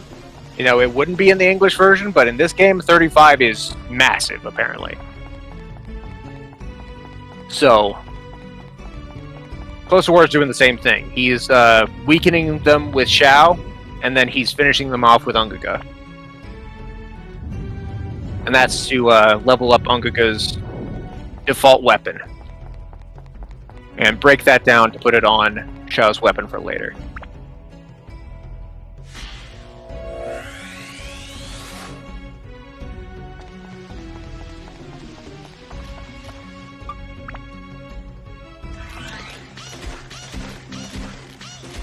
He's an actual Chad, indeed.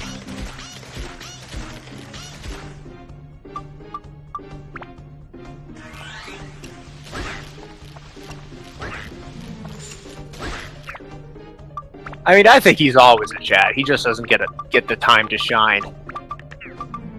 You know, as often as he might like.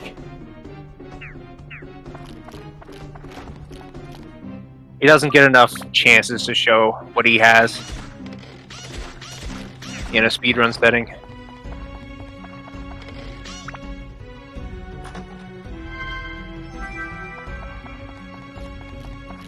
That spin attack does massive damage. Although I don't think that's even in this version. I could be wrong though. Well, no, they have charge attacks in this version, but they don't have combos. So I guess it is.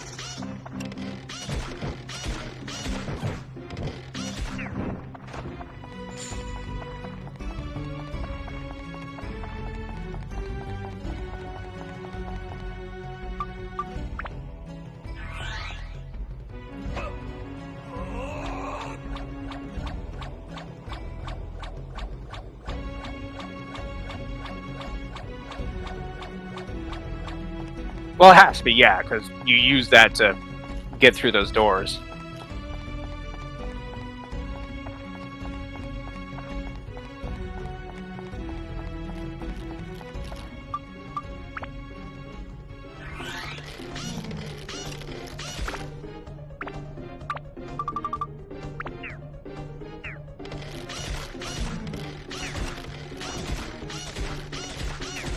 I'm gonna switch to Closetowar. It just feels like he's in the lead,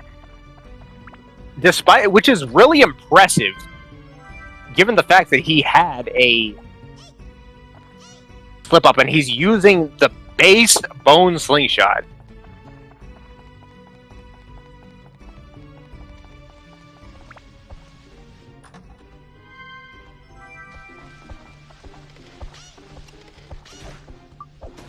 He has consistently been a floor ahead. Like, every time I've looked, he's been a floor ahead. Like, for the past 15 minutes or so.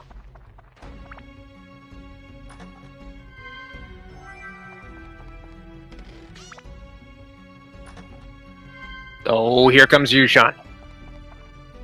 Yushan's coming in. Coming in hot.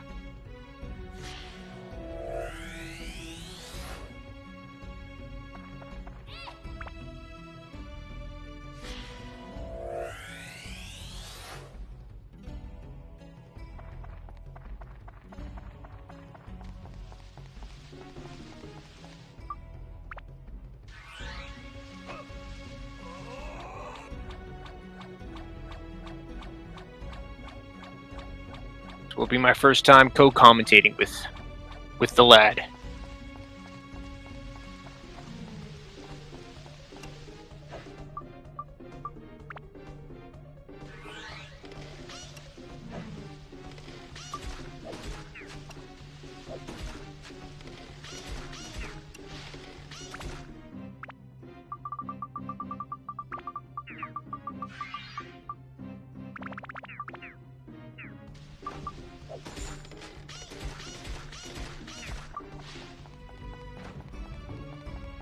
I see.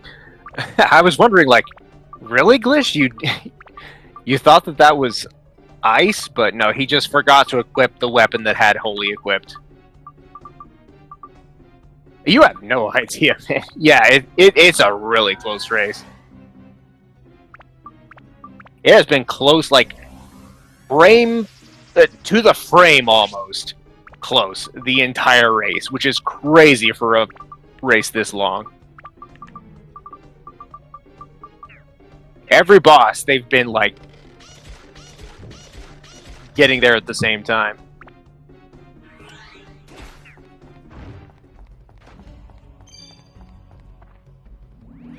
And they're using slightly different strategies, too. Like, Glitched is leveling up Goro, and Closetowar is leveling up Hungaga. I guess that's just a matter of, like, which weapons they got. But yeah, it's quite the sight to behold.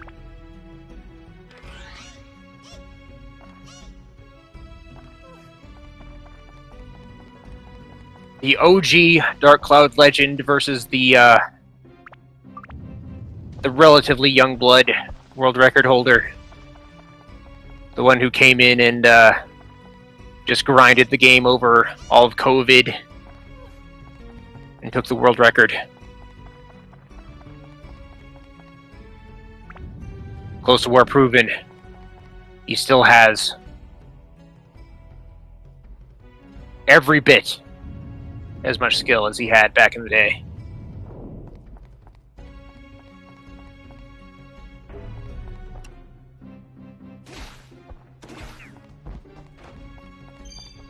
Hungaga is a chat. That damage is insane. 2 hits with his base attack. First drop! Let's go! This is a limited zone, right? Was he still...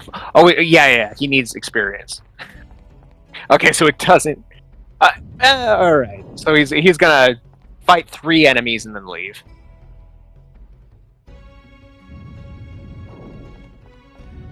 That's a bold strategy, I will say. Like, to know that you need 2 enemies worth of experience, you know, that's worth it.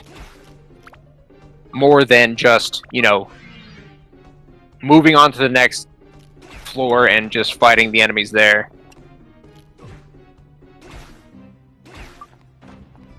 I guess because they were weak enemies, and they were, well, not weak, but weak to Hungaga's weapon. Is why he did that.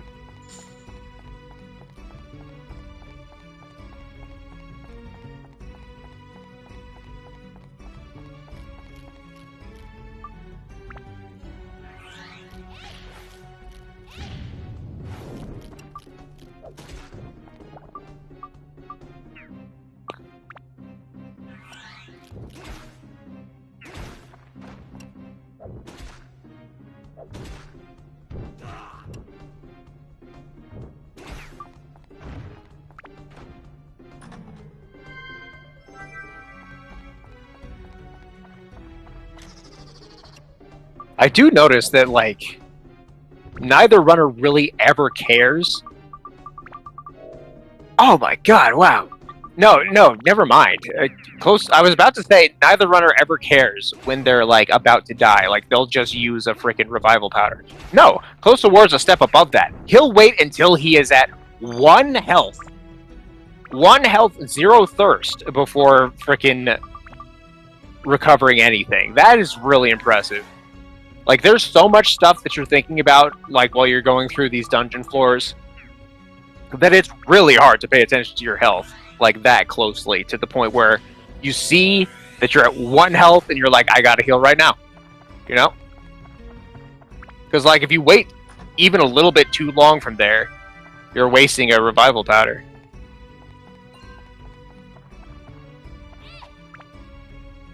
That is just something else, man. It's the fact that he has that, what would the term for it be?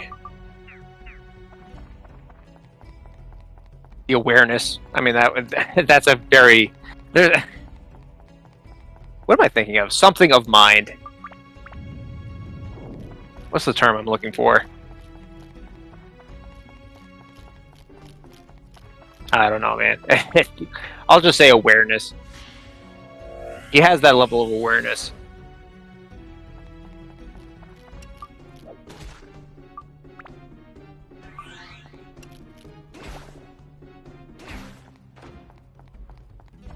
That's it, yeah. Presence of mind. I couldn't think of that for some reason. I was like, there's a term for this that I could be using. Thank you.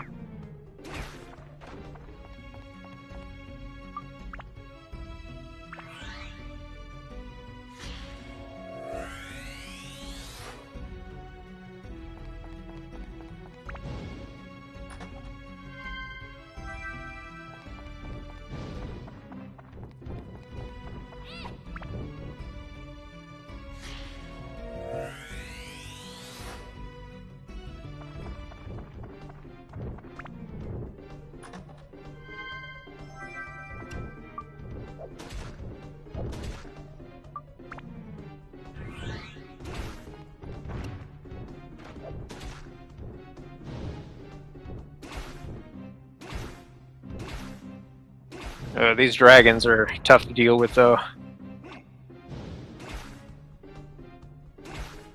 I mean, he's getting through him, though. And he's, like, stun-locking him as well.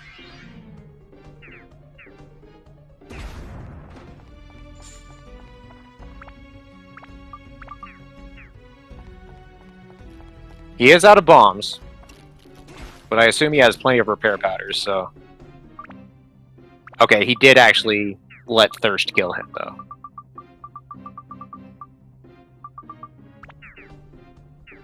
I guess in a sense, though, that doesn't even really matter, because, like...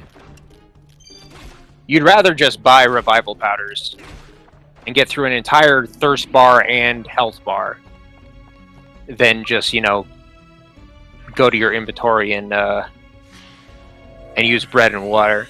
I might have to take up that strat, like, even in my runs. Like, never buy bread or water, never even use bread or water, just wait for a spring or let yourself die. Wait, what? I wasn't even watching Glitch. He built up the magical hammer? He built it up?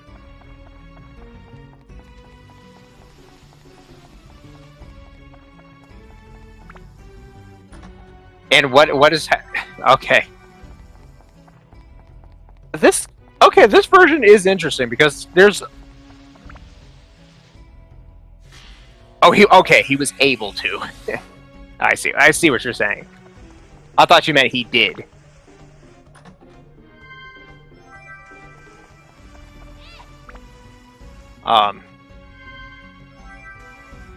Anyway, this version is interesting because, like, there's so many instances where you want to, like, get a new status sphere, you know, whereas in the English version, you know, you basically get 1 or 2, and then you just use base attachments for the rest of them. I guess it's because like the weapons are so much weaker in this version. Or I guess they're just so much stronger in the English version.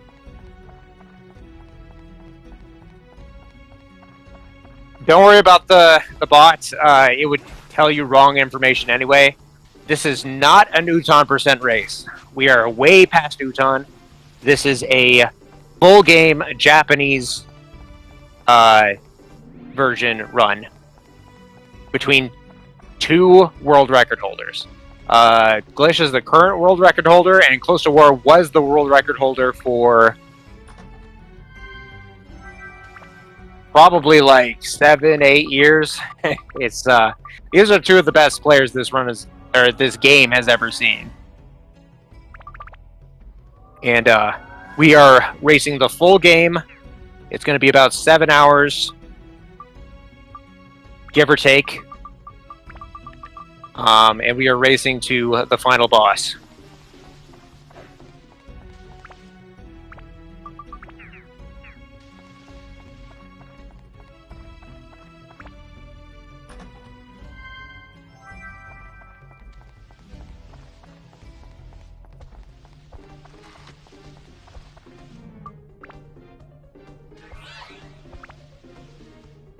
I guess technically this is part of the Uton percent tournament. It's just like the epilogue to the epilogue, because the epilogue already happened.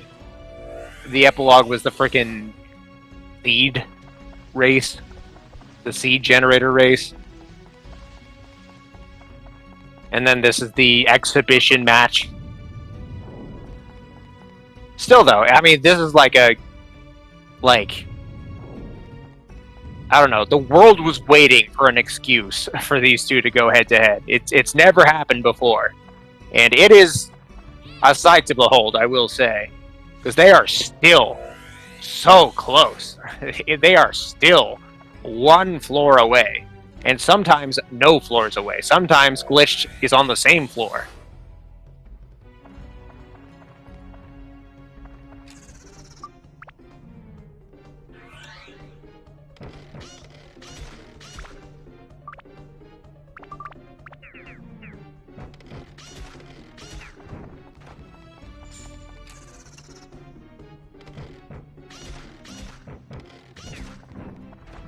Okay, and I guess this is really late to bring this up, but for this half of this dungeon that we are almost done with, what they were looking for was the two houses where you get the Sun Crest and the Moon Crest, and then also Chief's house. So 3 total houses, which is the most required of any half in the game, which is why, like, you know, it wasn't even really worth bringing up, because they're probably going to need everything. Like, if they're lucky, they might be able to skip an Atla or two, but generally you need everything from this half, because there's just so much that you need. A lot of it unique. So really the only thing that would gain or lose time here would be general fighting speed, which you would think that Closetowar would be weaker in, but he is proving that even with a weaker weapon, it doesn't matter if you're Closetowar. If you're Vinny, it does not matter.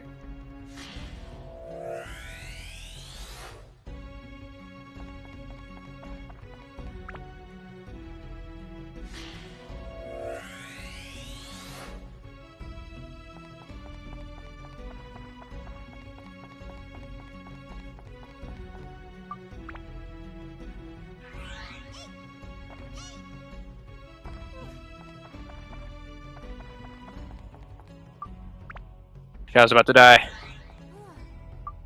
Vinny knew. He saw that 1 health.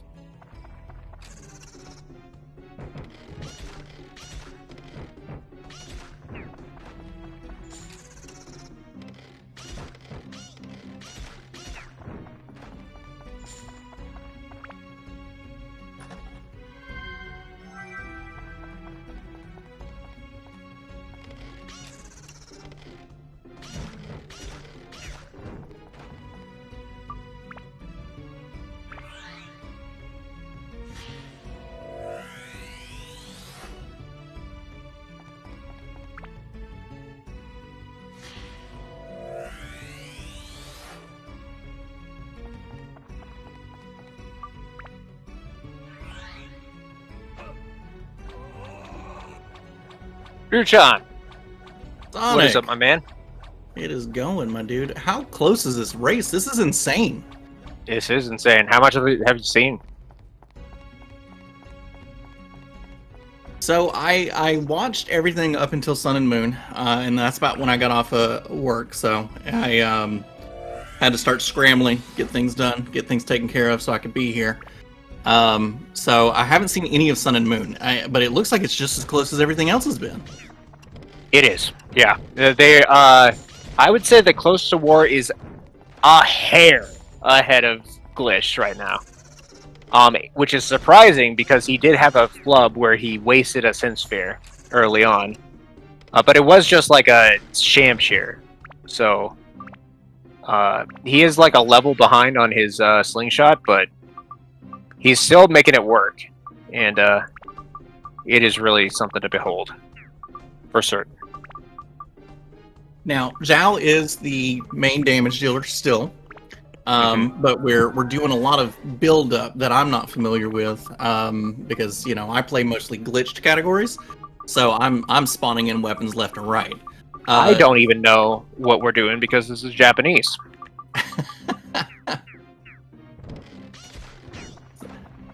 Build ups and speedrun, that is the thing that makes me the most nervous, I think, with any type of glitchless category for this game.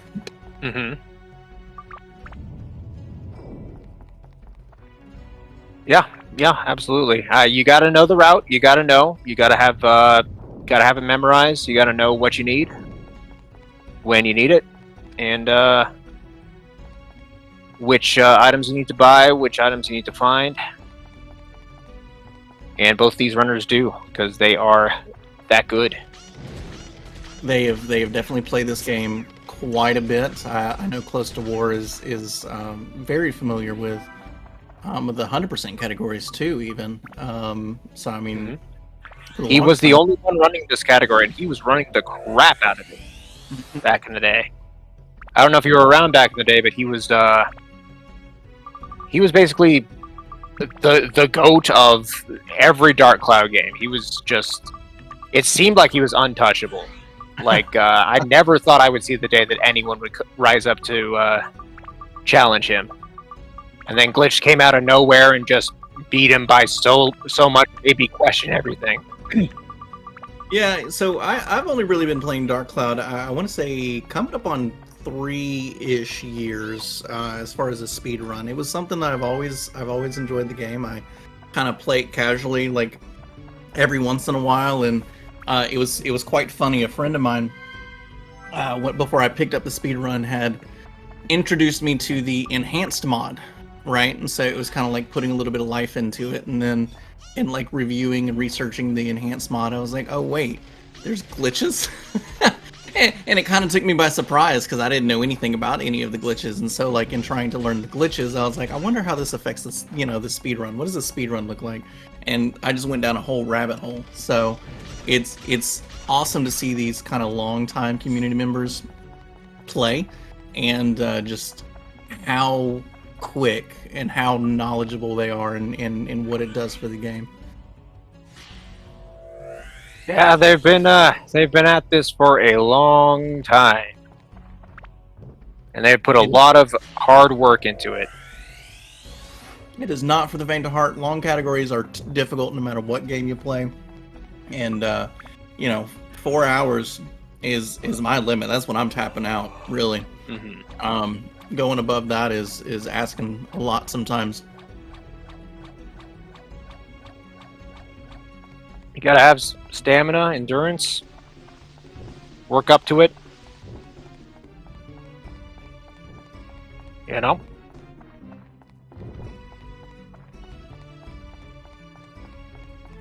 is what it is.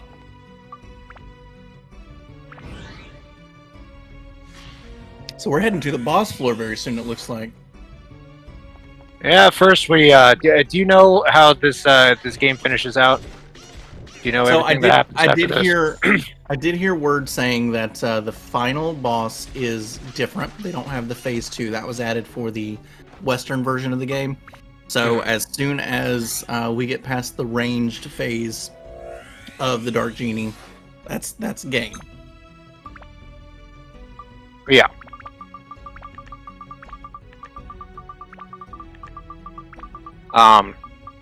So yeah, we're basically gonna be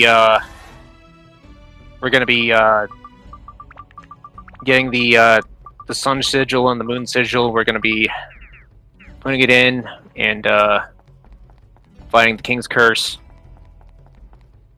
Then we're gonna be going off to the moon. Now, I did miss the Sia fight, and I think I heard you saying that one was different somehow. What are the noticeable difference between It the was EMA and easier KP? by the looks of it. She spawns like 8 ice shields around herself, and you just throw 2 bombs at it, and then she's just open. I'm not sure if they come back ever, but it didn't seem like they did.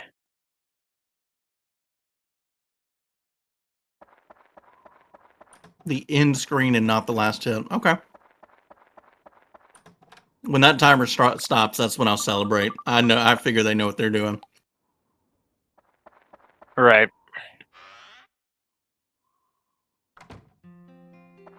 Highly, I feel that my sweet spot for speed runs is about 2 to 3 hours. That's where I like most of my runs.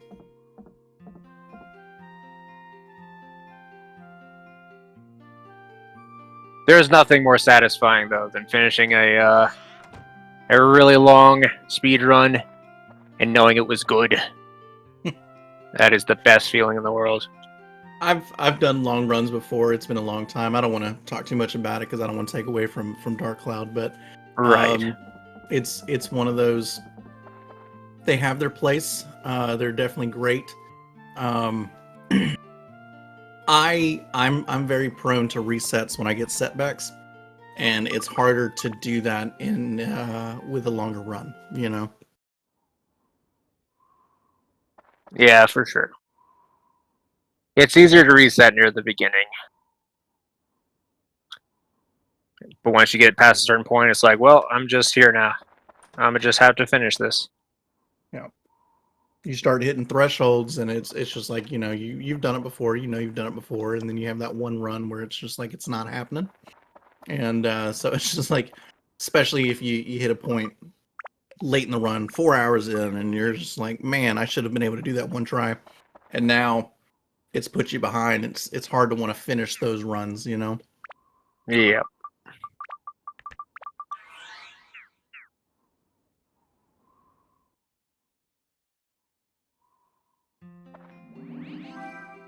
All right, so Close has gone out and grabbed his sigils already, so we're looking about a minute or two ahead. That's true. I would guess He's doing remarkably well, I gotta say. Like the fact that he was down so bad, it seemed like he wasn't really. It's just like I wasn't able to tell until Glitched kind of told us his mistake in the chat. Like I wouldn't have known his mistake if he hadn't spilled the beans on it. But well, looks like we're it not has looking for looked any like more. he has been playing flawlessly this entire time. And They I gotta both say, look like they've been doing it's great, just yeah. incredible. Like I don't know, Closetowar will always be the GOAT to me. Like he's just the best at these kinds of runs. He really is.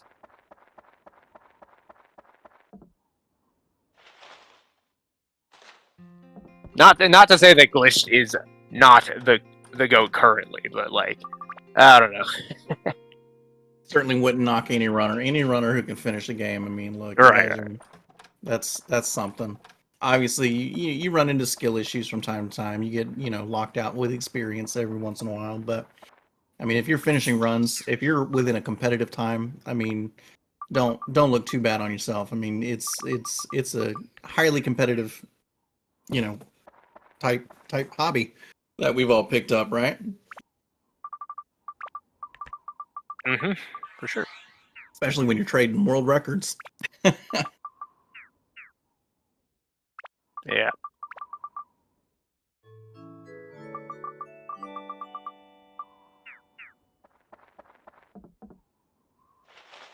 So I saw Close just put some fish candy on. I mean, how important is that? How often do you think these runners are actually getting hit? It's important for the Dark Genie. So there's a, you know the range phase you were talking about? Yep. There's a unavoidable attack. The wind blast, yeah? Yep. And you need to have enough defense to live through it. And not just live through it, but not have to go to the menu after every attack. And that's what the fish candy is for specifically. Because Xiao's the one that they're going to be using. So they're going to need defense for that because they cannot block it or avoid it.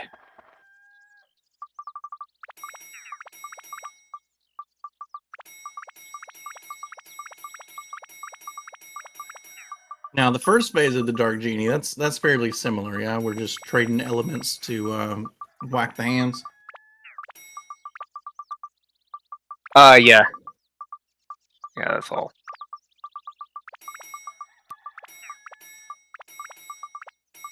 The run's mostly the same. I mean, Moonsea is still gonna suck. Moonsea is still my least favorite dungeon of any game. No? It's pretty fun in No Warp. You said what? I said it's pretty fun when you're playing No Warp. No warp. Well, that's because you're overpowered with all your glitches. So, one of the main glitches that you use, and it's with every dungeon, not just Moonsea, but you would unlock the dungeon floor, so you don't need floor keys. Oh yeah, so you just completely skip it. Yeah, you're just running in, grabbing the atlas, running out. You know. Yeah. Well, turns an hour and a half. You never get frustrated with the frickin' the moon bugs that frickin' shoot you from across the map, or the frickin' glitches that can happen when you're running over bridges. No, the bridges are annoying no matter what, just because, you know, trying to hit that narrow like path with your Mach 12 speed just doesn't work out half the time. A lot of times I have to straighten up, my camera and like hit it dead on. So that's always fun. But no, so the moon bugs aren't generally an issue. It's the crescents. Crescents just have sniper-like precision. They're absolutely insane. I also find that most ranged enemies in the game just all seem to have incredible precision. They can hit you just on a dime, Yeah, absolutely. So, Closetowar is going to fight the King's Curse here. Looks like it's pretty standard. I don't see any bombs equipped or anything like that. Just stamina drink. Of course, now we're equipping. Yeah, bombs. I mean this is the easiest fight in the game. Oh, and he's down. So yeah, that took no 5 time hits. at all. That's even faster than what I normally do with a maxed out Chronicle Blade. He still takes 2 hits. You should be using Xiao. You should be maxing out Angel Gear.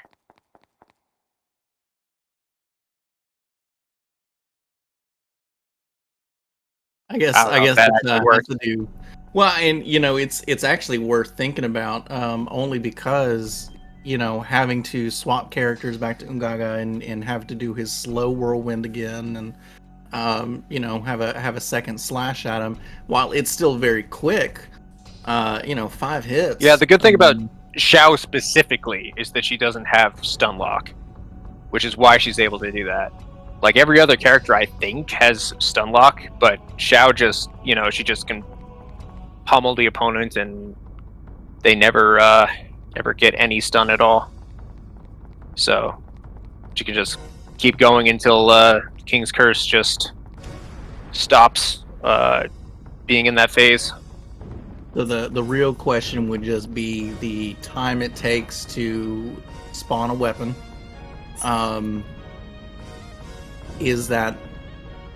Can that easily be fit within that menu? Because most of the menu is just front loaded into the first 20-30 minutes of the game.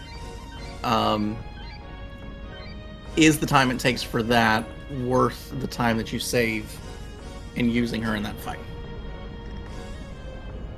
That's going to be the question, really. That is something you might have to think about for your run.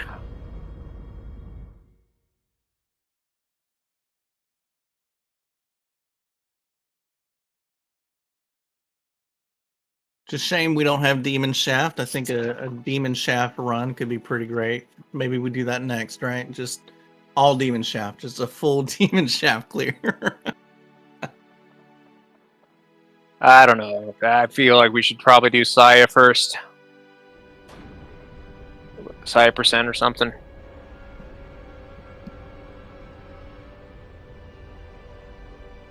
Because the post-game dungeon is just like 100 floors of the same thing. It is absolutely 100 floors of the worst enemies you will and ever there's meet. and there's also no like building up if you're using the broken dagger glitch. So there's not even that level of strategy involved. Utan with the seed generator would definitely, I think, be interesting. Yeah, that might be fun too.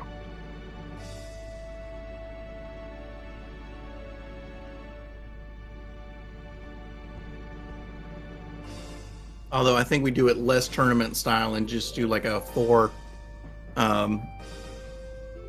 four-man head on head. I think could be interesting.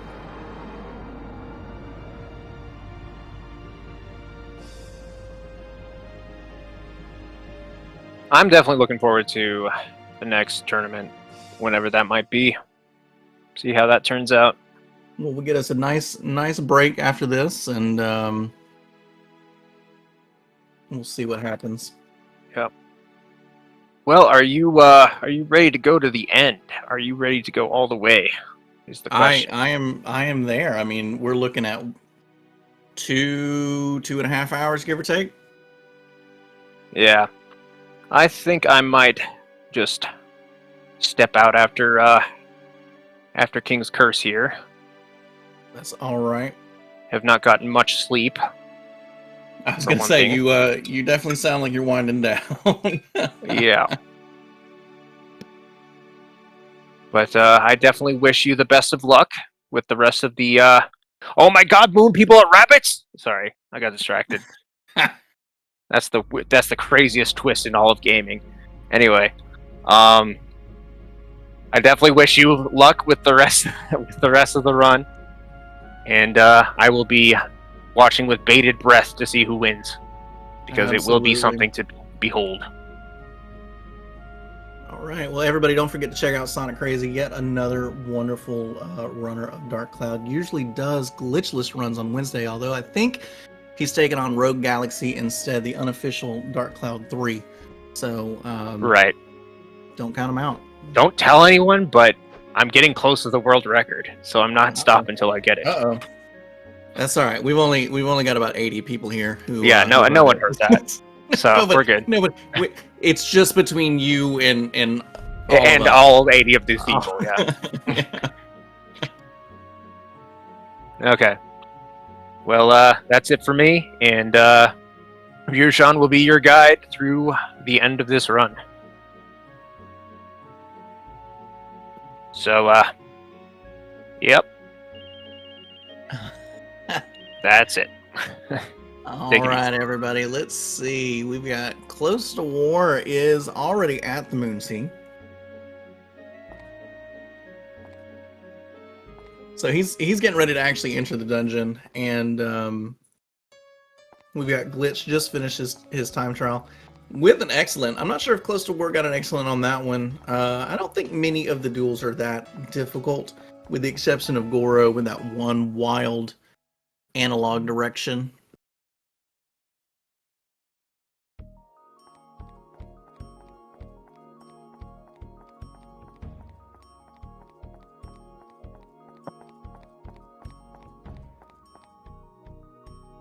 All right, I know throughout the tournament we never got this far into the game, so some of you might not remember, although it seems like all of you are Dark Cloud fans. You probably know well enough.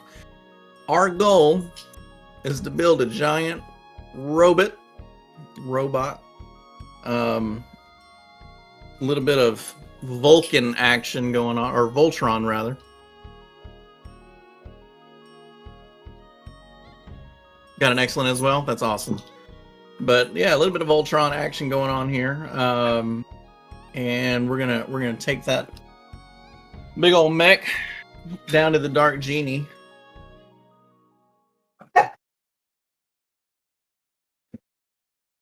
Never mind my puppies wrestling in the background.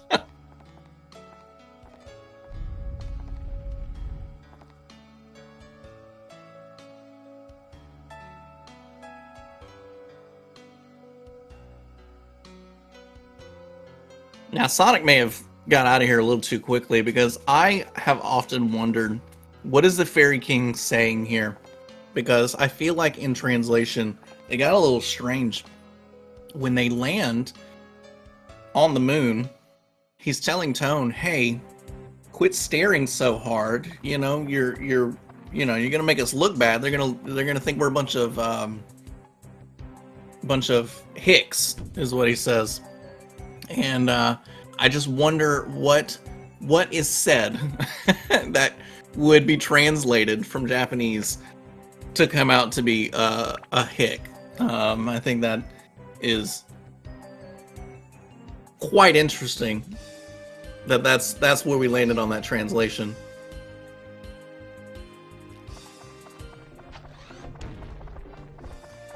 So I personally think the Moonsea has some of the most creative and colorful enemies. We do get some reskinned enemies, but you know, we don't see anything like the Moonbug in any of the previous dungeons. Whereas, you know, some of these have been reskinned.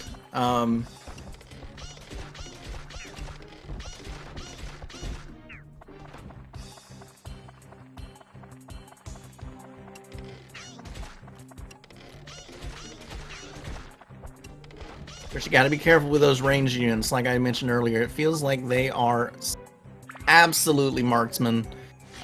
They will track your movement and they will shoot.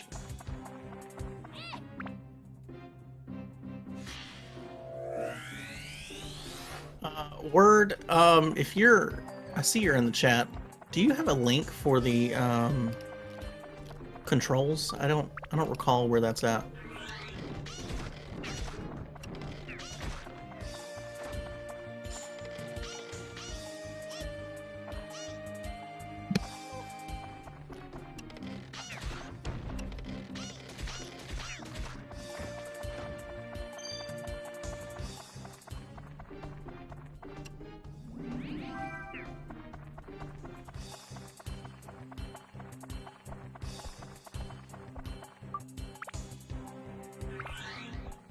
From the DM.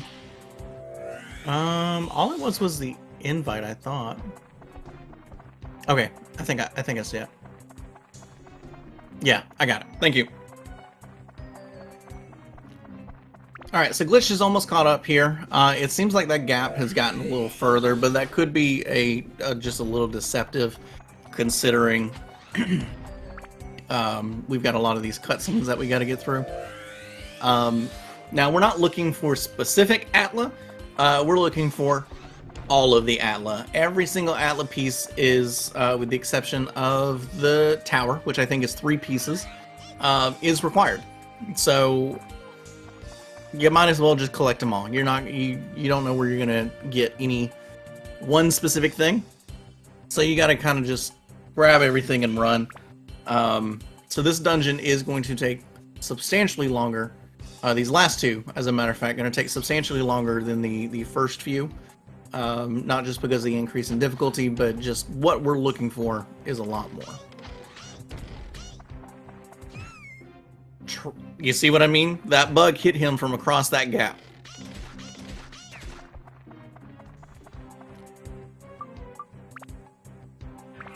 He was not playing today.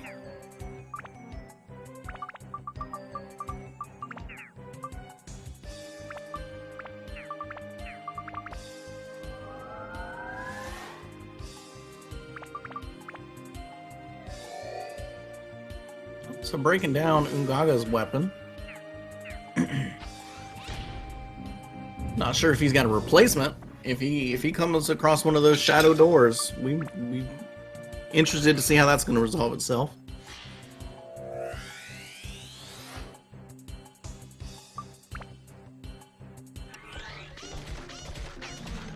Get a lot of characters at the end, and so we have a lot of choices.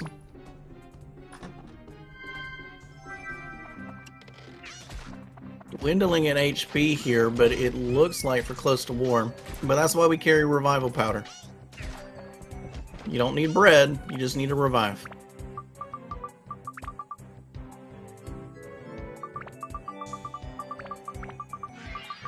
Or I guess in this case, chicken. Premium chicken.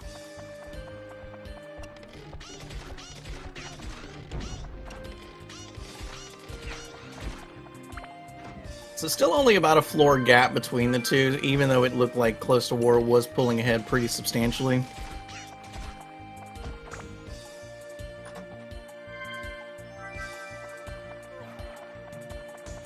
And like all of the other dungeons, we will get about halfway through and we're going to pick up our last character.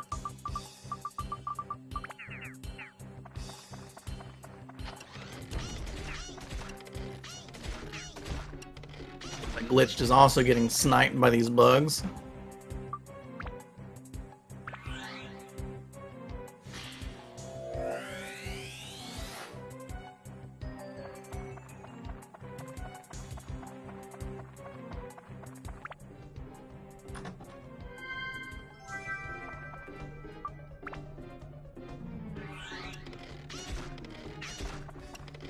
So I don't believe the Dark Cloud command is working, unfortunately, but this is the any % run for the Japanese version of the game.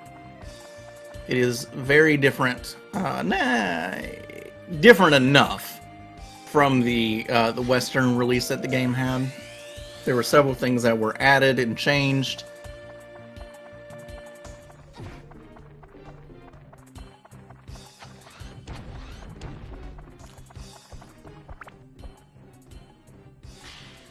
So Closetowar will be heading off to floor 3 here very soon, but it is still a very close race. I can't imagine what might happen in the Moon Sea that would shake things up, but it's been a very close race so far. I don't see that changing anytime soon.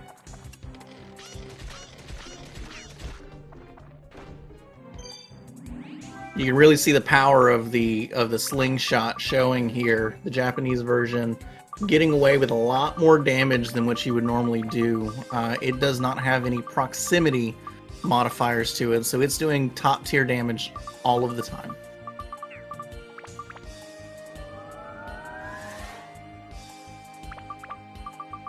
But it looks like we're still adding things to it. It can be even stronger. Now, I believe we're trying to upgrade that one more time. I don't think it's the max slingshot just yet.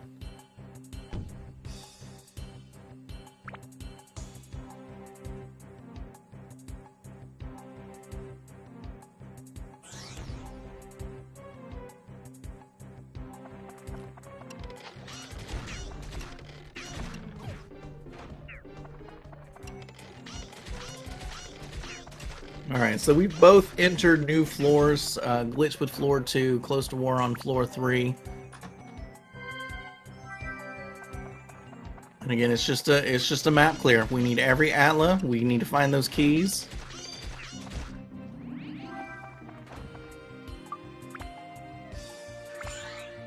Swap characters as little as possible. Save on those animation times.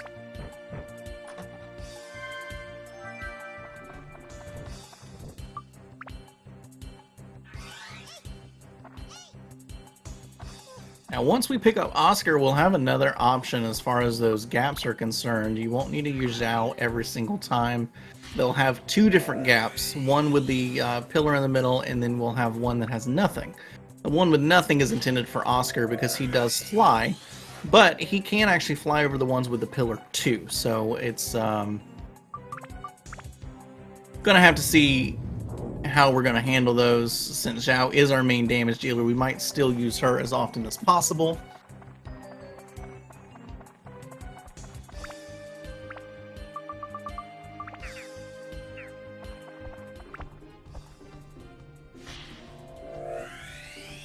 Looks like Glitch is trying to close up that gap, moving on to floor 3.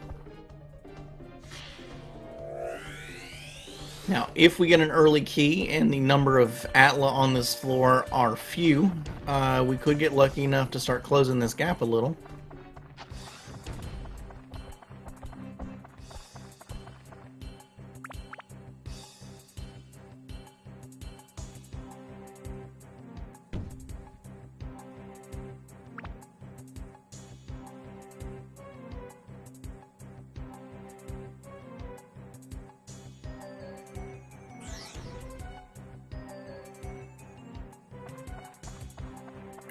Ruby only floor, so she will. We're just gonna grab that key as quickly as we can find it and get the heck out of Dodge.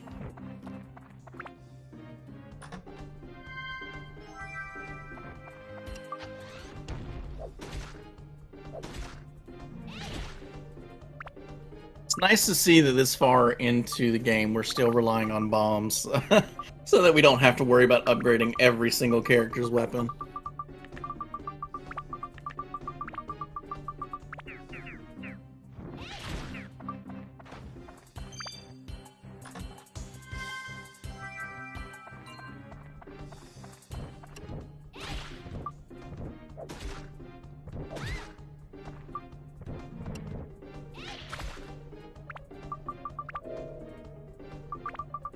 Get a nice view of the Earth from the moon.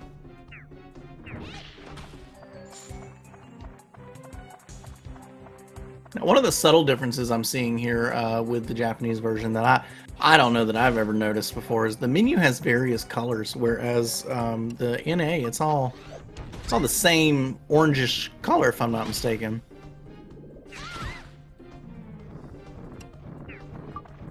Not looking good for Ruby over here. She's getting bullied. Getting animation locked, throwing those bombs, and like I mentioned, they're absolute snipers.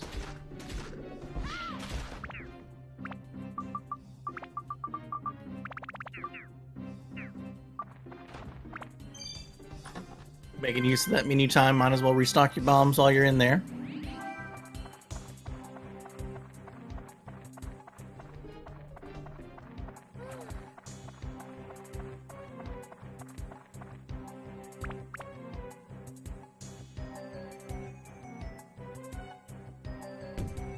Anybody remembers what animal primarily is the robot themed after?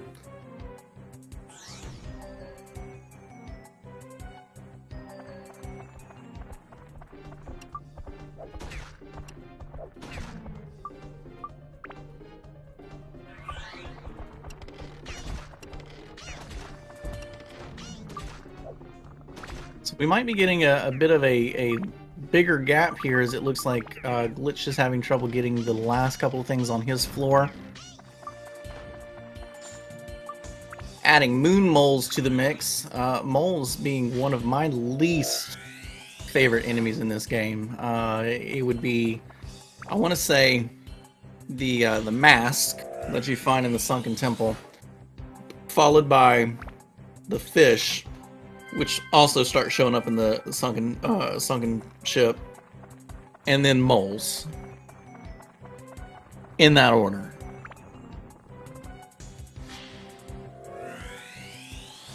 There's a lot of unfavorable enemies, but I think those three definitely take the cake as far as not fun to fight.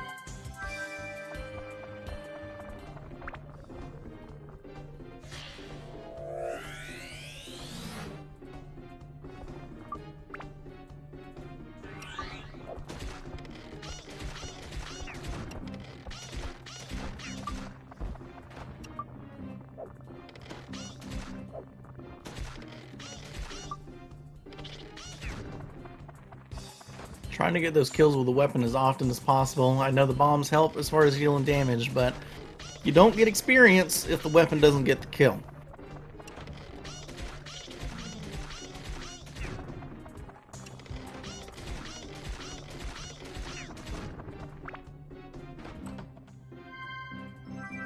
Still opening big chests late in the game, likely for monetary gain.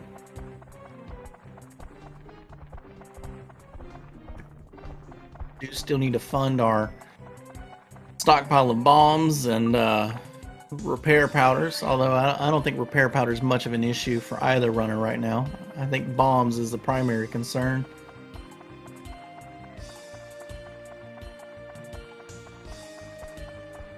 Glitched also trying to make a quick exit off of this Ruby exclusive floor.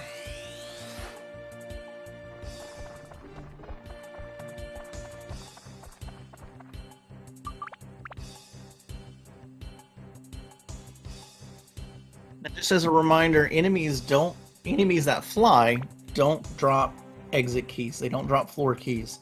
So your witches, your hornets, your bats, your ghosts, those kind of creatures, none of them are going to drop floor keys. So we avoid those witches intentionally. Now I think Arthur, which is a kind of a flying gladiator robot, I think he actually might drop keys, but if word's still hanging around, I'm sure he could correct me while I try and find the spreadsheet that tells me.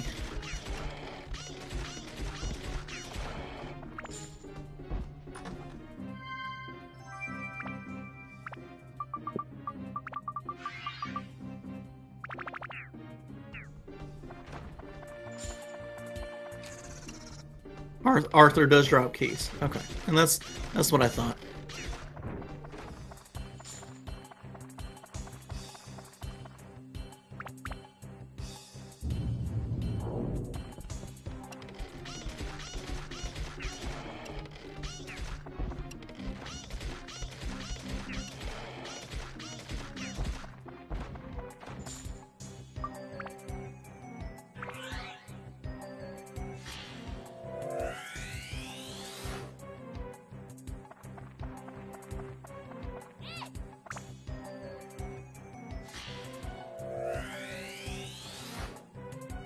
I know I've seen a list somewhere with some information, but I cannot for the life of me. Is this it?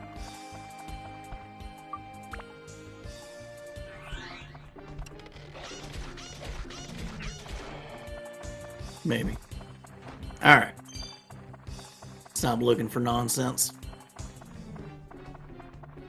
Glitch getting very unfortunate. He did a full clear of this floor so he can get off of it. So this is the unfortunate thing that I guess is going to set the runners apart for this, is how lucky are those limited zones going to be. Now you should only have 2 limited zones, or 2 character limited zones.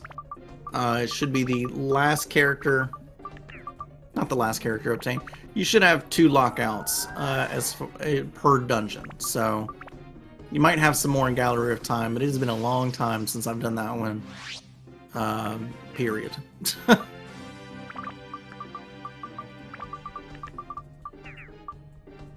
Alright, so by comparison, we got an early key now on floor 5 for Glitch, so if we can run around and grab our Atla as quickly as possible, and judging by that, it looks like there's very, very few Atla if I can see those map colors correctly.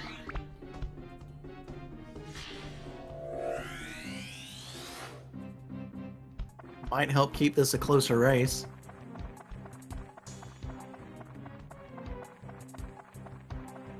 Of course, a small floor with little to do. It looks like Closetowar is going to be out of here very, very soon. Getting close to the halfway point for this particular dungeon.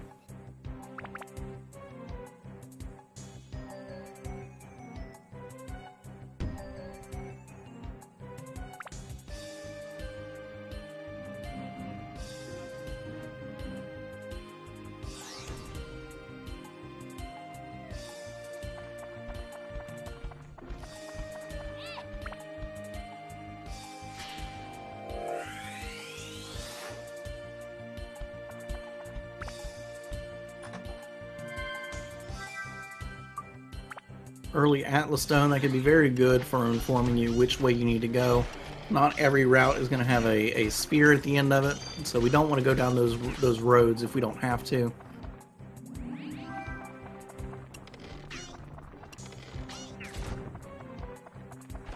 Now, the benefit to using Zhao primarily for your damage is when it comes time to jumping over those gaps, you don't have to switch characters.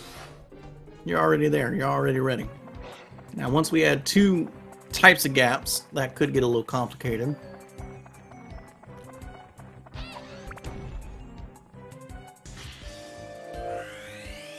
See if that moon bug hits him. Nope, I didn't even see the shot. It's always dangerous when you hear that shot go out before you get stuck in an animation, because that shot is still sitting there waiting for you.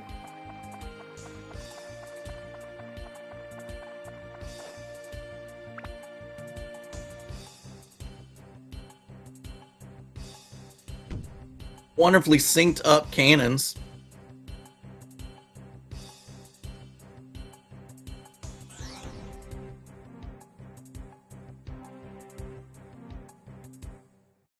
Closetowar did enter that cannon animation just slightly early, but it does look like there is probably more of a delay for load screens. All right, so we're meeting our last and final addition to the group. This is Osmond. I kept calling him Oscar. You guys let me do that. Why would you let me call him the wrong name? This is Osmond. He is our brilliant engineer. He's been trying to take out the Dark Genie for some time. Their ship, their fighting robot got destroyed in their last attempt, and there are parts scattered everywhere. That's why we're going to running all over the place to find them. I wonder if Oscar makes ham.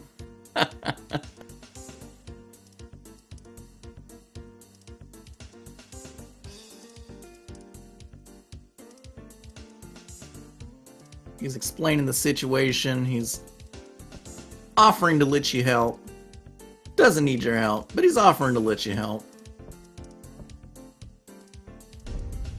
I'm going to show off our schematics.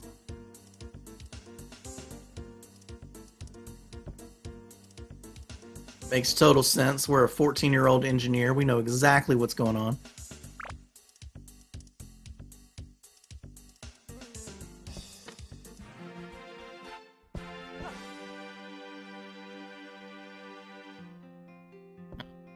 Rabbit is now a part of the group.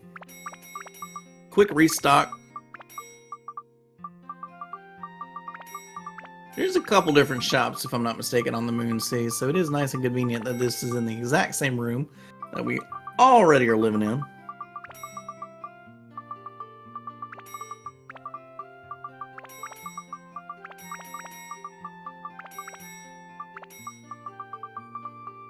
Selling off extra attachments, trying to get some money, it looks like. Got to fund our explosive habits.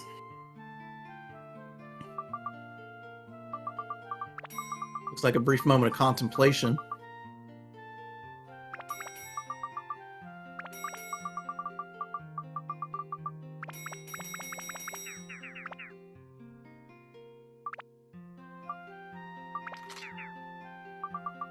Alright, so immediately getting a new weapon for Oscar. Got me calling him Oscar still. Osmond immediately getting a new weapon. Because nothing says RPG fantasy like guns. That is what our rabbit friend is using here. We upgraded from a semi-automatic to a full automatic.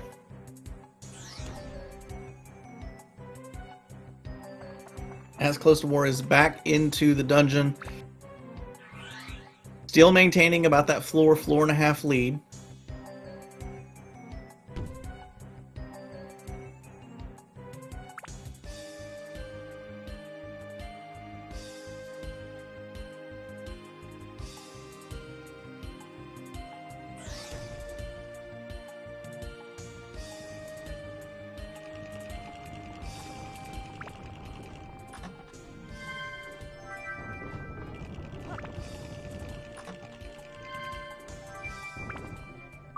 So we just get to fly around.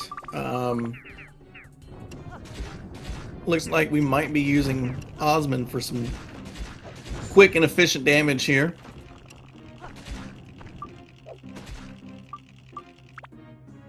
Still don't know that I'd like to get that close to those moles, though. They'll knock you down and keep you down.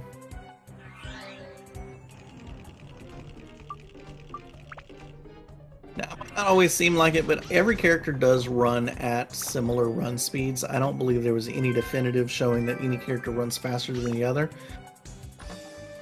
But I will always argue that Osmond moves faster because he can fly.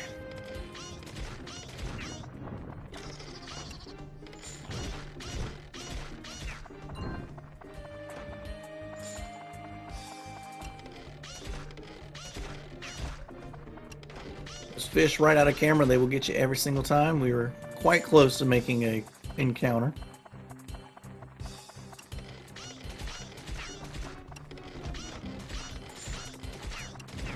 Ain't any more enemies over on Glitch side, but they are blocking his path, so we don't have much of a choice. Looking to make sure we don't have any more Atla because we do need every single one. We can't miss a single one.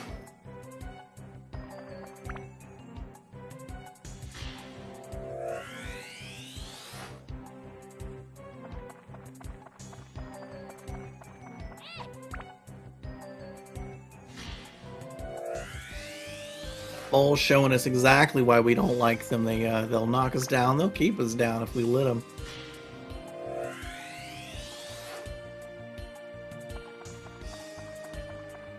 Thirst meter is unfortunately too low. We did have to use a heal. Couldn't just keep running.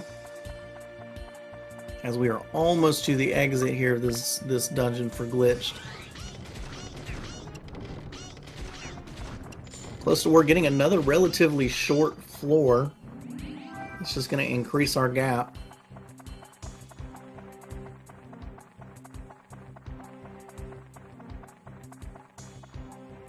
Not much lore to be had here on the Moon Sea.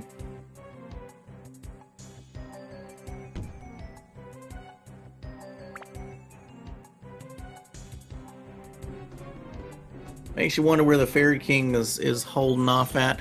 You know, I feel like, and this is just the vibe I get from the moon, there's probably some hot springs on the moon, right?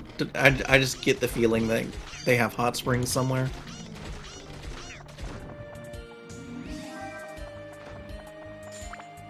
I imagine the Fairy King is just holed up at some type of sauna somewhere.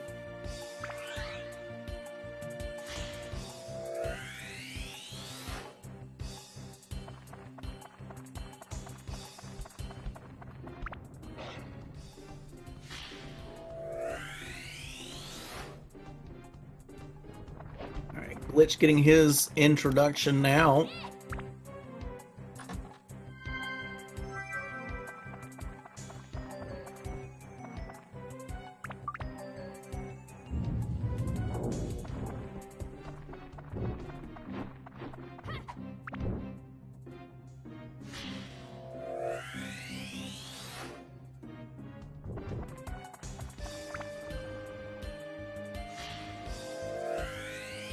I can't imagine as an English runner recognizing any of these Atla at all.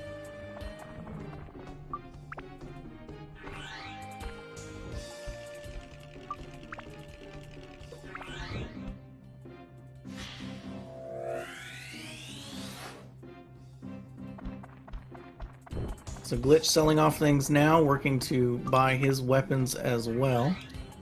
Making sure to keep the things that he will still need.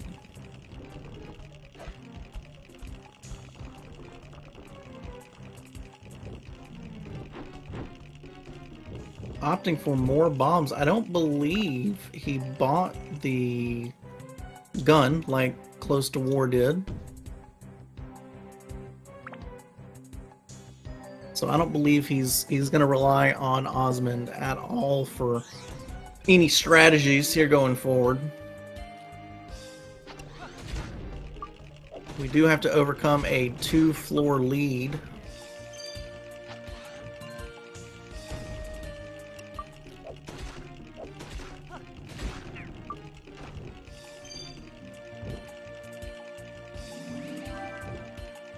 Oh, we did get the gun. I just didn't notice it. All right.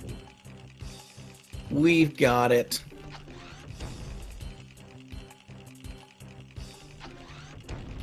He just had more money than he knew what to do with. Alright, so I believe Closetowar was on a limited zone, because he is off of there already.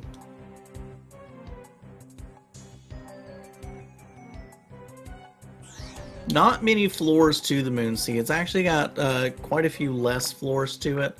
14 floors worth of... Minus the limited zones, 14 floors where you need to find exit keys. Floor 15 is where we're going to fight our boss.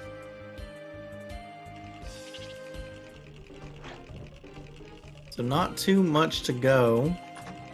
Looking for those dead ends so that we can limit the amount of time we spend killing enemies.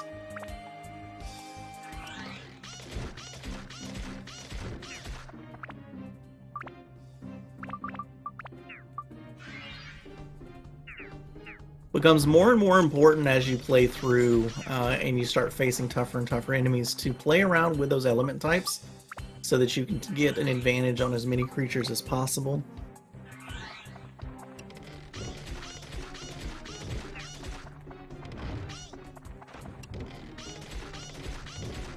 You know, one less shot spent means more shots used total before having to repair.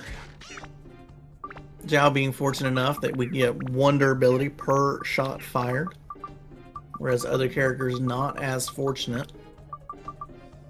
I believe Osmond is similar, only he does shoot rather quickly, therefore that durability kind of wears down fairly quickly as well.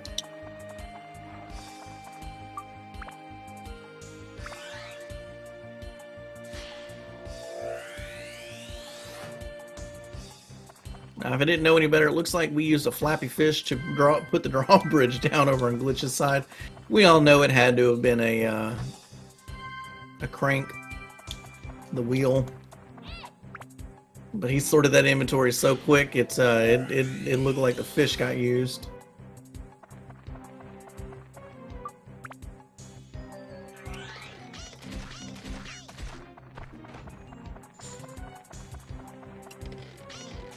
Did not get the stone, the magic stone, so we end up wasting a small trip. Checking that last floor, that last room. Thankfully, it was right next to the cannon, so we're okay to keep pushing through.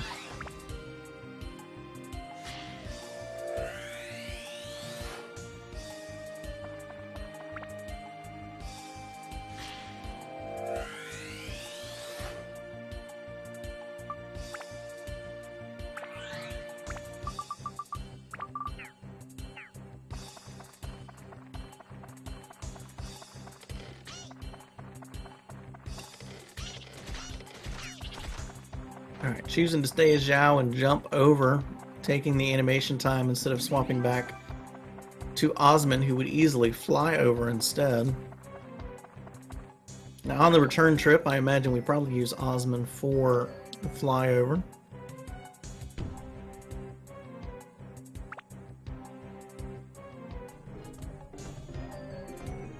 That is the benefit to that character gate, is Osmond being able to fly over is you're not wasting the few seconds it takes for your animation time, as well as changing characters if that's what you need to do.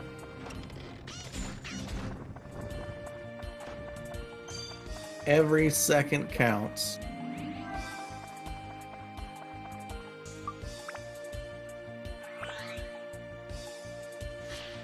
This race has been remarkably close the entire way through. I mean, both runners have been running into bosses at virtually the exact same time. Drain happened at the exact same time.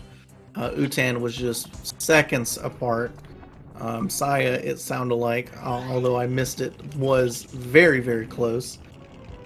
Both runners getting to the Moonsea within about a minute to a minute and a half of each other.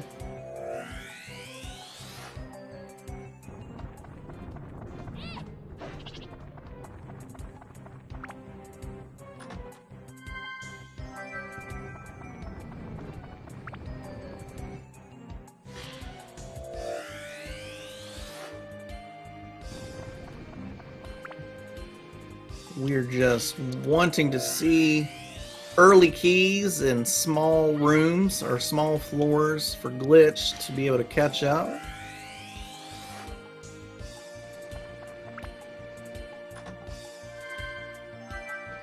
Now you can see on Closetowar side that that flying enemy there, Arthur. He's the one unique flying enemy that will drop exit keys, whereas other flying enemies just won't. He's also one of my favorite character designs in the game. It makes me think of Alexander and what they like to do with Alexander in most of the Final Fantasy games. Big old giant fortress. And more notably, here recently, he does tend to be more of a mech style than just kind of Colossus Golem.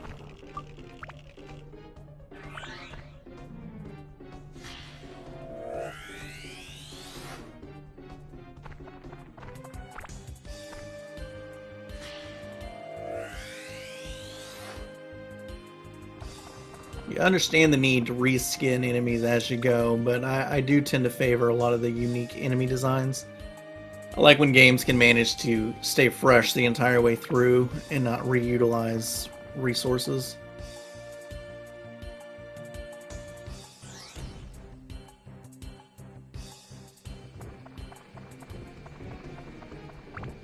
The Closetowar is on his very last floor before the boss. We'll have to spend a considerable amount of time building. We'll see how quickly he can manage to get that done.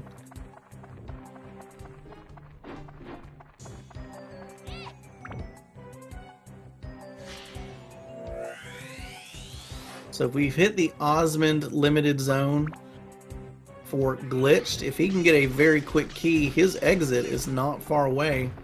We're going to hope this golem gives him exactly what he needs.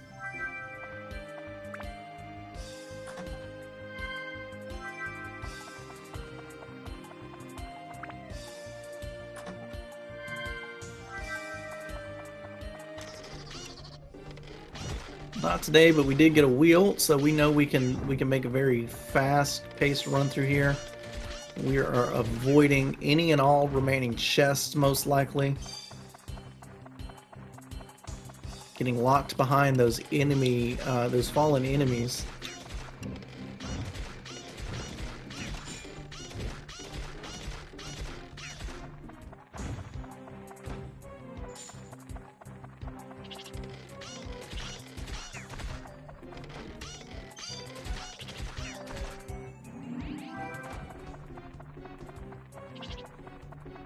Excuse me, Closetowar with his key. So he's just looking for what remaining Atla exists here on this level. Glitch did get a reasonably early enough key, so we are out of there and moving on. Floors 12, 13, and 14 left here for Glitch to make his way to the building section with Closetowar. Closetowar with 3 Atla looks like remaining. Go ahead and zoom his way all the way to the very end.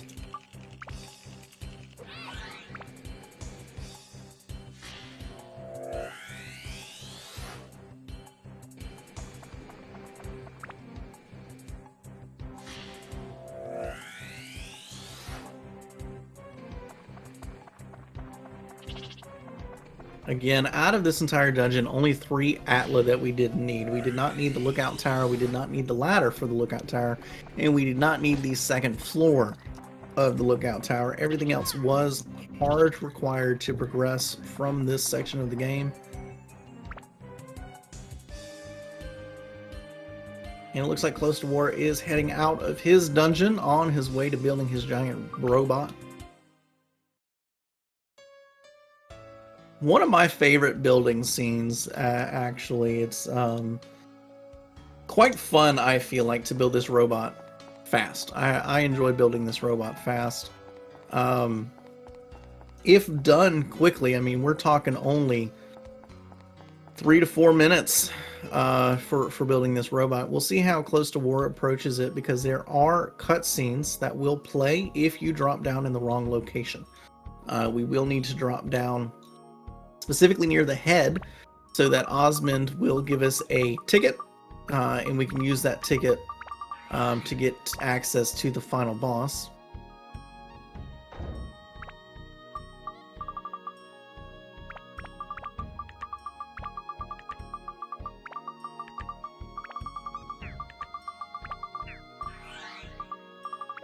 So we'll say 5:32. Let's see how he finishes this one here in just a second.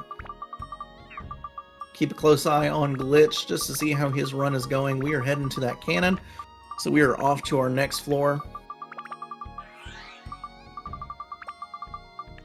Yeah, unfortunately, it looks like we're not making it to those bosses at the same time for this one, but it is still a hell of a race, and I wouldn't count Glitched out yet. We still have the entire Gallery of Time, and the Gallery of Time is quite a bit. So doing kind of what I expected from Closetowar, not putting those pilots into those other pieces.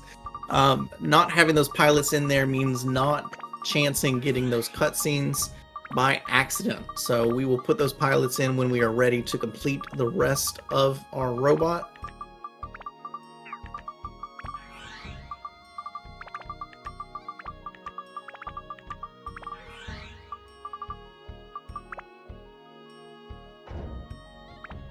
Some runners choose to build the robot from the ground up just based off of where you finish when putting your Atla into your required slots here. Closetowar choosing to go top down.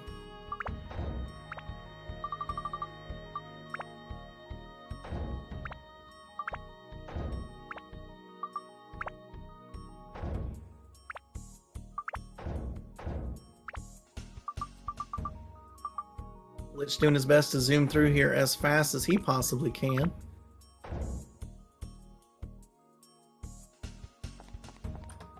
Now you got to remember, when you're placing the items for the robot, there are specific parts for left and for right, and it'll have it listed on there with L and R. Put your hands up, see which one makes an L. So when you're building top down and you're staring at it with the head up top, you end up having to make sure that you invert where you're placing those. You know, your left goes on your right goes on your left. If you opt for building the robot from the feet up, which is where you end as you're going down your list and putting parts in, you end up with left on the left and right on the right. A lot of people have a hard time with positioning, knowing how much room you actually have when placing it, and it's going to take all of the space that's required. So if you put your feet at the very, very top or bottom, however you're looking at it, you'll make it there just fine.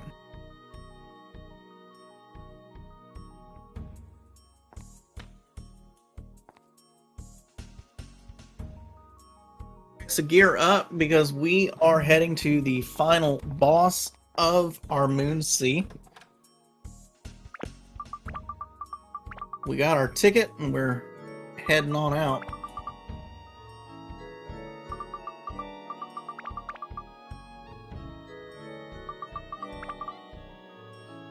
Glitch getting just his last remaining Atla for this floor, and then he'll head off to the last floor of the dungeon.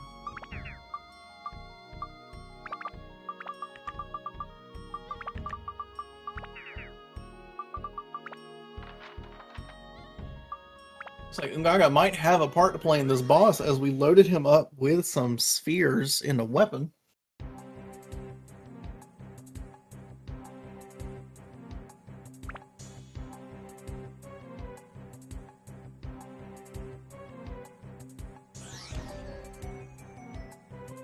It's like we weren't on our last Atla. We are checking this last room down here just to make sure, but we did not have the wheel that was required.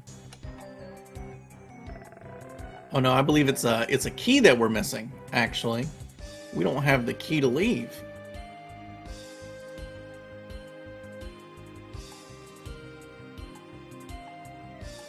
It's an entire full clear. It's not what you want to see this late in the game. Alright, so Closetowar has gained entry to this little stadium that's popped its way up on the Moon Sea. We are here looking for an energy core to run our robot. In order to get it, we just got to beat this wonderful, lovely Minotaur here.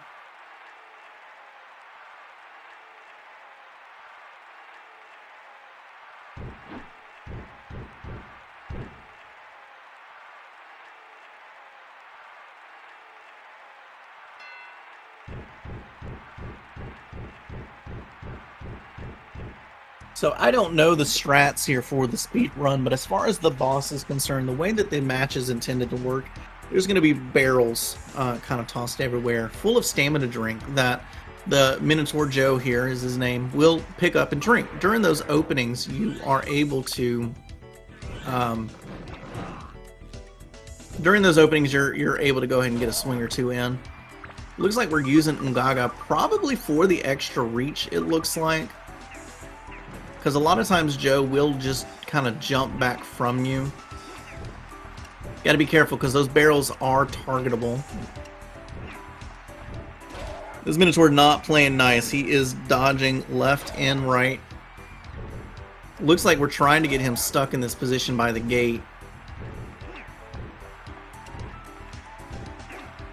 We might run out of the stamina drink before it. Nope, never mind. He is done with just a few hits. Now, he likes to jump away from you and then do a swing, so we're taking advantage of the fact that he wants to run away and getting him stuck on that gate. While he's stuck on that gate, we're taking the extra reach that Ungaga has with his spear, his staff, to be able to hit him more reliably than Tone with his sword, as you would normally fight him or anybody else for that matter. We don't like using our ranged characters. They tend to have weaker defenses and just aren't going to hit as hard in most cases.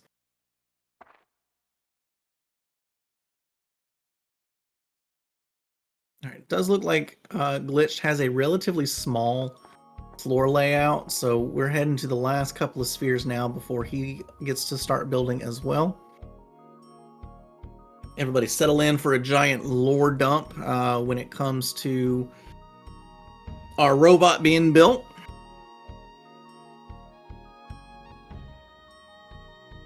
We have to input our power source, get the rest of our pilots in position.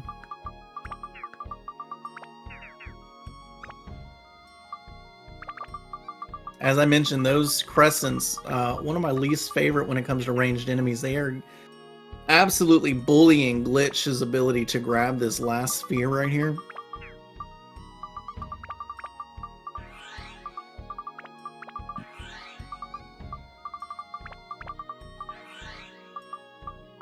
Now the pilots are placed in order, so when you sort the way that the pilots fall, that's where you're gonna drop them. All right, and Glitch is off of this floor, so he'll get to start building here very soon. Have one of those robots at home in your backyard? Yeah, it's collector's edition, really.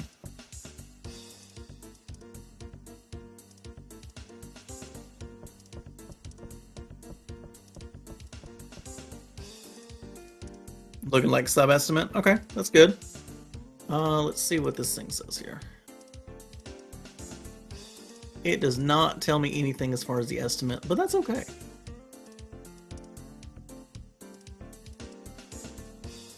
I know we were saying, I think, what, 7.5? Or did we go for a full 8 hours? Just to be safe.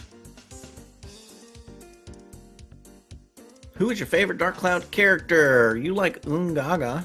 Okay. Bunch of facts about Ungaga.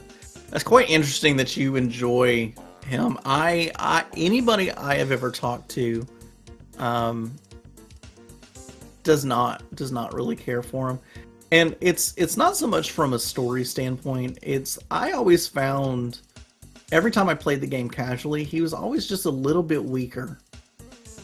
You know, obviously you've got time to build up some of the characters you've had for a while, but as a character coming in, you know, fresh and new, typically they're scaled up in ability, and I just felt like he was lacking when he joins the group, you know? Always turned me away from wanting to play him as far as the character was concerned.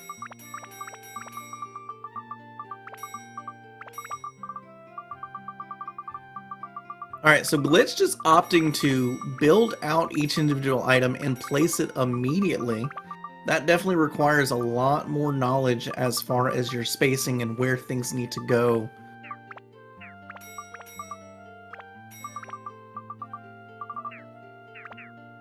Choosing to put the pilots into position as well, so we have to be very careful when we drop down to grab our festival ticket that we don't run into the hitboxes for those events.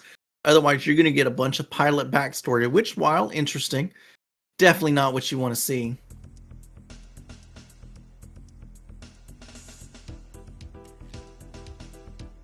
So there's roughly about 10 to 15 minutes worth of cutscenes between here and our next playable section that Closetowar is on. So we're going to get real comfy and watch as we get a lot of story content. Yes, Doc, the command we couldn't get working earlier today. It is a full 80% run of the Japanese version of the game. Rough estimate, about 8 hours worth of playtime.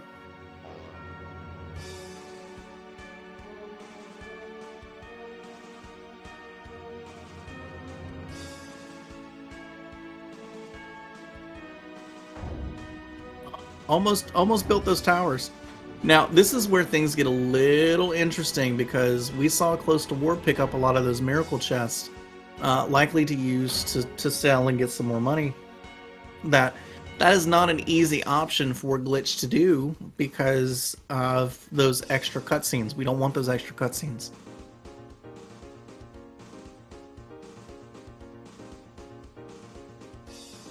Getting set up with Ungaga and his weaponry as well.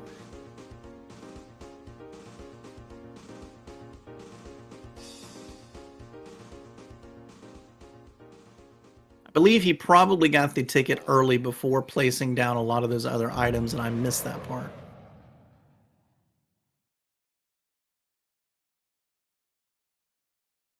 I think it's not working as you're past the normal U10% estimate. Okay. Maybe something to do with the channel setup. I got you.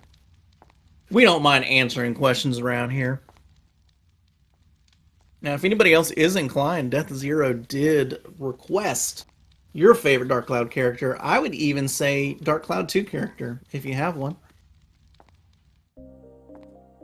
I think when it comes to the two games, I think Monica was a very interesting character.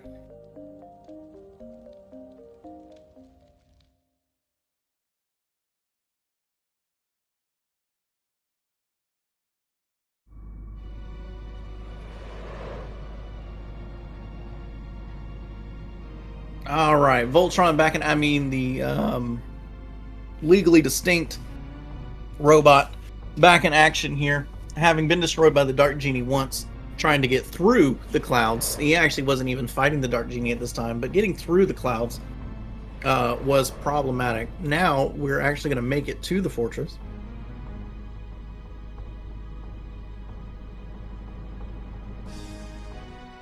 As we have Beautiful Joe on the left.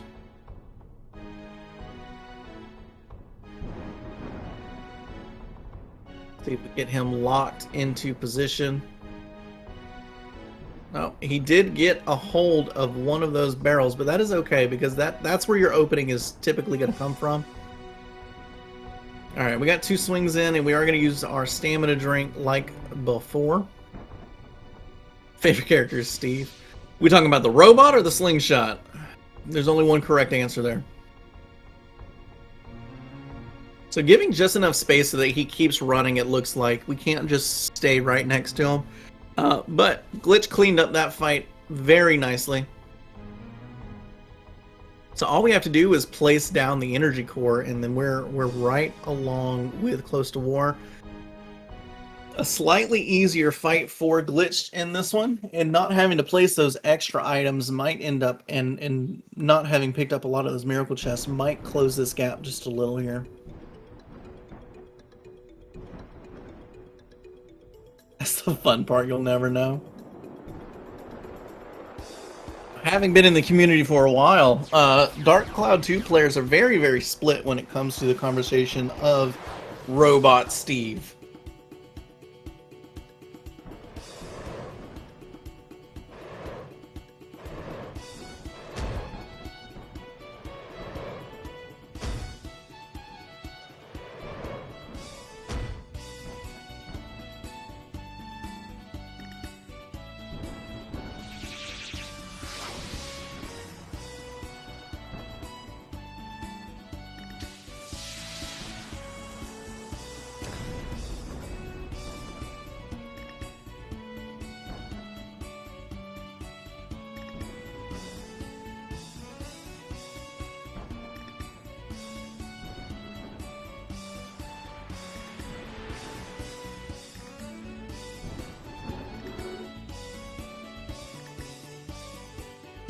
Alright, so we are watching our robot friend make short work of the Dark Genie, it would seem.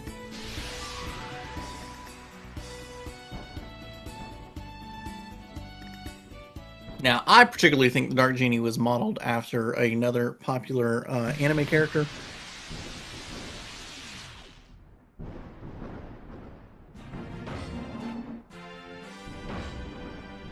I feel like we got a lot of references happening in this scene between you know, Voltron and just character design.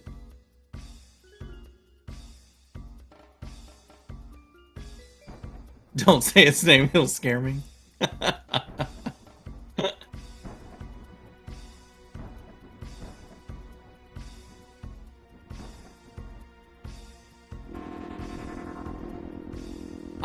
I think this whole scene was heavily influenced. So just a lore dump happening on both sides here.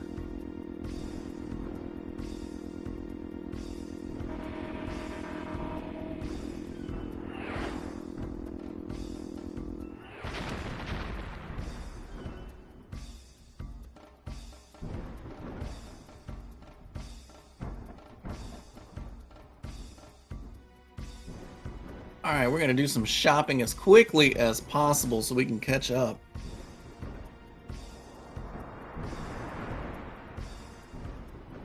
Lots of bombs, lots of feathers. Getting more bombs.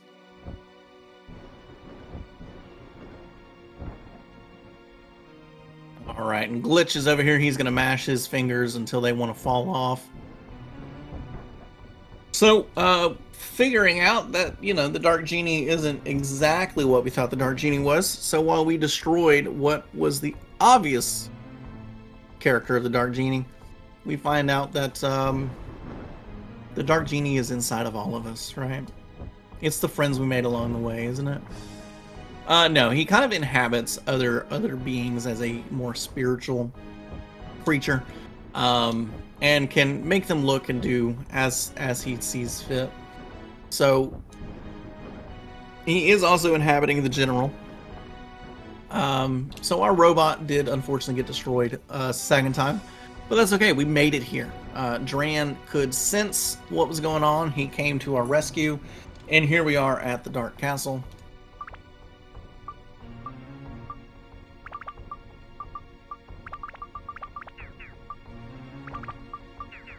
Making sure we have everything that we need for this fight. Or for this dungeon, rather. This will be our last dungeon for this run. This is the Gallery of Time. Very similar to the Moon Sea. Every Atla is going to be required. Every Atla is adding to the story development of the history of how the Dark Genie came to be. So this is where we get some more lore.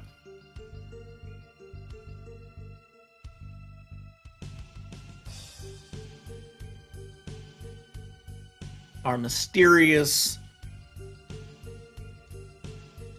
encounter from the very beginning of the game has returned. And we find out there's a lot more going on here than we originally thought. He is also possessed here by the Dark Genie. And in efforts to fight it, in efforts to grab the Atla so that he can defeat the Dark Genie on his own, he kind of sends us on our way. Tells us a little bit about himself. He was cursed by a witch. He wanted power. His kingdom was under siege.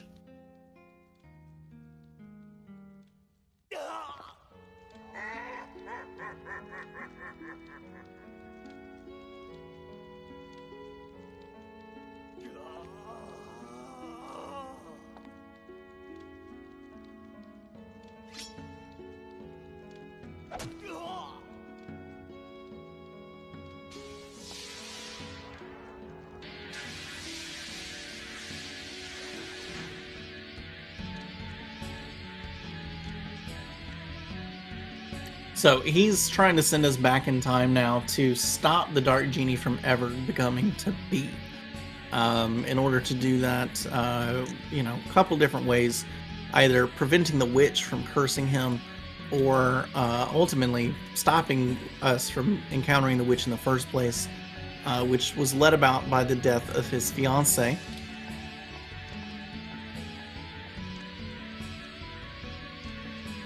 So we're going to travel through history and we're going to learn little bits along the way.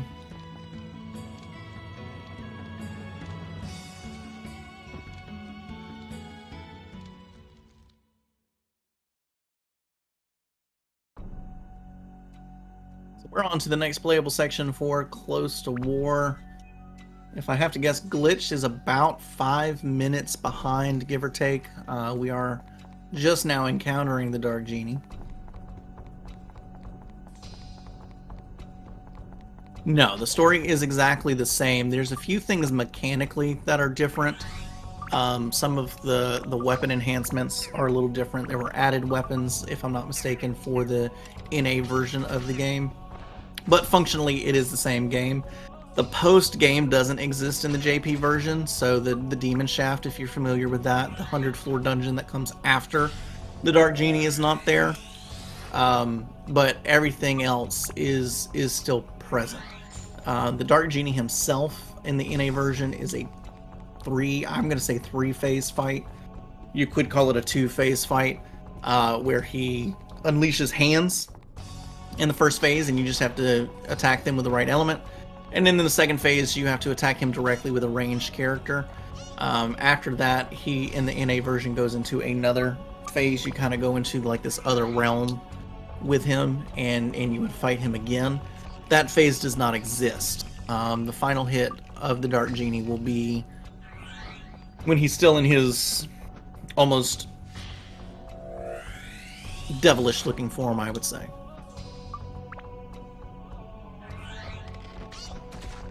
He already had the curse. So the Dark Genie is he circumvents time. So that's the reason he still has the Dark Genie at that point, is because he was already cursed, and that curse transcends time. So the Dark Genie basically follows you back to that moment. So even though, he never encounters the witch, the Dark Genie's still free to do as he pleases.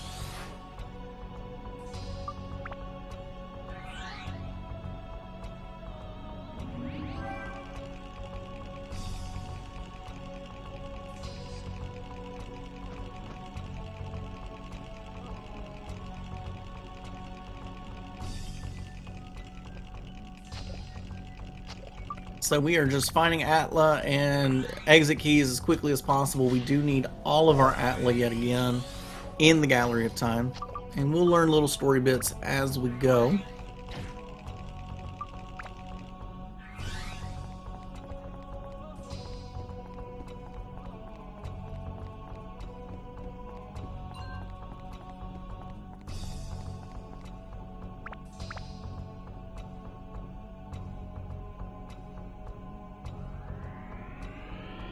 Let's see if any of them pick up the flapping duster. Yeah, we'll see.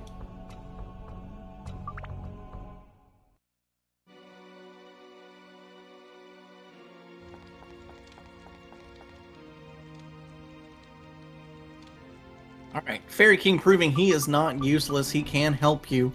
As a matter of fact, even has quite a bit of useful things on his person. He just chose not to be helpful beforehand. I don't believe... I could be very wrong, Flying Walrus, but I don't believe so, because the only reason he sought out the witch in the first place is to gain power, and I don't, maybe it is after the battle, but he sought out the witch after the death of his fiancée.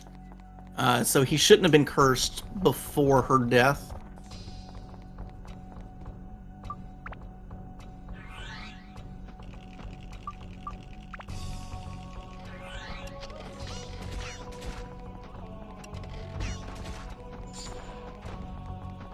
Let's see.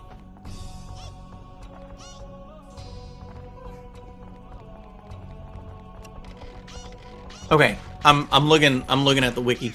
No, he did seek out the witch so that he could win the war, and then the tragic loss that he suffered was the catalyst that released the Dark Genie from within him. So you are absolutely correct. He was already cursed prior to her dying.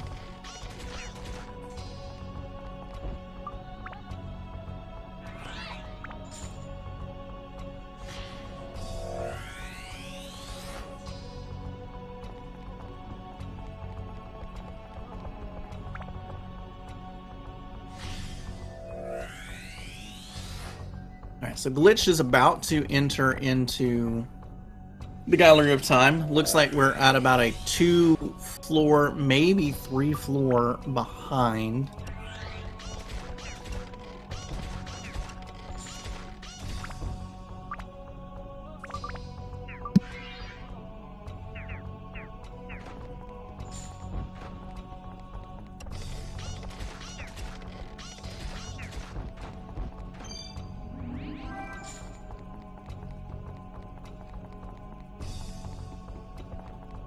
Dank loud. That's it. That's what we're playing. Dank loud.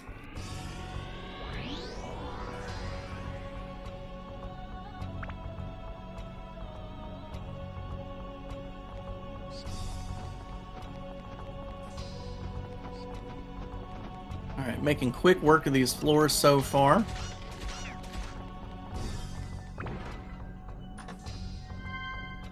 I did always enjoy the look of these chests versus all of the rest of them.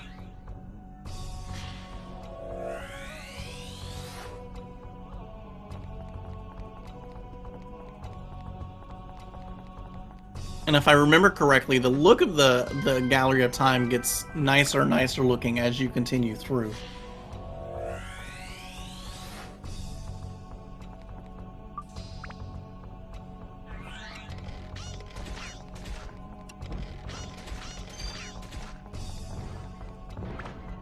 Absolutely don't forget to follow these runners. If you are big fans of Dark Cloud, these are definitely two that far above and exceed.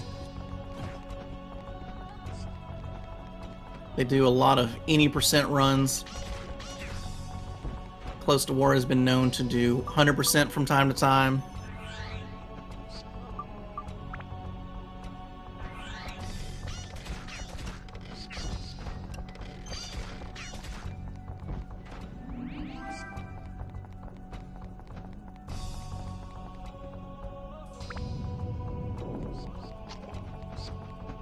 Our earlier commentators, Word of Wind, very, very good runner. Does a lot of any percent. Has done a lot as far as research on the game and what we know as far as like how a lot of the Atla work and the map generation and things work. Very knowledgeable. Sonic was with us earlier. Very good glitchless runner.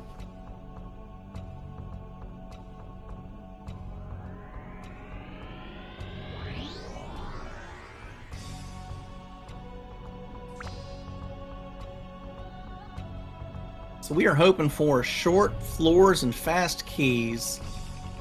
Avoiding that bat. Flying enemies are not dropping useful things. We want to avoid flying enemies when possible. So unless they're absolute gatekeeping, we're just going to leave them alone.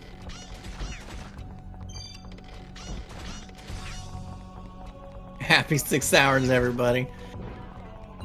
Who has been here from the very beginning? Who has seen all 6 hours of this crazy run that we've had? Hey! Good job getting that command working.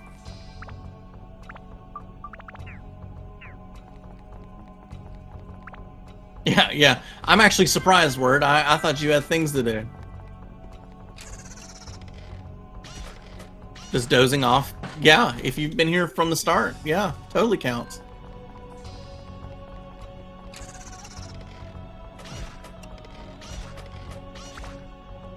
Now, I might have been working earlier, but I was here from the beginning. I saw the crazy Divine Beast Cavern. Saw some shenanigans in the Wise Owl Forest, too.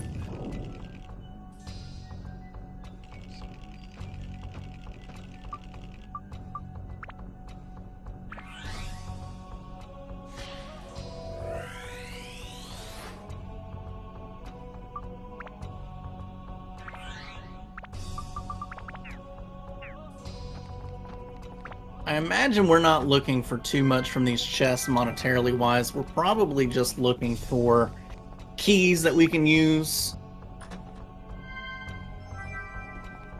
maps, magic stones, that kind of thing.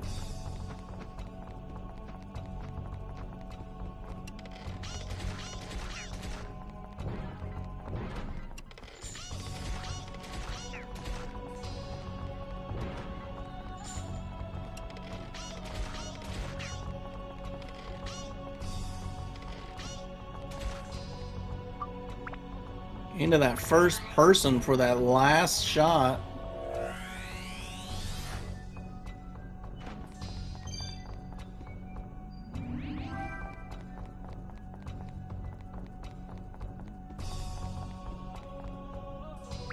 It's not often we see runs that are this long showcase, so this is definitely a real treat. I know a lot of places that showcase speedrunners tend to keep it on the shorter side. We know that attention spans run short, and we know that it's very easy to get lost. Very hard to dedicate, not just for the runners for 6 to 8 hours, but for the viewers too. I mean, it's hard to sit and watch consistently for that long. So anybody who's been here from the get-go, definitely thank you. Your support to speed gaming is appreciated. Your support to these runners is appreciated.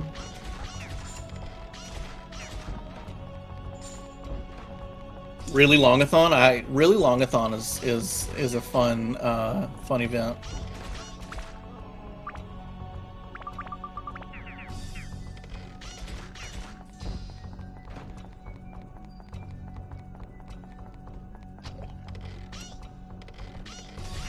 What's the minimum run time for Really Longathon? It's like, I think it starts at 6 hours and goes upwards.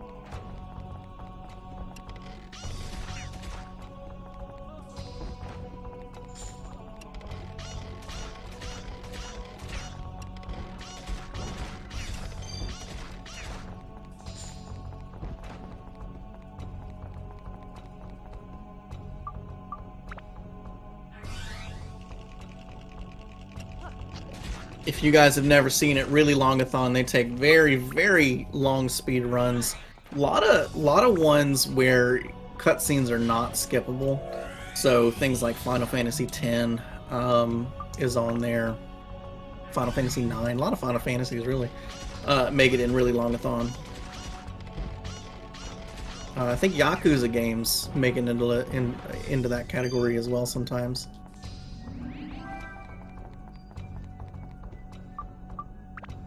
You end up with a lot of 100% style runs sometimes. Cookie clicker speedrun win. Make a category. We'll do it.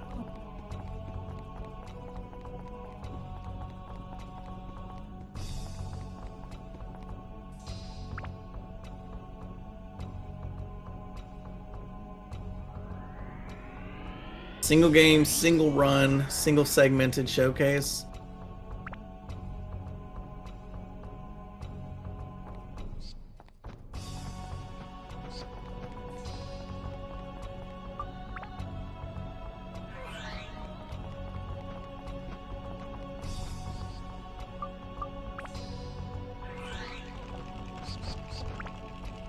Unlock 10,000 year door. Paper Mario. Yeah, I can see Paper Mario categories being long. I don't know much about that one as a speed run though. Mario RPG, the OG one, is a really long run. I know.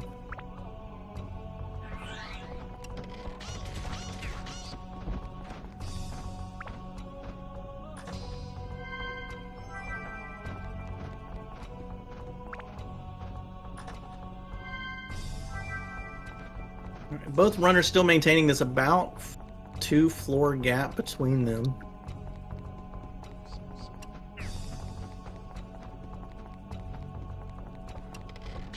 we are looking.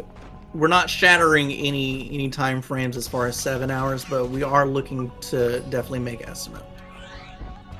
If I had to guess, we'll probably land somewhere about 7.5.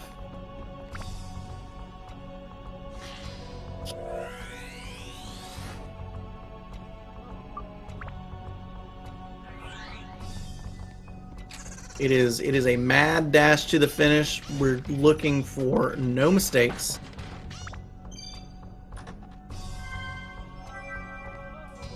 Things that would absolutely set the runners back at this point are going to be full clears. So we want fast and early keys.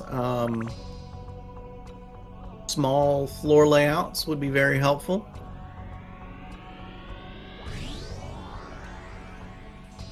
Any type of death is obviously going to be a huge setback for either runner.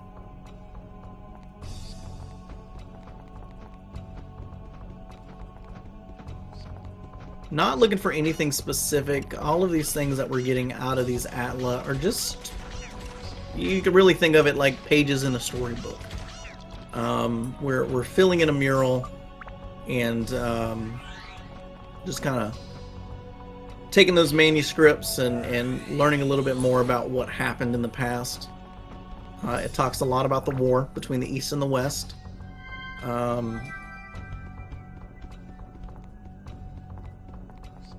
Seda, our king, was losing, and he petitioned, or he was petitioned by a dark wizard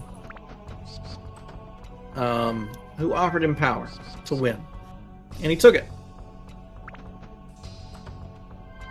And you know, as power does, led to some shoddy things down the road.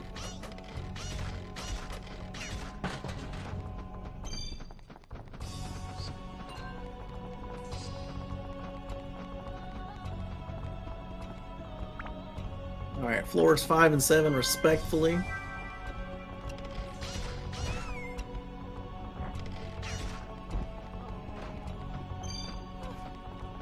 Yeah, I don't know how relevant those big chests are going to be at this point. We'll see. Because I don't know what we need right now as far as money is concerned.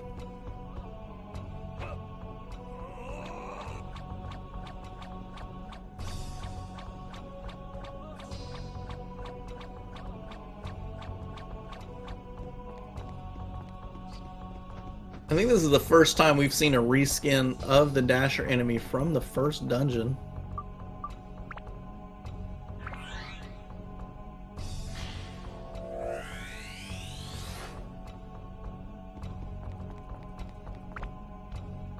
Free feather.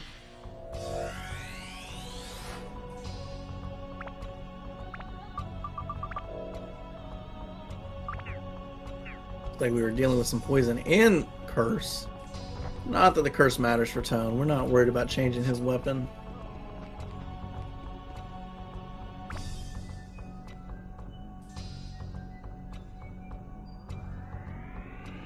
Alright, nothing changing for this floor gap. We are still looking at 2 floors difference.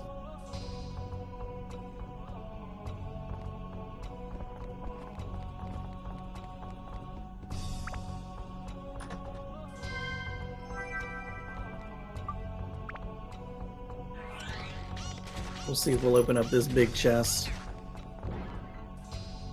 Looks like we are still opening up these chests. Slingshots.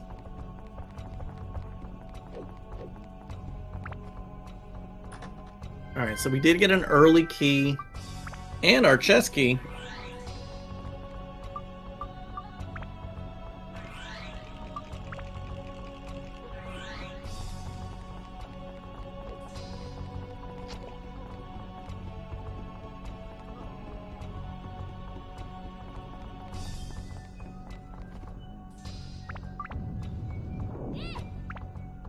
I think Word talked about it earlier that doesn't really enjoy the longer runs. I could be mistaken, however.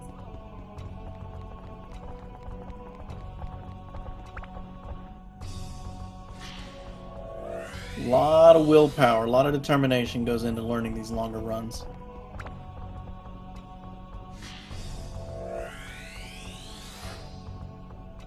I remember my first playthrough of Dark Cloud back in some 2000 year.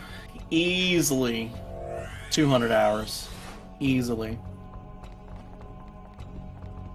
You always want to just upgrade every weapon. You end up fishing for days trying to get enough points to buy gems.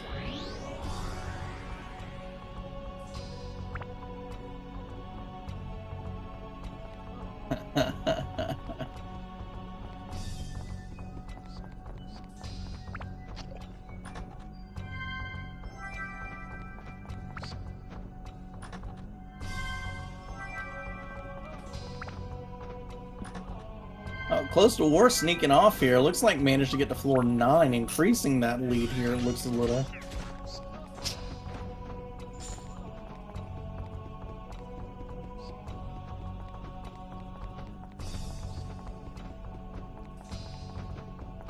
Zhao being poisoned and thirsty. That's a double whammy as far as poison is concerned.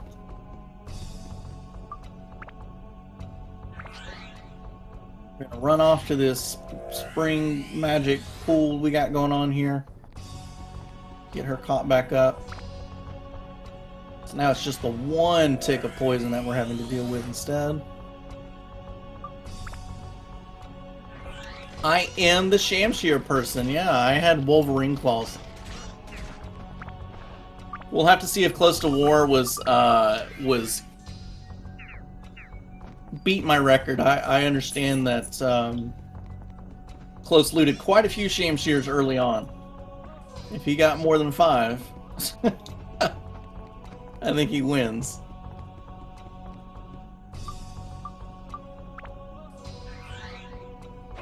Yeah, a bunch of Shamshirs and Wolverine claws. Could be fun.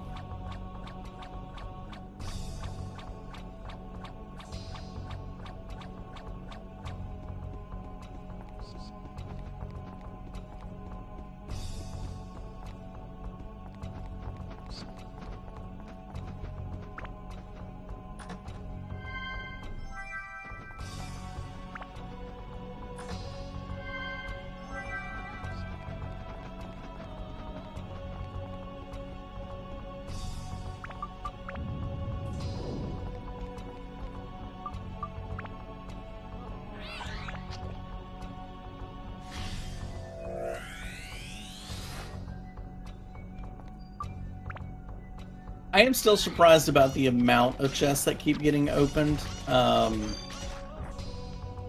Obviously, we wanna unearth mimics, right? We want to make sure that we get gate keys when we find them.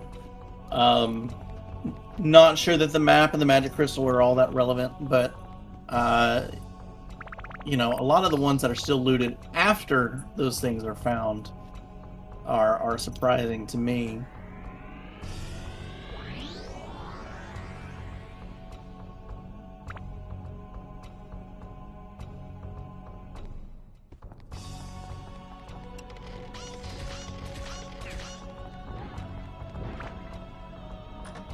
Oh, let's see. Because they do them by year, I don't remember off the top of my head how many floors are in Gallery of Time.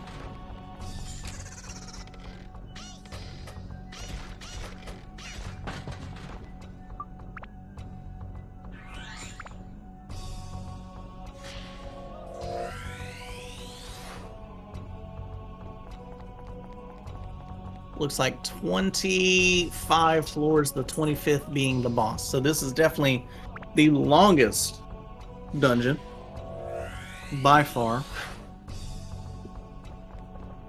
Closetowar making short work of it though. We're about halfway through.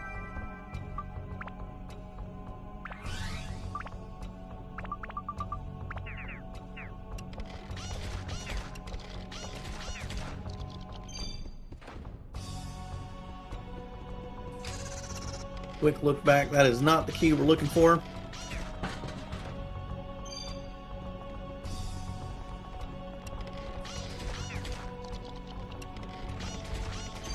Playing cards also fairly fun as far as enemies are concerned.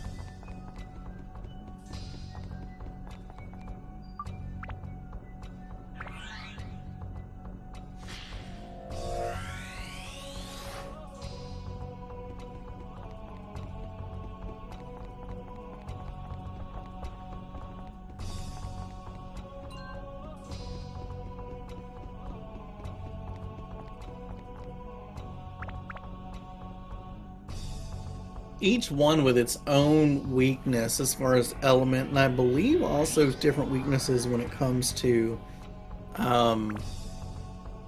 creature type. I don't believe they're all the same creature type.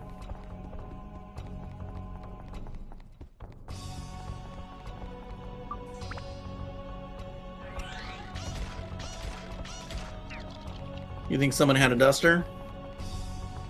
Could be fun.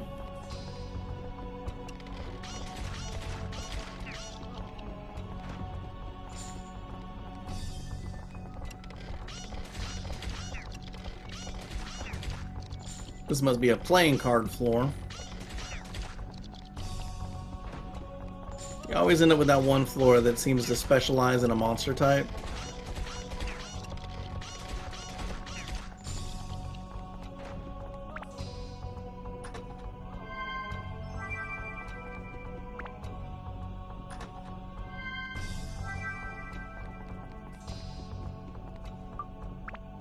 Being held back by monsters. We already have our key for Glitched. We're just trying to find any remaining Atla for this floor.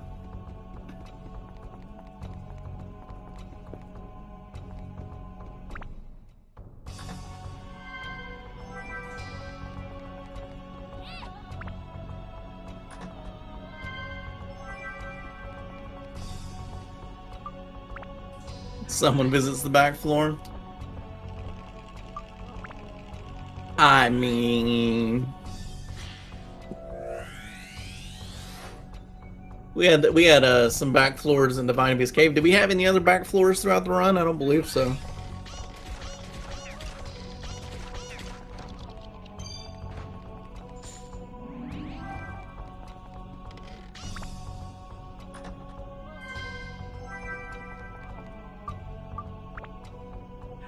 I had not realized you could actually run to the side of the stairs to activate the clock. I always ran up the stairs because that's the obvious intended thing to do.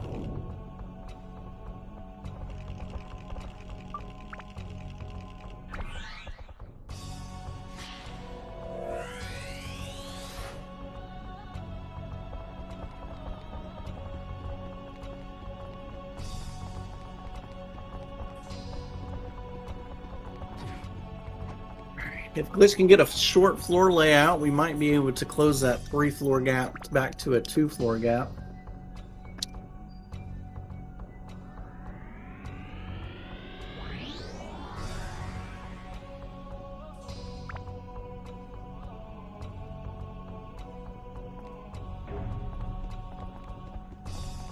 Not opening any chests, so we are definitely seeing either some time save that we're trying to accomplish.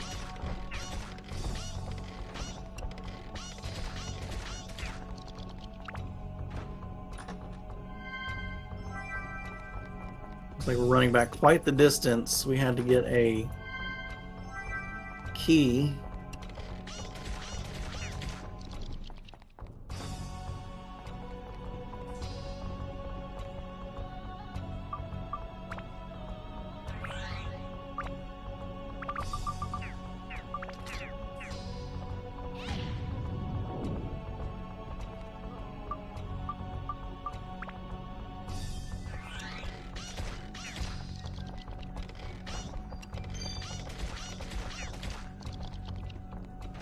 Alright, RNG definitely showing its head here at the end of the run. Now these runners have definitely stayed as close as possible.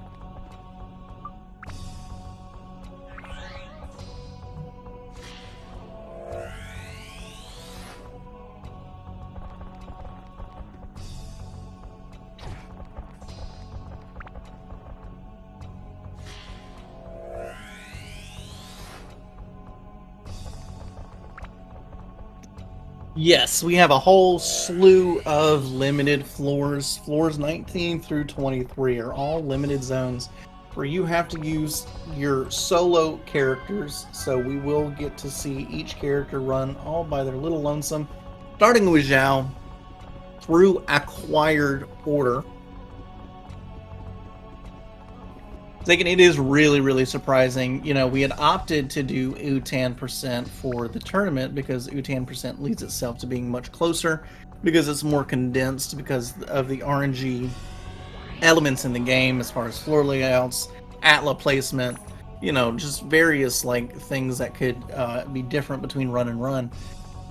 We see a lot of time differences between runners in racing scenarios. So the fact that these two runners have stayed so close the entire time has been an absolute mind-blowing experience.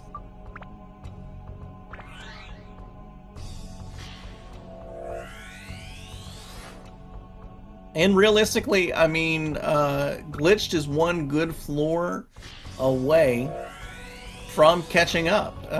You know, Closetowar might need to have a bad floor, while Glitch has the most blessed floor that could exist, you know?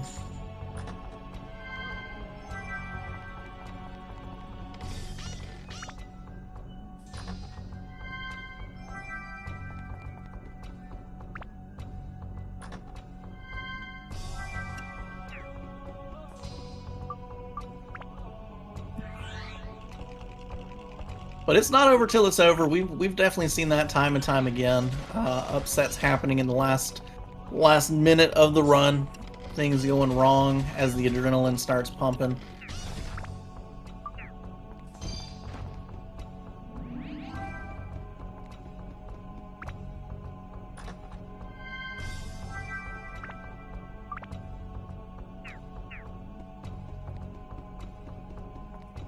Both players managing resources as best they can, taking advantage of those springs as they come through, giving characters health and increasing their thirst gauge. Thirst does tend to be one of the most ignored features of this run. We got an almost synced up clock. We had at least one synced up cannon in the last dungeon.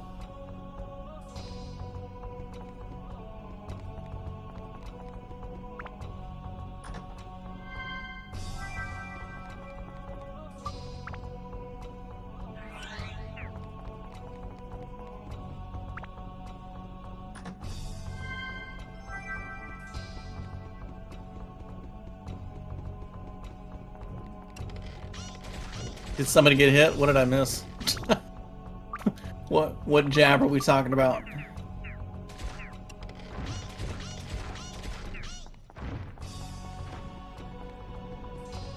You try your best to look at all both screens. Doesn't always work out.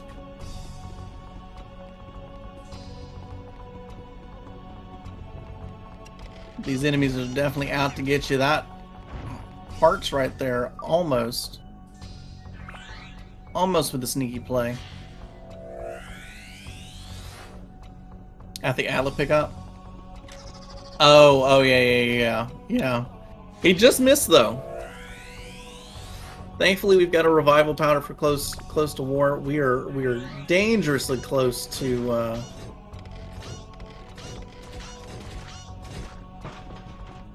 the first person takedown of our King Mimic.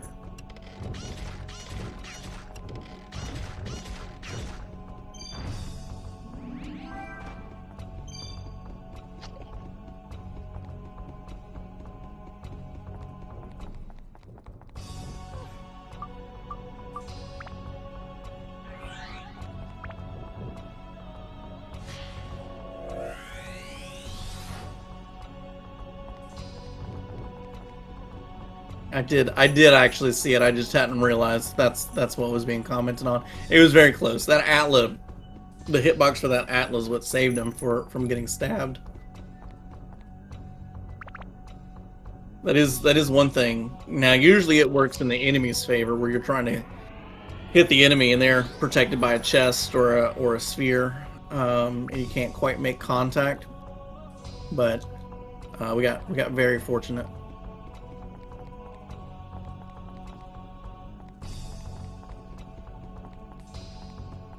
You think there's potential for sub 7? You know, we're on floor 15, about 10 floors to go. He's averaging about a minute. There's a feather duster. We're looking like 2 minutes a floor at most. So as long as we're not hung up on floors like Goro floor or you know, Osmond floor, I think Ruby is going to be okay. I think Ugaga is going to be okay. But I can definitely see Goro and Osmond being kind of a pain if they need to kill a lot of enemies.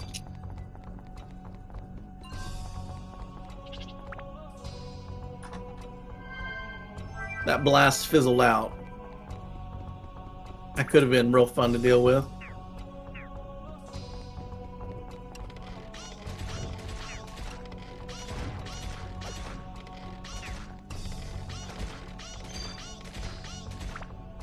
Yes, as I understand, the duster cannot drop in the English version.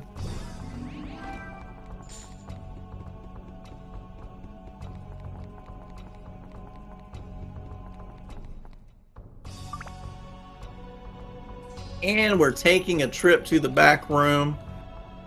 Now, this could be what Glitch needs to catch up.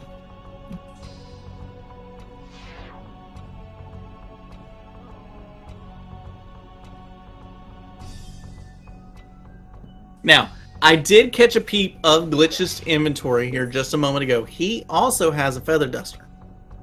So he might make the same play if he's looking for something. But it actually looks like Closetowar is just flexing. He's only going back there for the sole purpose of going back there. Didn't actually care to be there.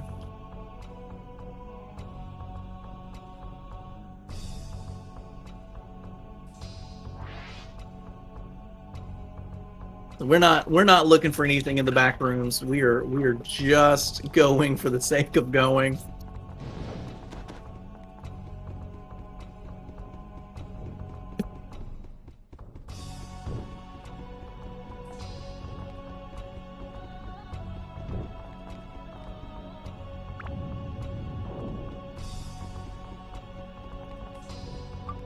Now do it again. Absolutely. Hard required. Every feather duster has to make a trip.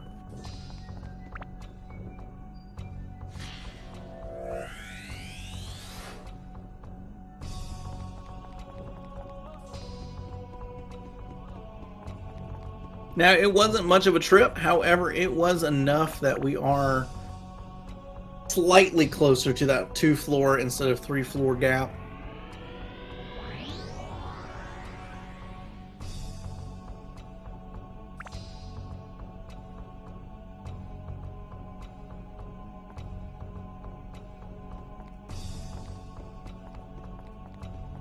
And our castle, we go further and further back in time. Our castle's looking a little nicer. Each floor, our carpet's not as tattered. We are seeing more whole runways. Dragons going down a lot easier than they did at the beginning.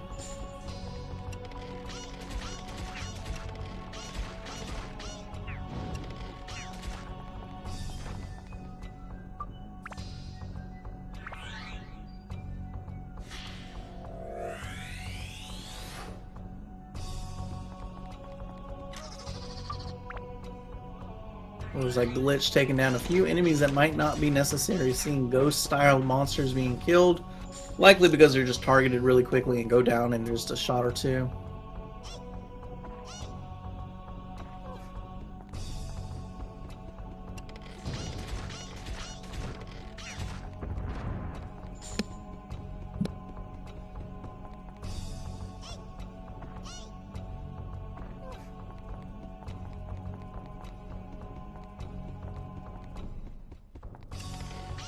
Closetowar is getting really close to those limit zones. Floor 19 is where it's going to start.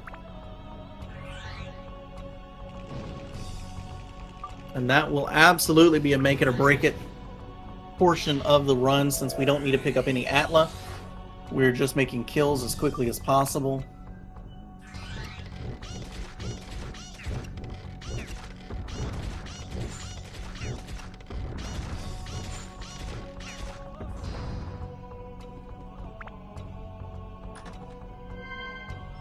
Black Dragon's looking a lot scarier than those Fire Dragons.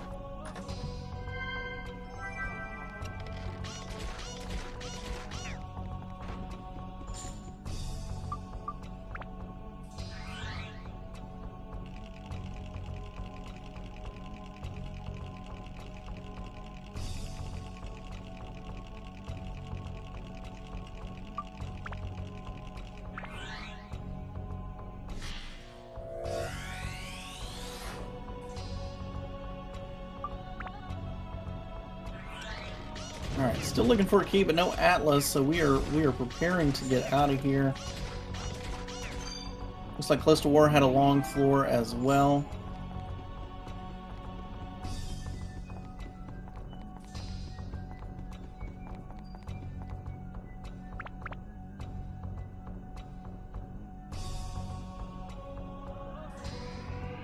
We're sorting ourselves away from our keys. Pretty close to a sync clock. We might get another one before the run is over.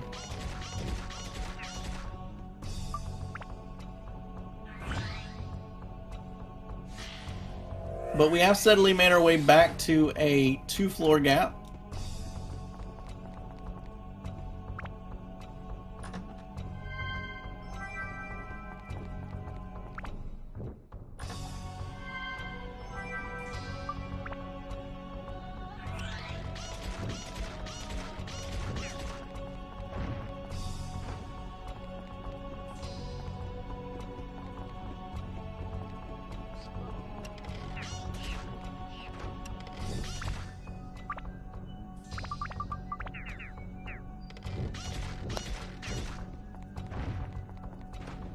A few too many character swaps, it looks like, having to go to Zhao to kill the floor, but swap to Tone to grab the Atla.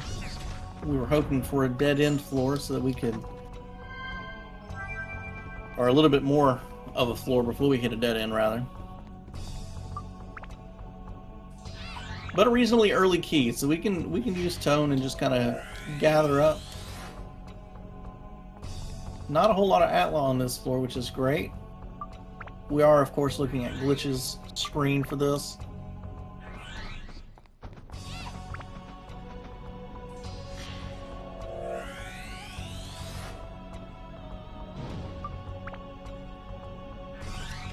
Potentially needing a gate key here. It could always be a Goro gate or a Ruby gate. Looks like it is neither. We do need to open up some more chests and find our key. Running into inventory issues, not what you want to see. As Closetowar is still just running away with it.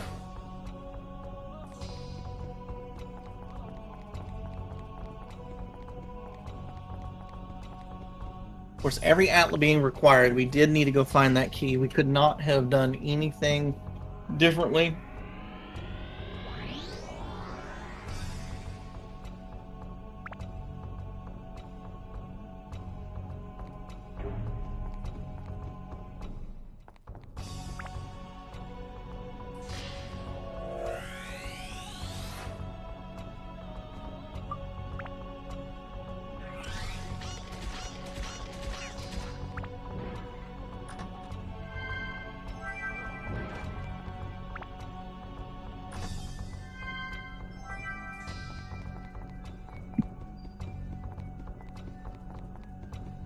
Alright, Closetowar is 1 floor away from reaching our limit zones.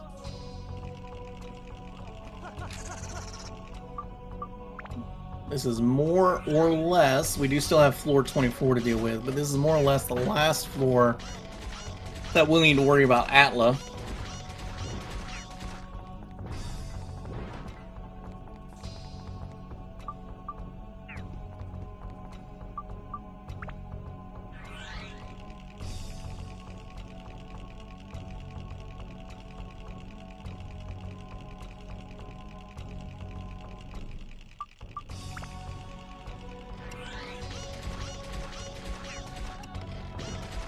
We can see swapping damage types make those dragons go down just a little bit easier.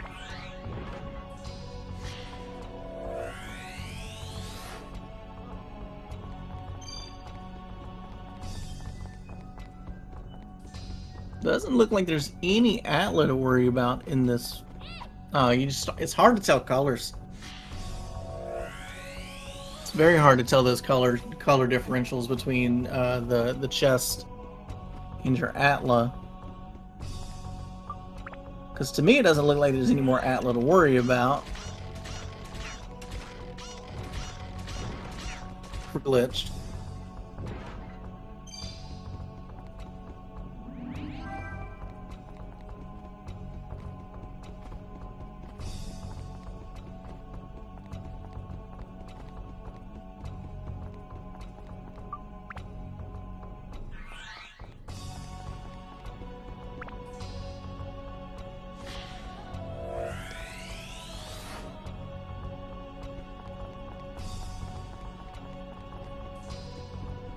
Still on the hunt for the exit key, if I'm not mistaken, that's what we're looking for, is the exit key for Glitched.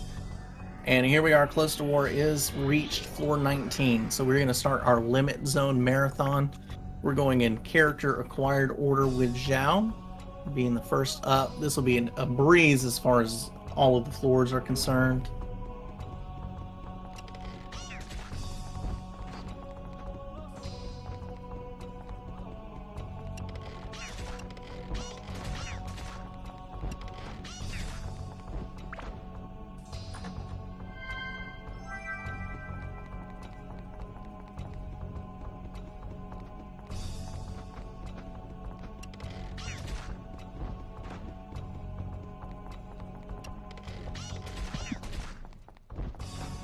Even a Seda floor? Seda. The character we all wanted, never got.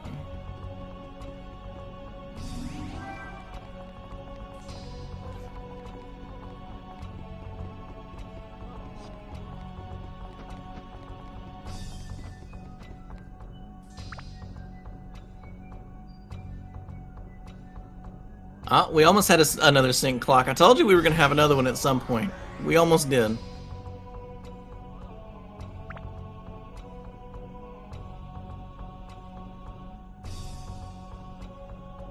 But now we're on our Goro floor. He's essentially Monica.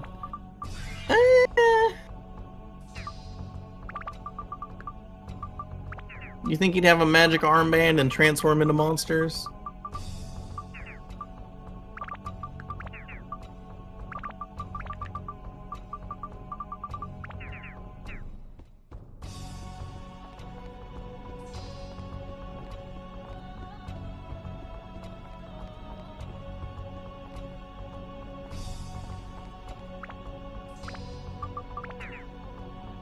Alright, and Closetowar is just playing Maze Runner over here, looking for his enemies.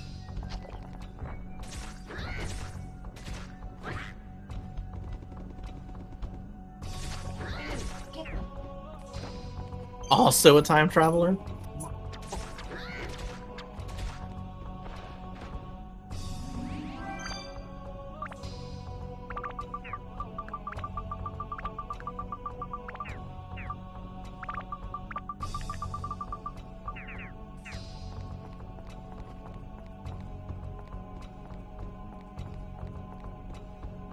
Alright, struggling a little bit more with the Goro floor. Like I thought, Goro just not having as much damage, although I looked away long enough to miss that he got the key, so never mind. Ignore anything I was just saying.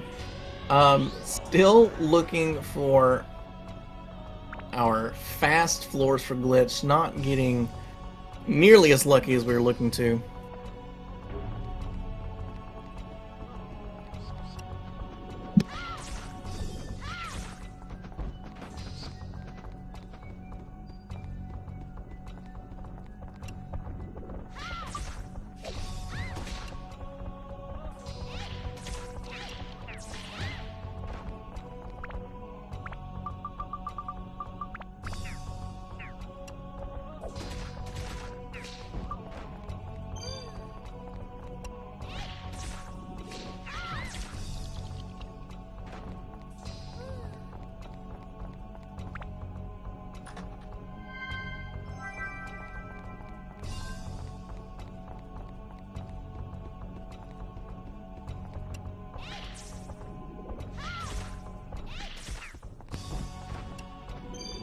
All right, floor 18 for Glitch. So we're getting close to those limit zones.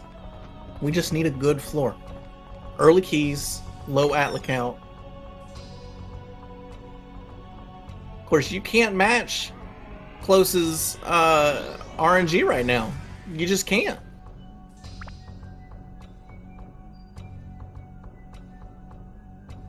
Absolutely cannot.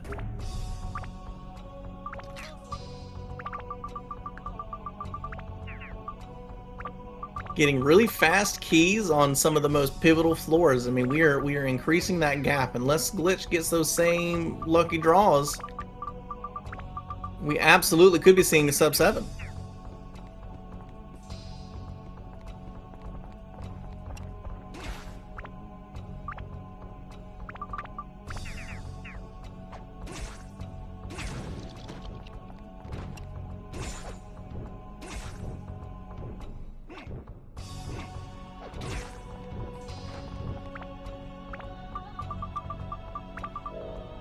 Now, having to do a little bit more to avoid damage. His defense is not as high as some of our other characters.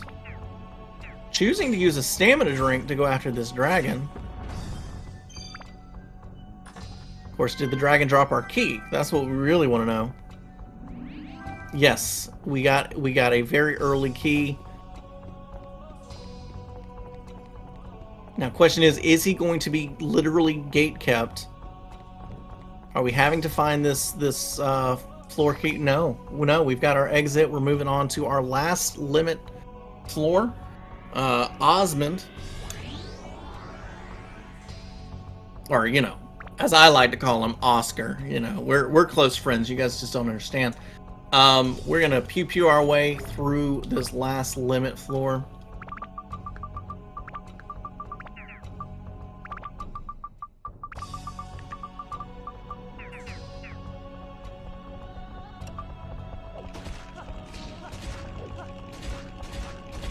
Combination of bombs and firing.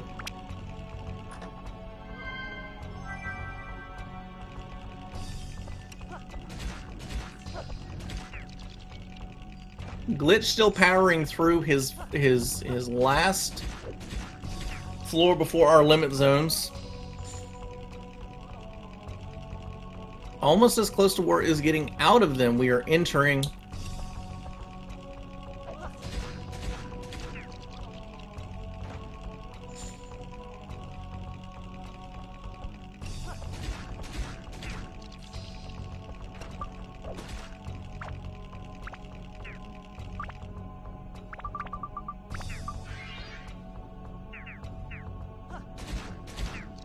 Alright, Glitch's first limit zone floor. We're going to see if he can be just as blessed, getting early keys and fast exits.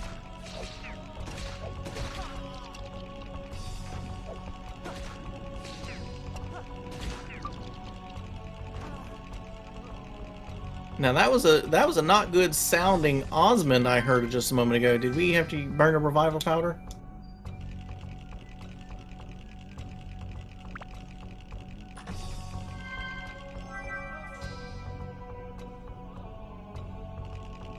Alright, Close's last floor looking more like a full clear, which is exactly what Glitch is going to need from him so that he can get out of here fairly quickly. Not the shortest out floor, but not the longest one either. We do have our key and we're heading to the door. Alright, no, Osmond is not dying, but he's definitely getting hit quite frequently.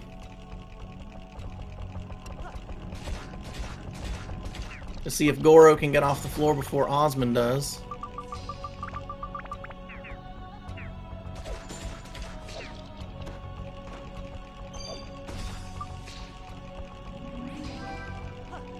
Alright, Osmond with his key. The exit is close, so it's not looking likely.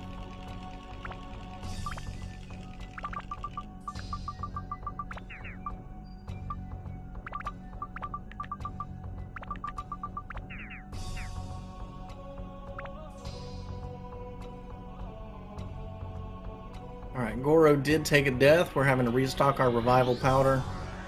Goro being probably the most challenging floor you have to deal with. His weapon set is just not the greatest, and we don't do a whole lot to build him up. Looks like Glitch is using the base weapon for Goro. Doesn't even have an upgraded hammer. Relying very heavily on our bombs for this one. We need to get a key and out of here as quickly as possible.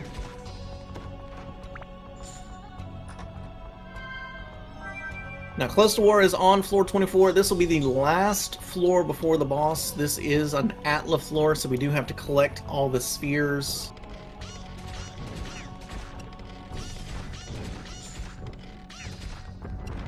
Now, correct me if I'm wrong, isn't there something, a criteria, where you have to watch all of the cutscenes before entering the boss floor?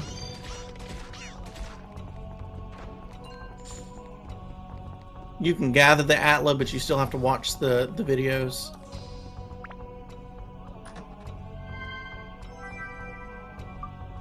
Forbidden knowledge, you guys. This is...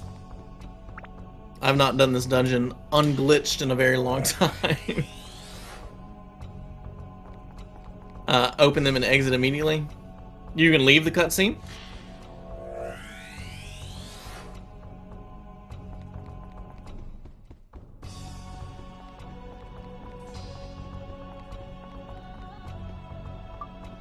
Interesting, interesting. Yes, yes, yes.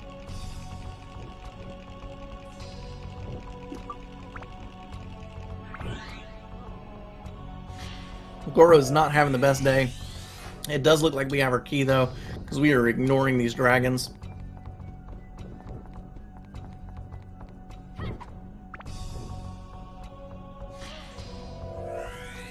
Alright, and there's our key. We're running back. We're off this floor. It's time for Ruby. Ruby, Ruby, Ruby!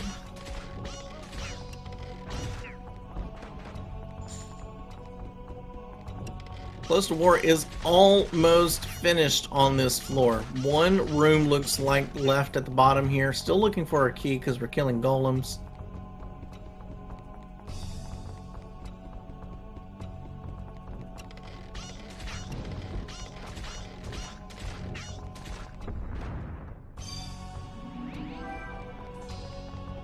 Alright, that is it for Gallery of Time. We are heading to the Dark Genie. It is looking like a sub 7 for Closetowar unless the absolute most devastating thing happens. Oh, we still have to build things. That's why. Got it. I forgot that you had to actually build things.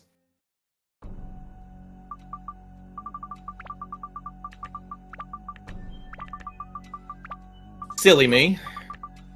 You were collecting all these pieces for some reason.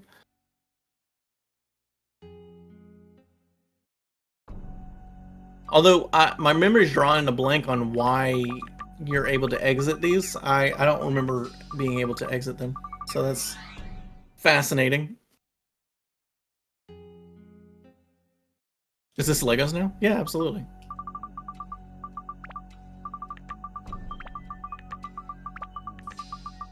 So I don't recall how many of these things there are. So unfortunately, this might take a little bit longer. Post-flight cutscenes takes like 5 minutes. Yeah, because we don't hit time until the end. So maybe not sub 7, but it was very close. Very, very close. There's what, 19 of these things? One per floor?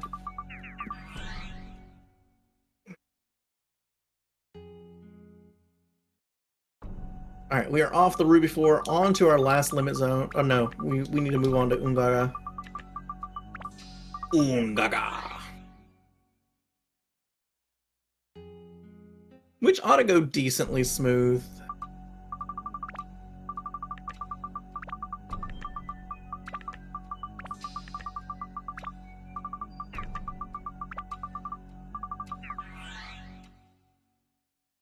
We still want fast keys. That's what we're hoping for. As we see all the story that we're not paying attention to.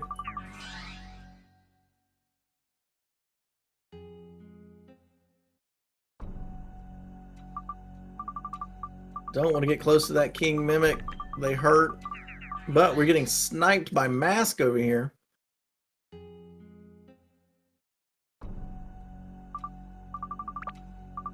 Those ranged enemies, or at least those enemies with ranged attacks, they'll get you every time.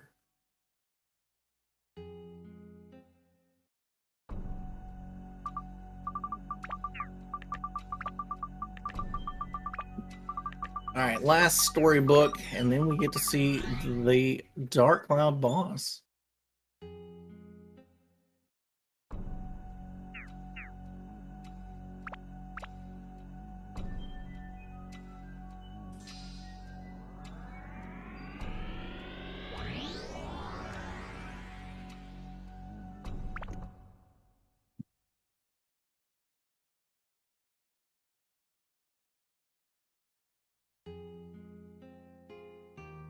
Absolutely. As we draw near to the end of this thing, I mean, thanks everybody yet again for tuning in for not just the UTAN tournament, but for this showcase of the 80% JP.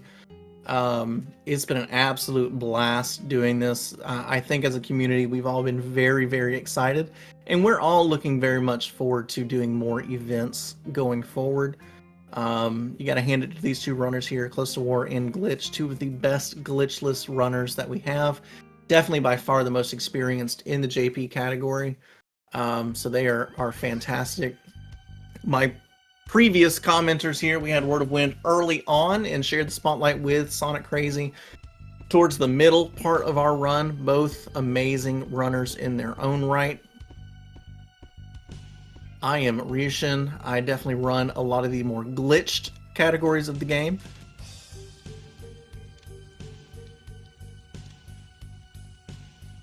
The fact that this has stayed so close this entire time, I mean, it's been absolutely wonderful. We didn't start seeing a huge difference until the Gallery of Time. Even though the Moon Sea, they were a floor to 2 floors difference, you know, that gap stayed close until we got to this point. So it has been an absolutely amazing race, especially when everybody will tell you the RNG of this game makes it impossible to see races this close a lot of the times. So this has been an absolutely unbelievable experience, seeing these two runners neck and neck.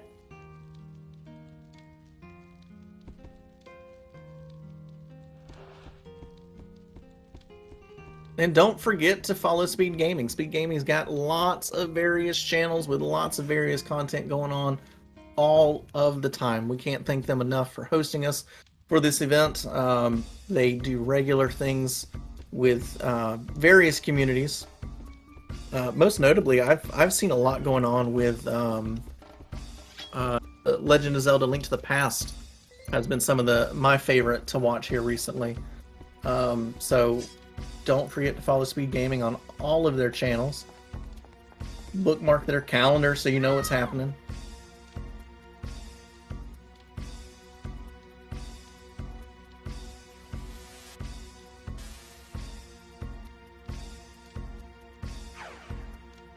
Alright, so we're seeing the pivotal moment that the Dark Genie was born.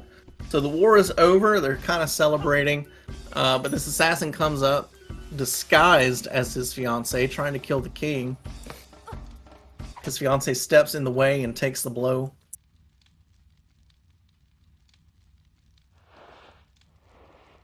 And then the loss of his dearest, nearest and dearest is what sends him over the edge into a frenzy. I always like to think about the amount of strength that takes to wield a sword of that size, but then not just that, to go clean through somebody and then be able to lift them up on that weapon and then toss them. That's some amazing strength. That yeet, that's some amazing strength. Alright, so Glitch is finishing up his Ungaga floor. He does still have one limit zone left. His limit floors definitely have not been kind. All of the gallery not being as kind.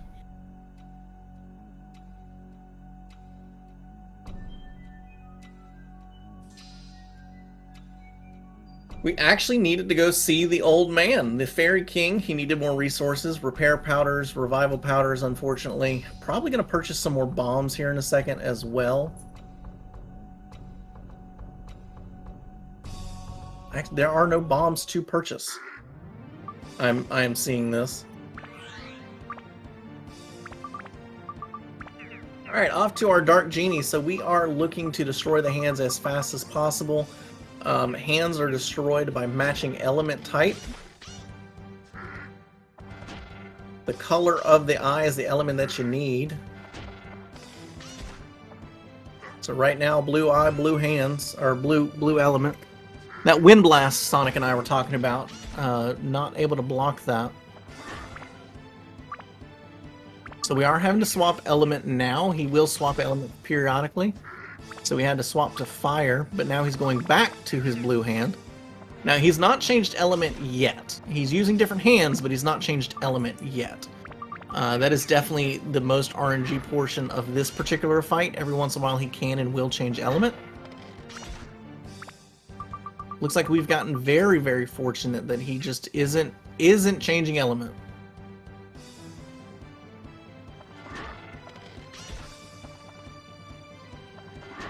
And if we get one more hit off, looks like, yep. So hands are down, never once changed element. Now this part doesn't particularly matter, although we do tend to swap to Holy. We're shooting his third eye on his Chrome Dome there. And that does defeat the Dark Genie. So we are just a cutscene away from the game ending. Now this is where in the NA we actually transition into a different phase. But this is where the game ends for the Japanese version. S-Tone uses the power of the Atmalia to bring our heroine back.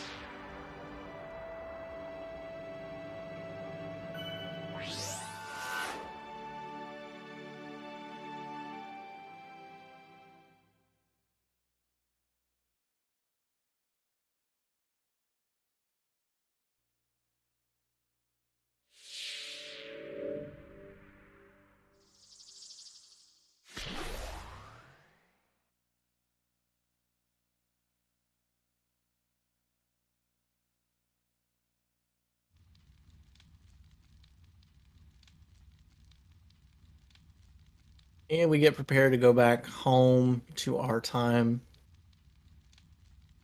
Dark Genie put to rest for now.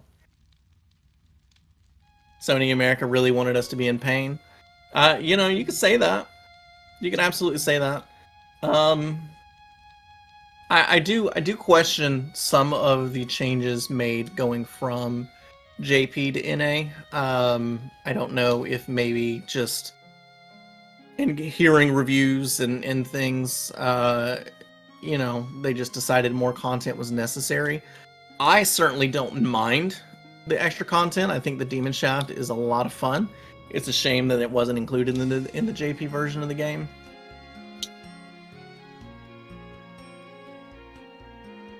Glitch has made it to the 24th floor, so we are just looking for our remaining Atla.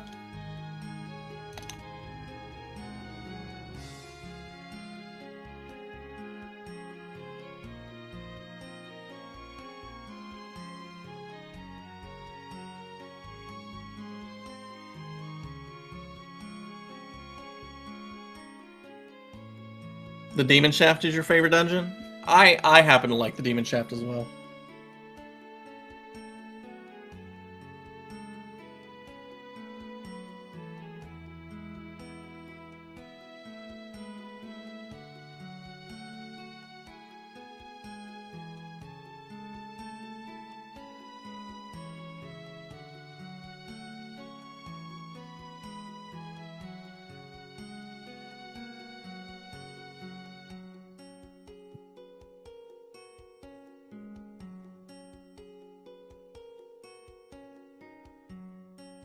Now, keep in mind, this is an average 8-hour run most of the time, so to come in anywhere close to 7 hours is absolutely incredible. I would say that both runners definitely had their fair share of luck for the most part throughout the entirety of the run.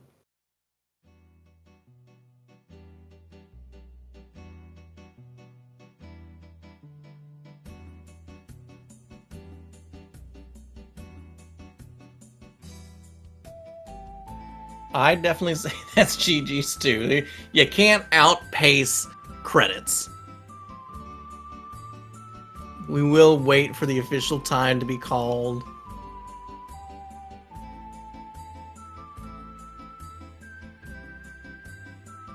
I don't know about unfinished. I mean, it definitely feels complete. I would say it absolutely does feel complete.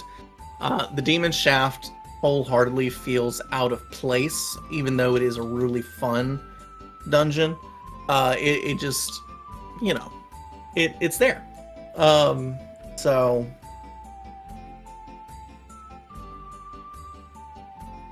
I do think the extra phase of the Dark Genie feels better. Even though I'm not like a big fan of like that particular phase of the fight, I do think it feels better. Looks like we are going to make our celebratory trip to the back room. Ruby on her carpet.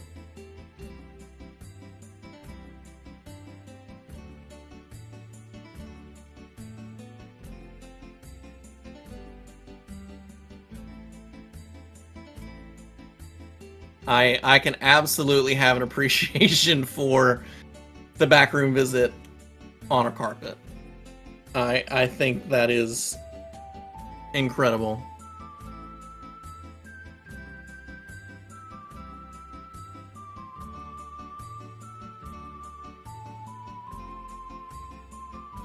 Can't tell if Glitched has decided to call it.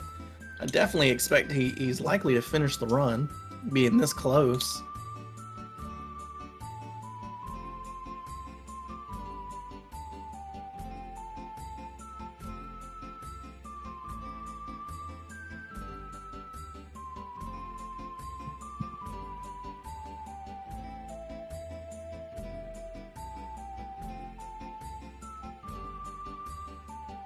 Look at that legally distinct character, the Dark Genie.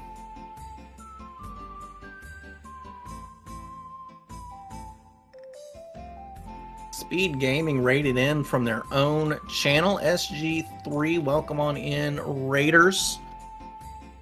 You just missed an amazing run. Closetowar just finished his run for the Dark Cloud 80% JP, Japanese version of our game. Glitched is within, I'd say, 10 minutes of finishing. He's got to clear out some story items. And Tone makes it back home with his new cat. I guess the transforming potion wears off at some point.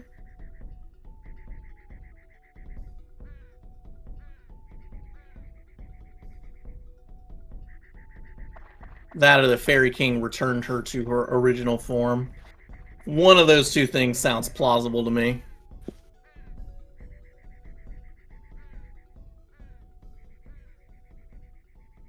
The end is time for Closetowar at 7 hours, 7 minutes. An absolutely unbelievable time.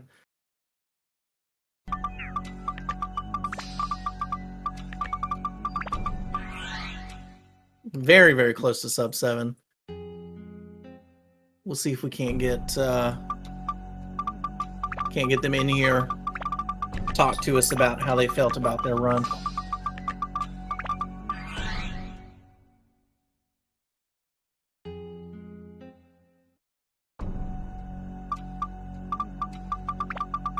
Just some story pointers going on for Glitch. We have to visit the story and then exit the story.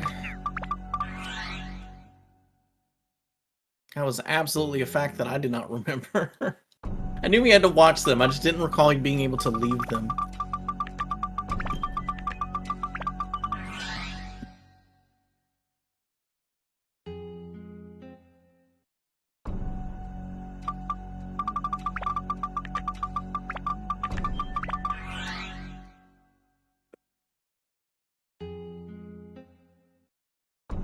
Not sure if he knows. And that's okay if he doesn't. If he joins, he joins. If he doesn't, he doesn't. If I recall, Glitch, however, does not have a microphone, so Glitch, I don't believe, will join us for post. But I'm sure he will pop into the chat and have a few words to say for sure.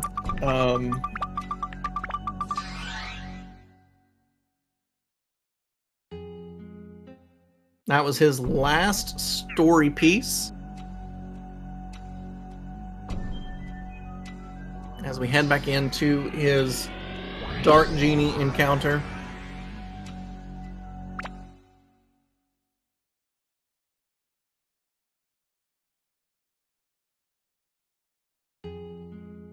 So once you get marked complete, it should automatically send out an invite. But you do have a mic, okay. And you're listening.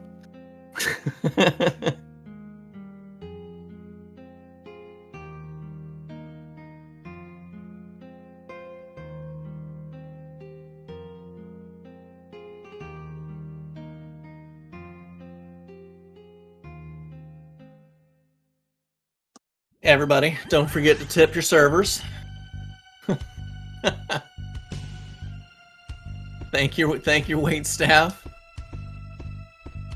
Production is absolutely wonderful. We appreciate production.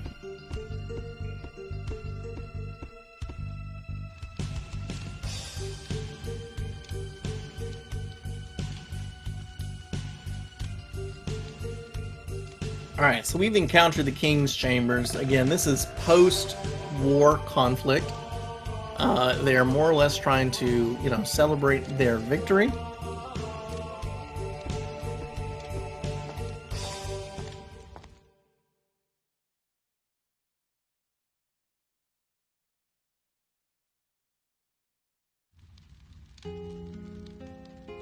So come in. We don't want to interrupt, right? Trying to keep an eye out as far as potential assassination is concerned. Yeah, it's supposed to auto-invite once the commenter marks you as done, but it looks like sometimes that doesn't work.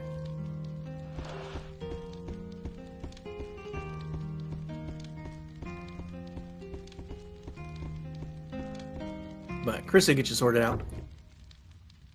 So the tournament is over. The tournament did end roughly about a month ago, but it was double elimination.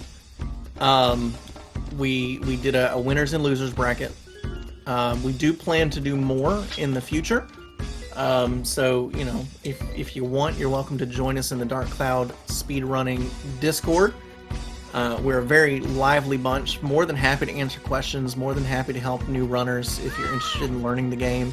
Even just, if you just want to learn how to be better casually, no better way than talking to a speedrunner.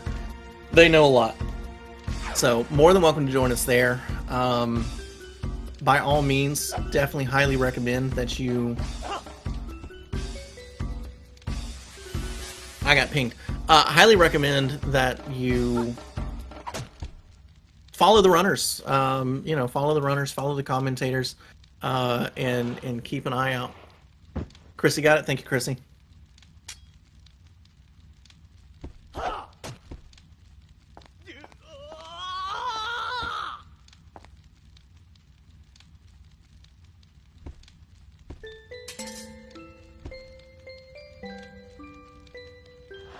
Alright, so the assassin was in disguise, and I believe her name is Sophia? Is that her name? Am I spacing?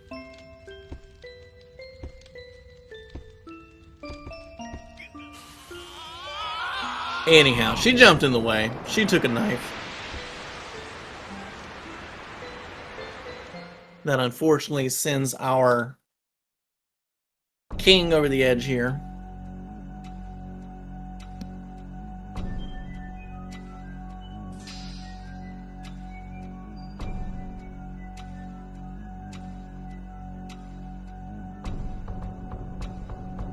Alright, so here we are again with the Dark Genie. All we have to do is match elements to see if we can get just as lucky with those transitions. So he starts out very quick, very, very fast. Alright, taking hits, unfortunately.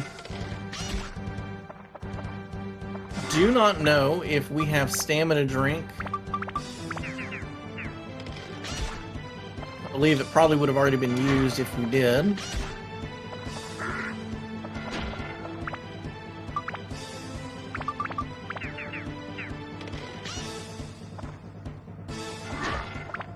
Alright, so already getting a little bit more versatility in the hands that are being drawn, not just the same hand. So we are having to swap element pretty frequently.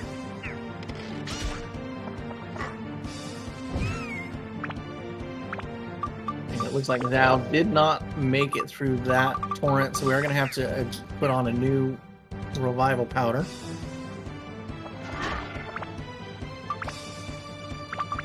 Yeah, he's swapping hands every other hand, it looks like, at least.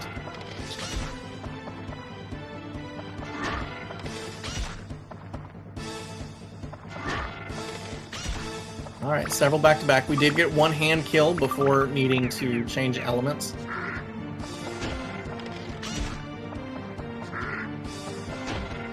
Still not changing element type, so we are pretty fortunate in that regard. Alright, we did get an element change. So it looks like we're green for wind.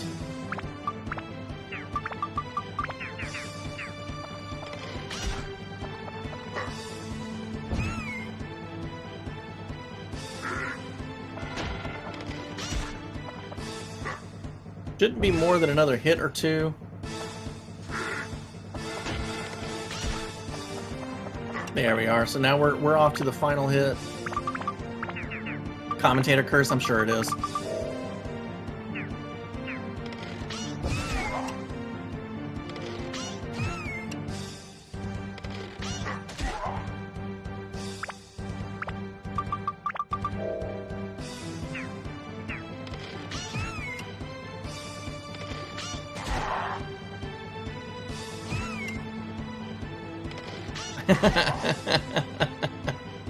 I'm sorry, Glitched.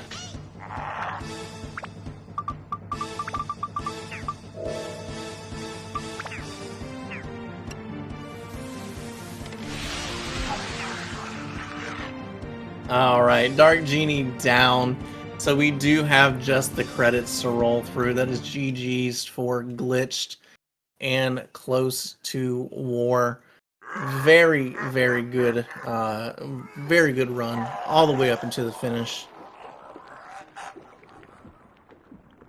I'm gonna go ahead and mark Glitched as done as well. Why not? And you guys are welcome to join us up in the other channel when you're ready.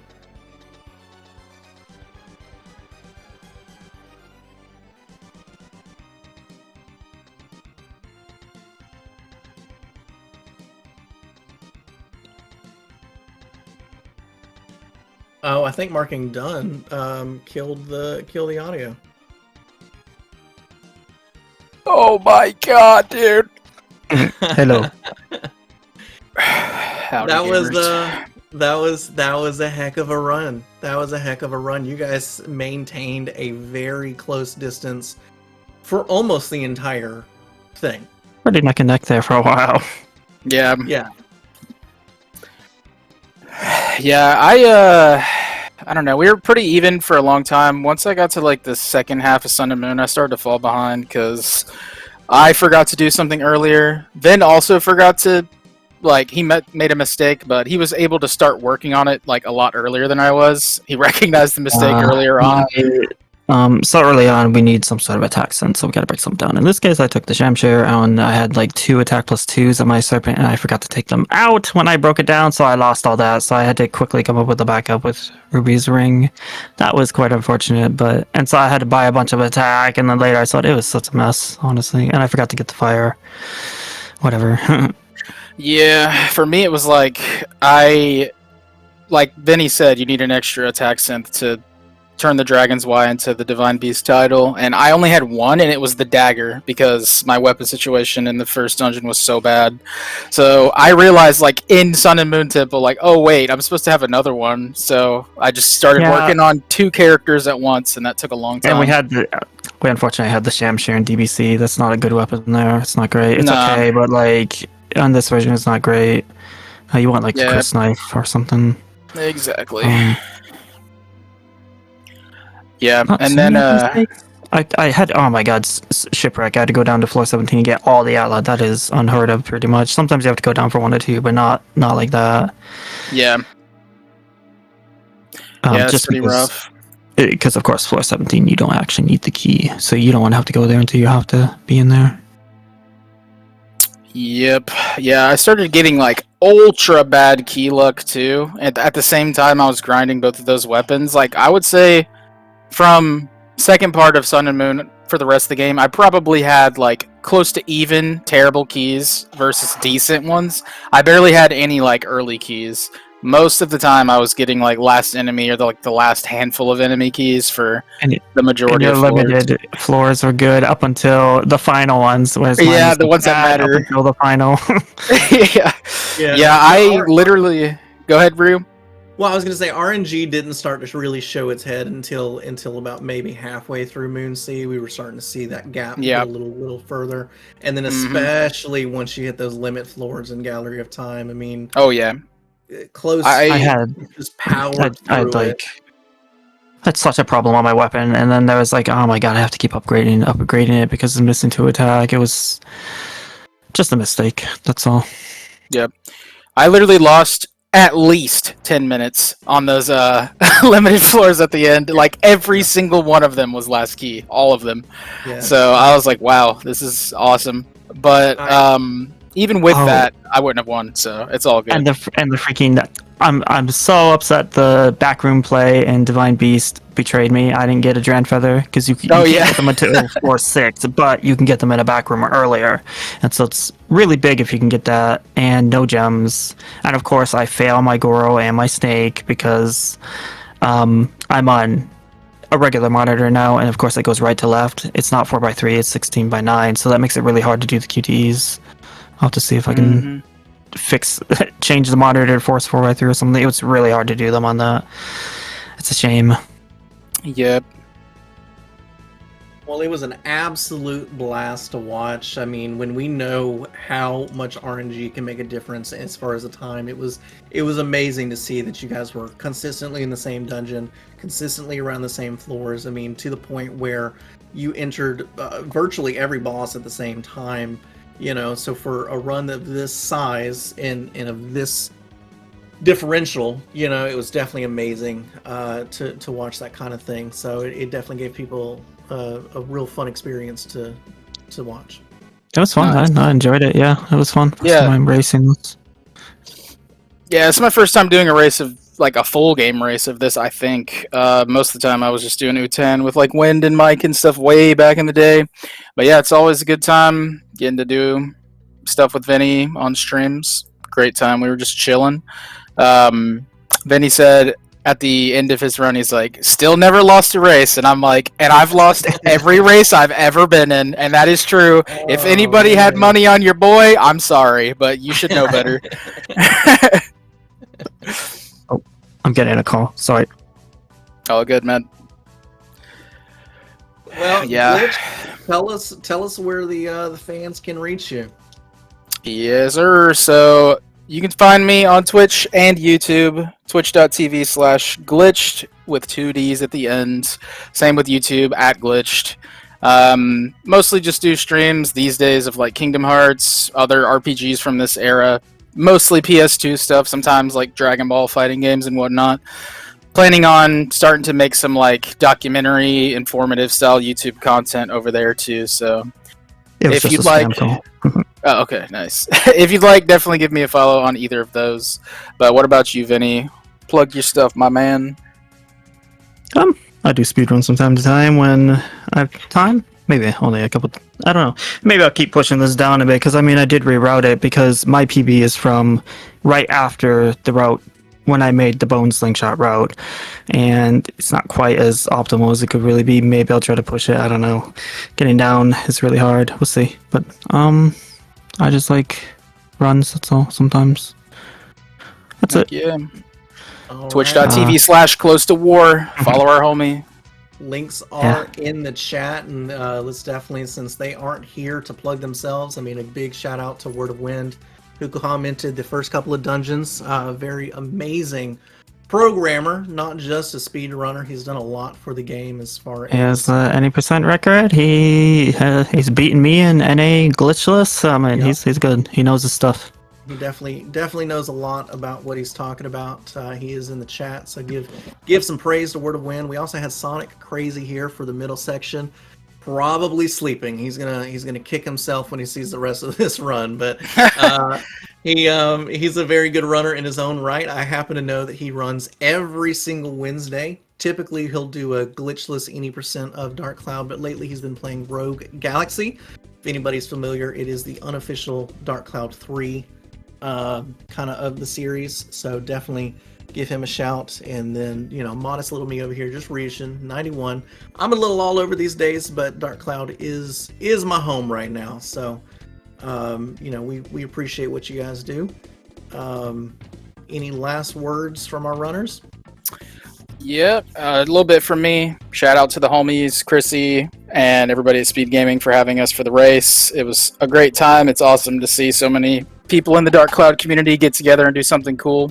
So it was great getting to watch all you guys do races and see everybody's evolution in U10%. So once again, shout out to everybody there. Thank you guys. And you didn't end your timer game, but okay.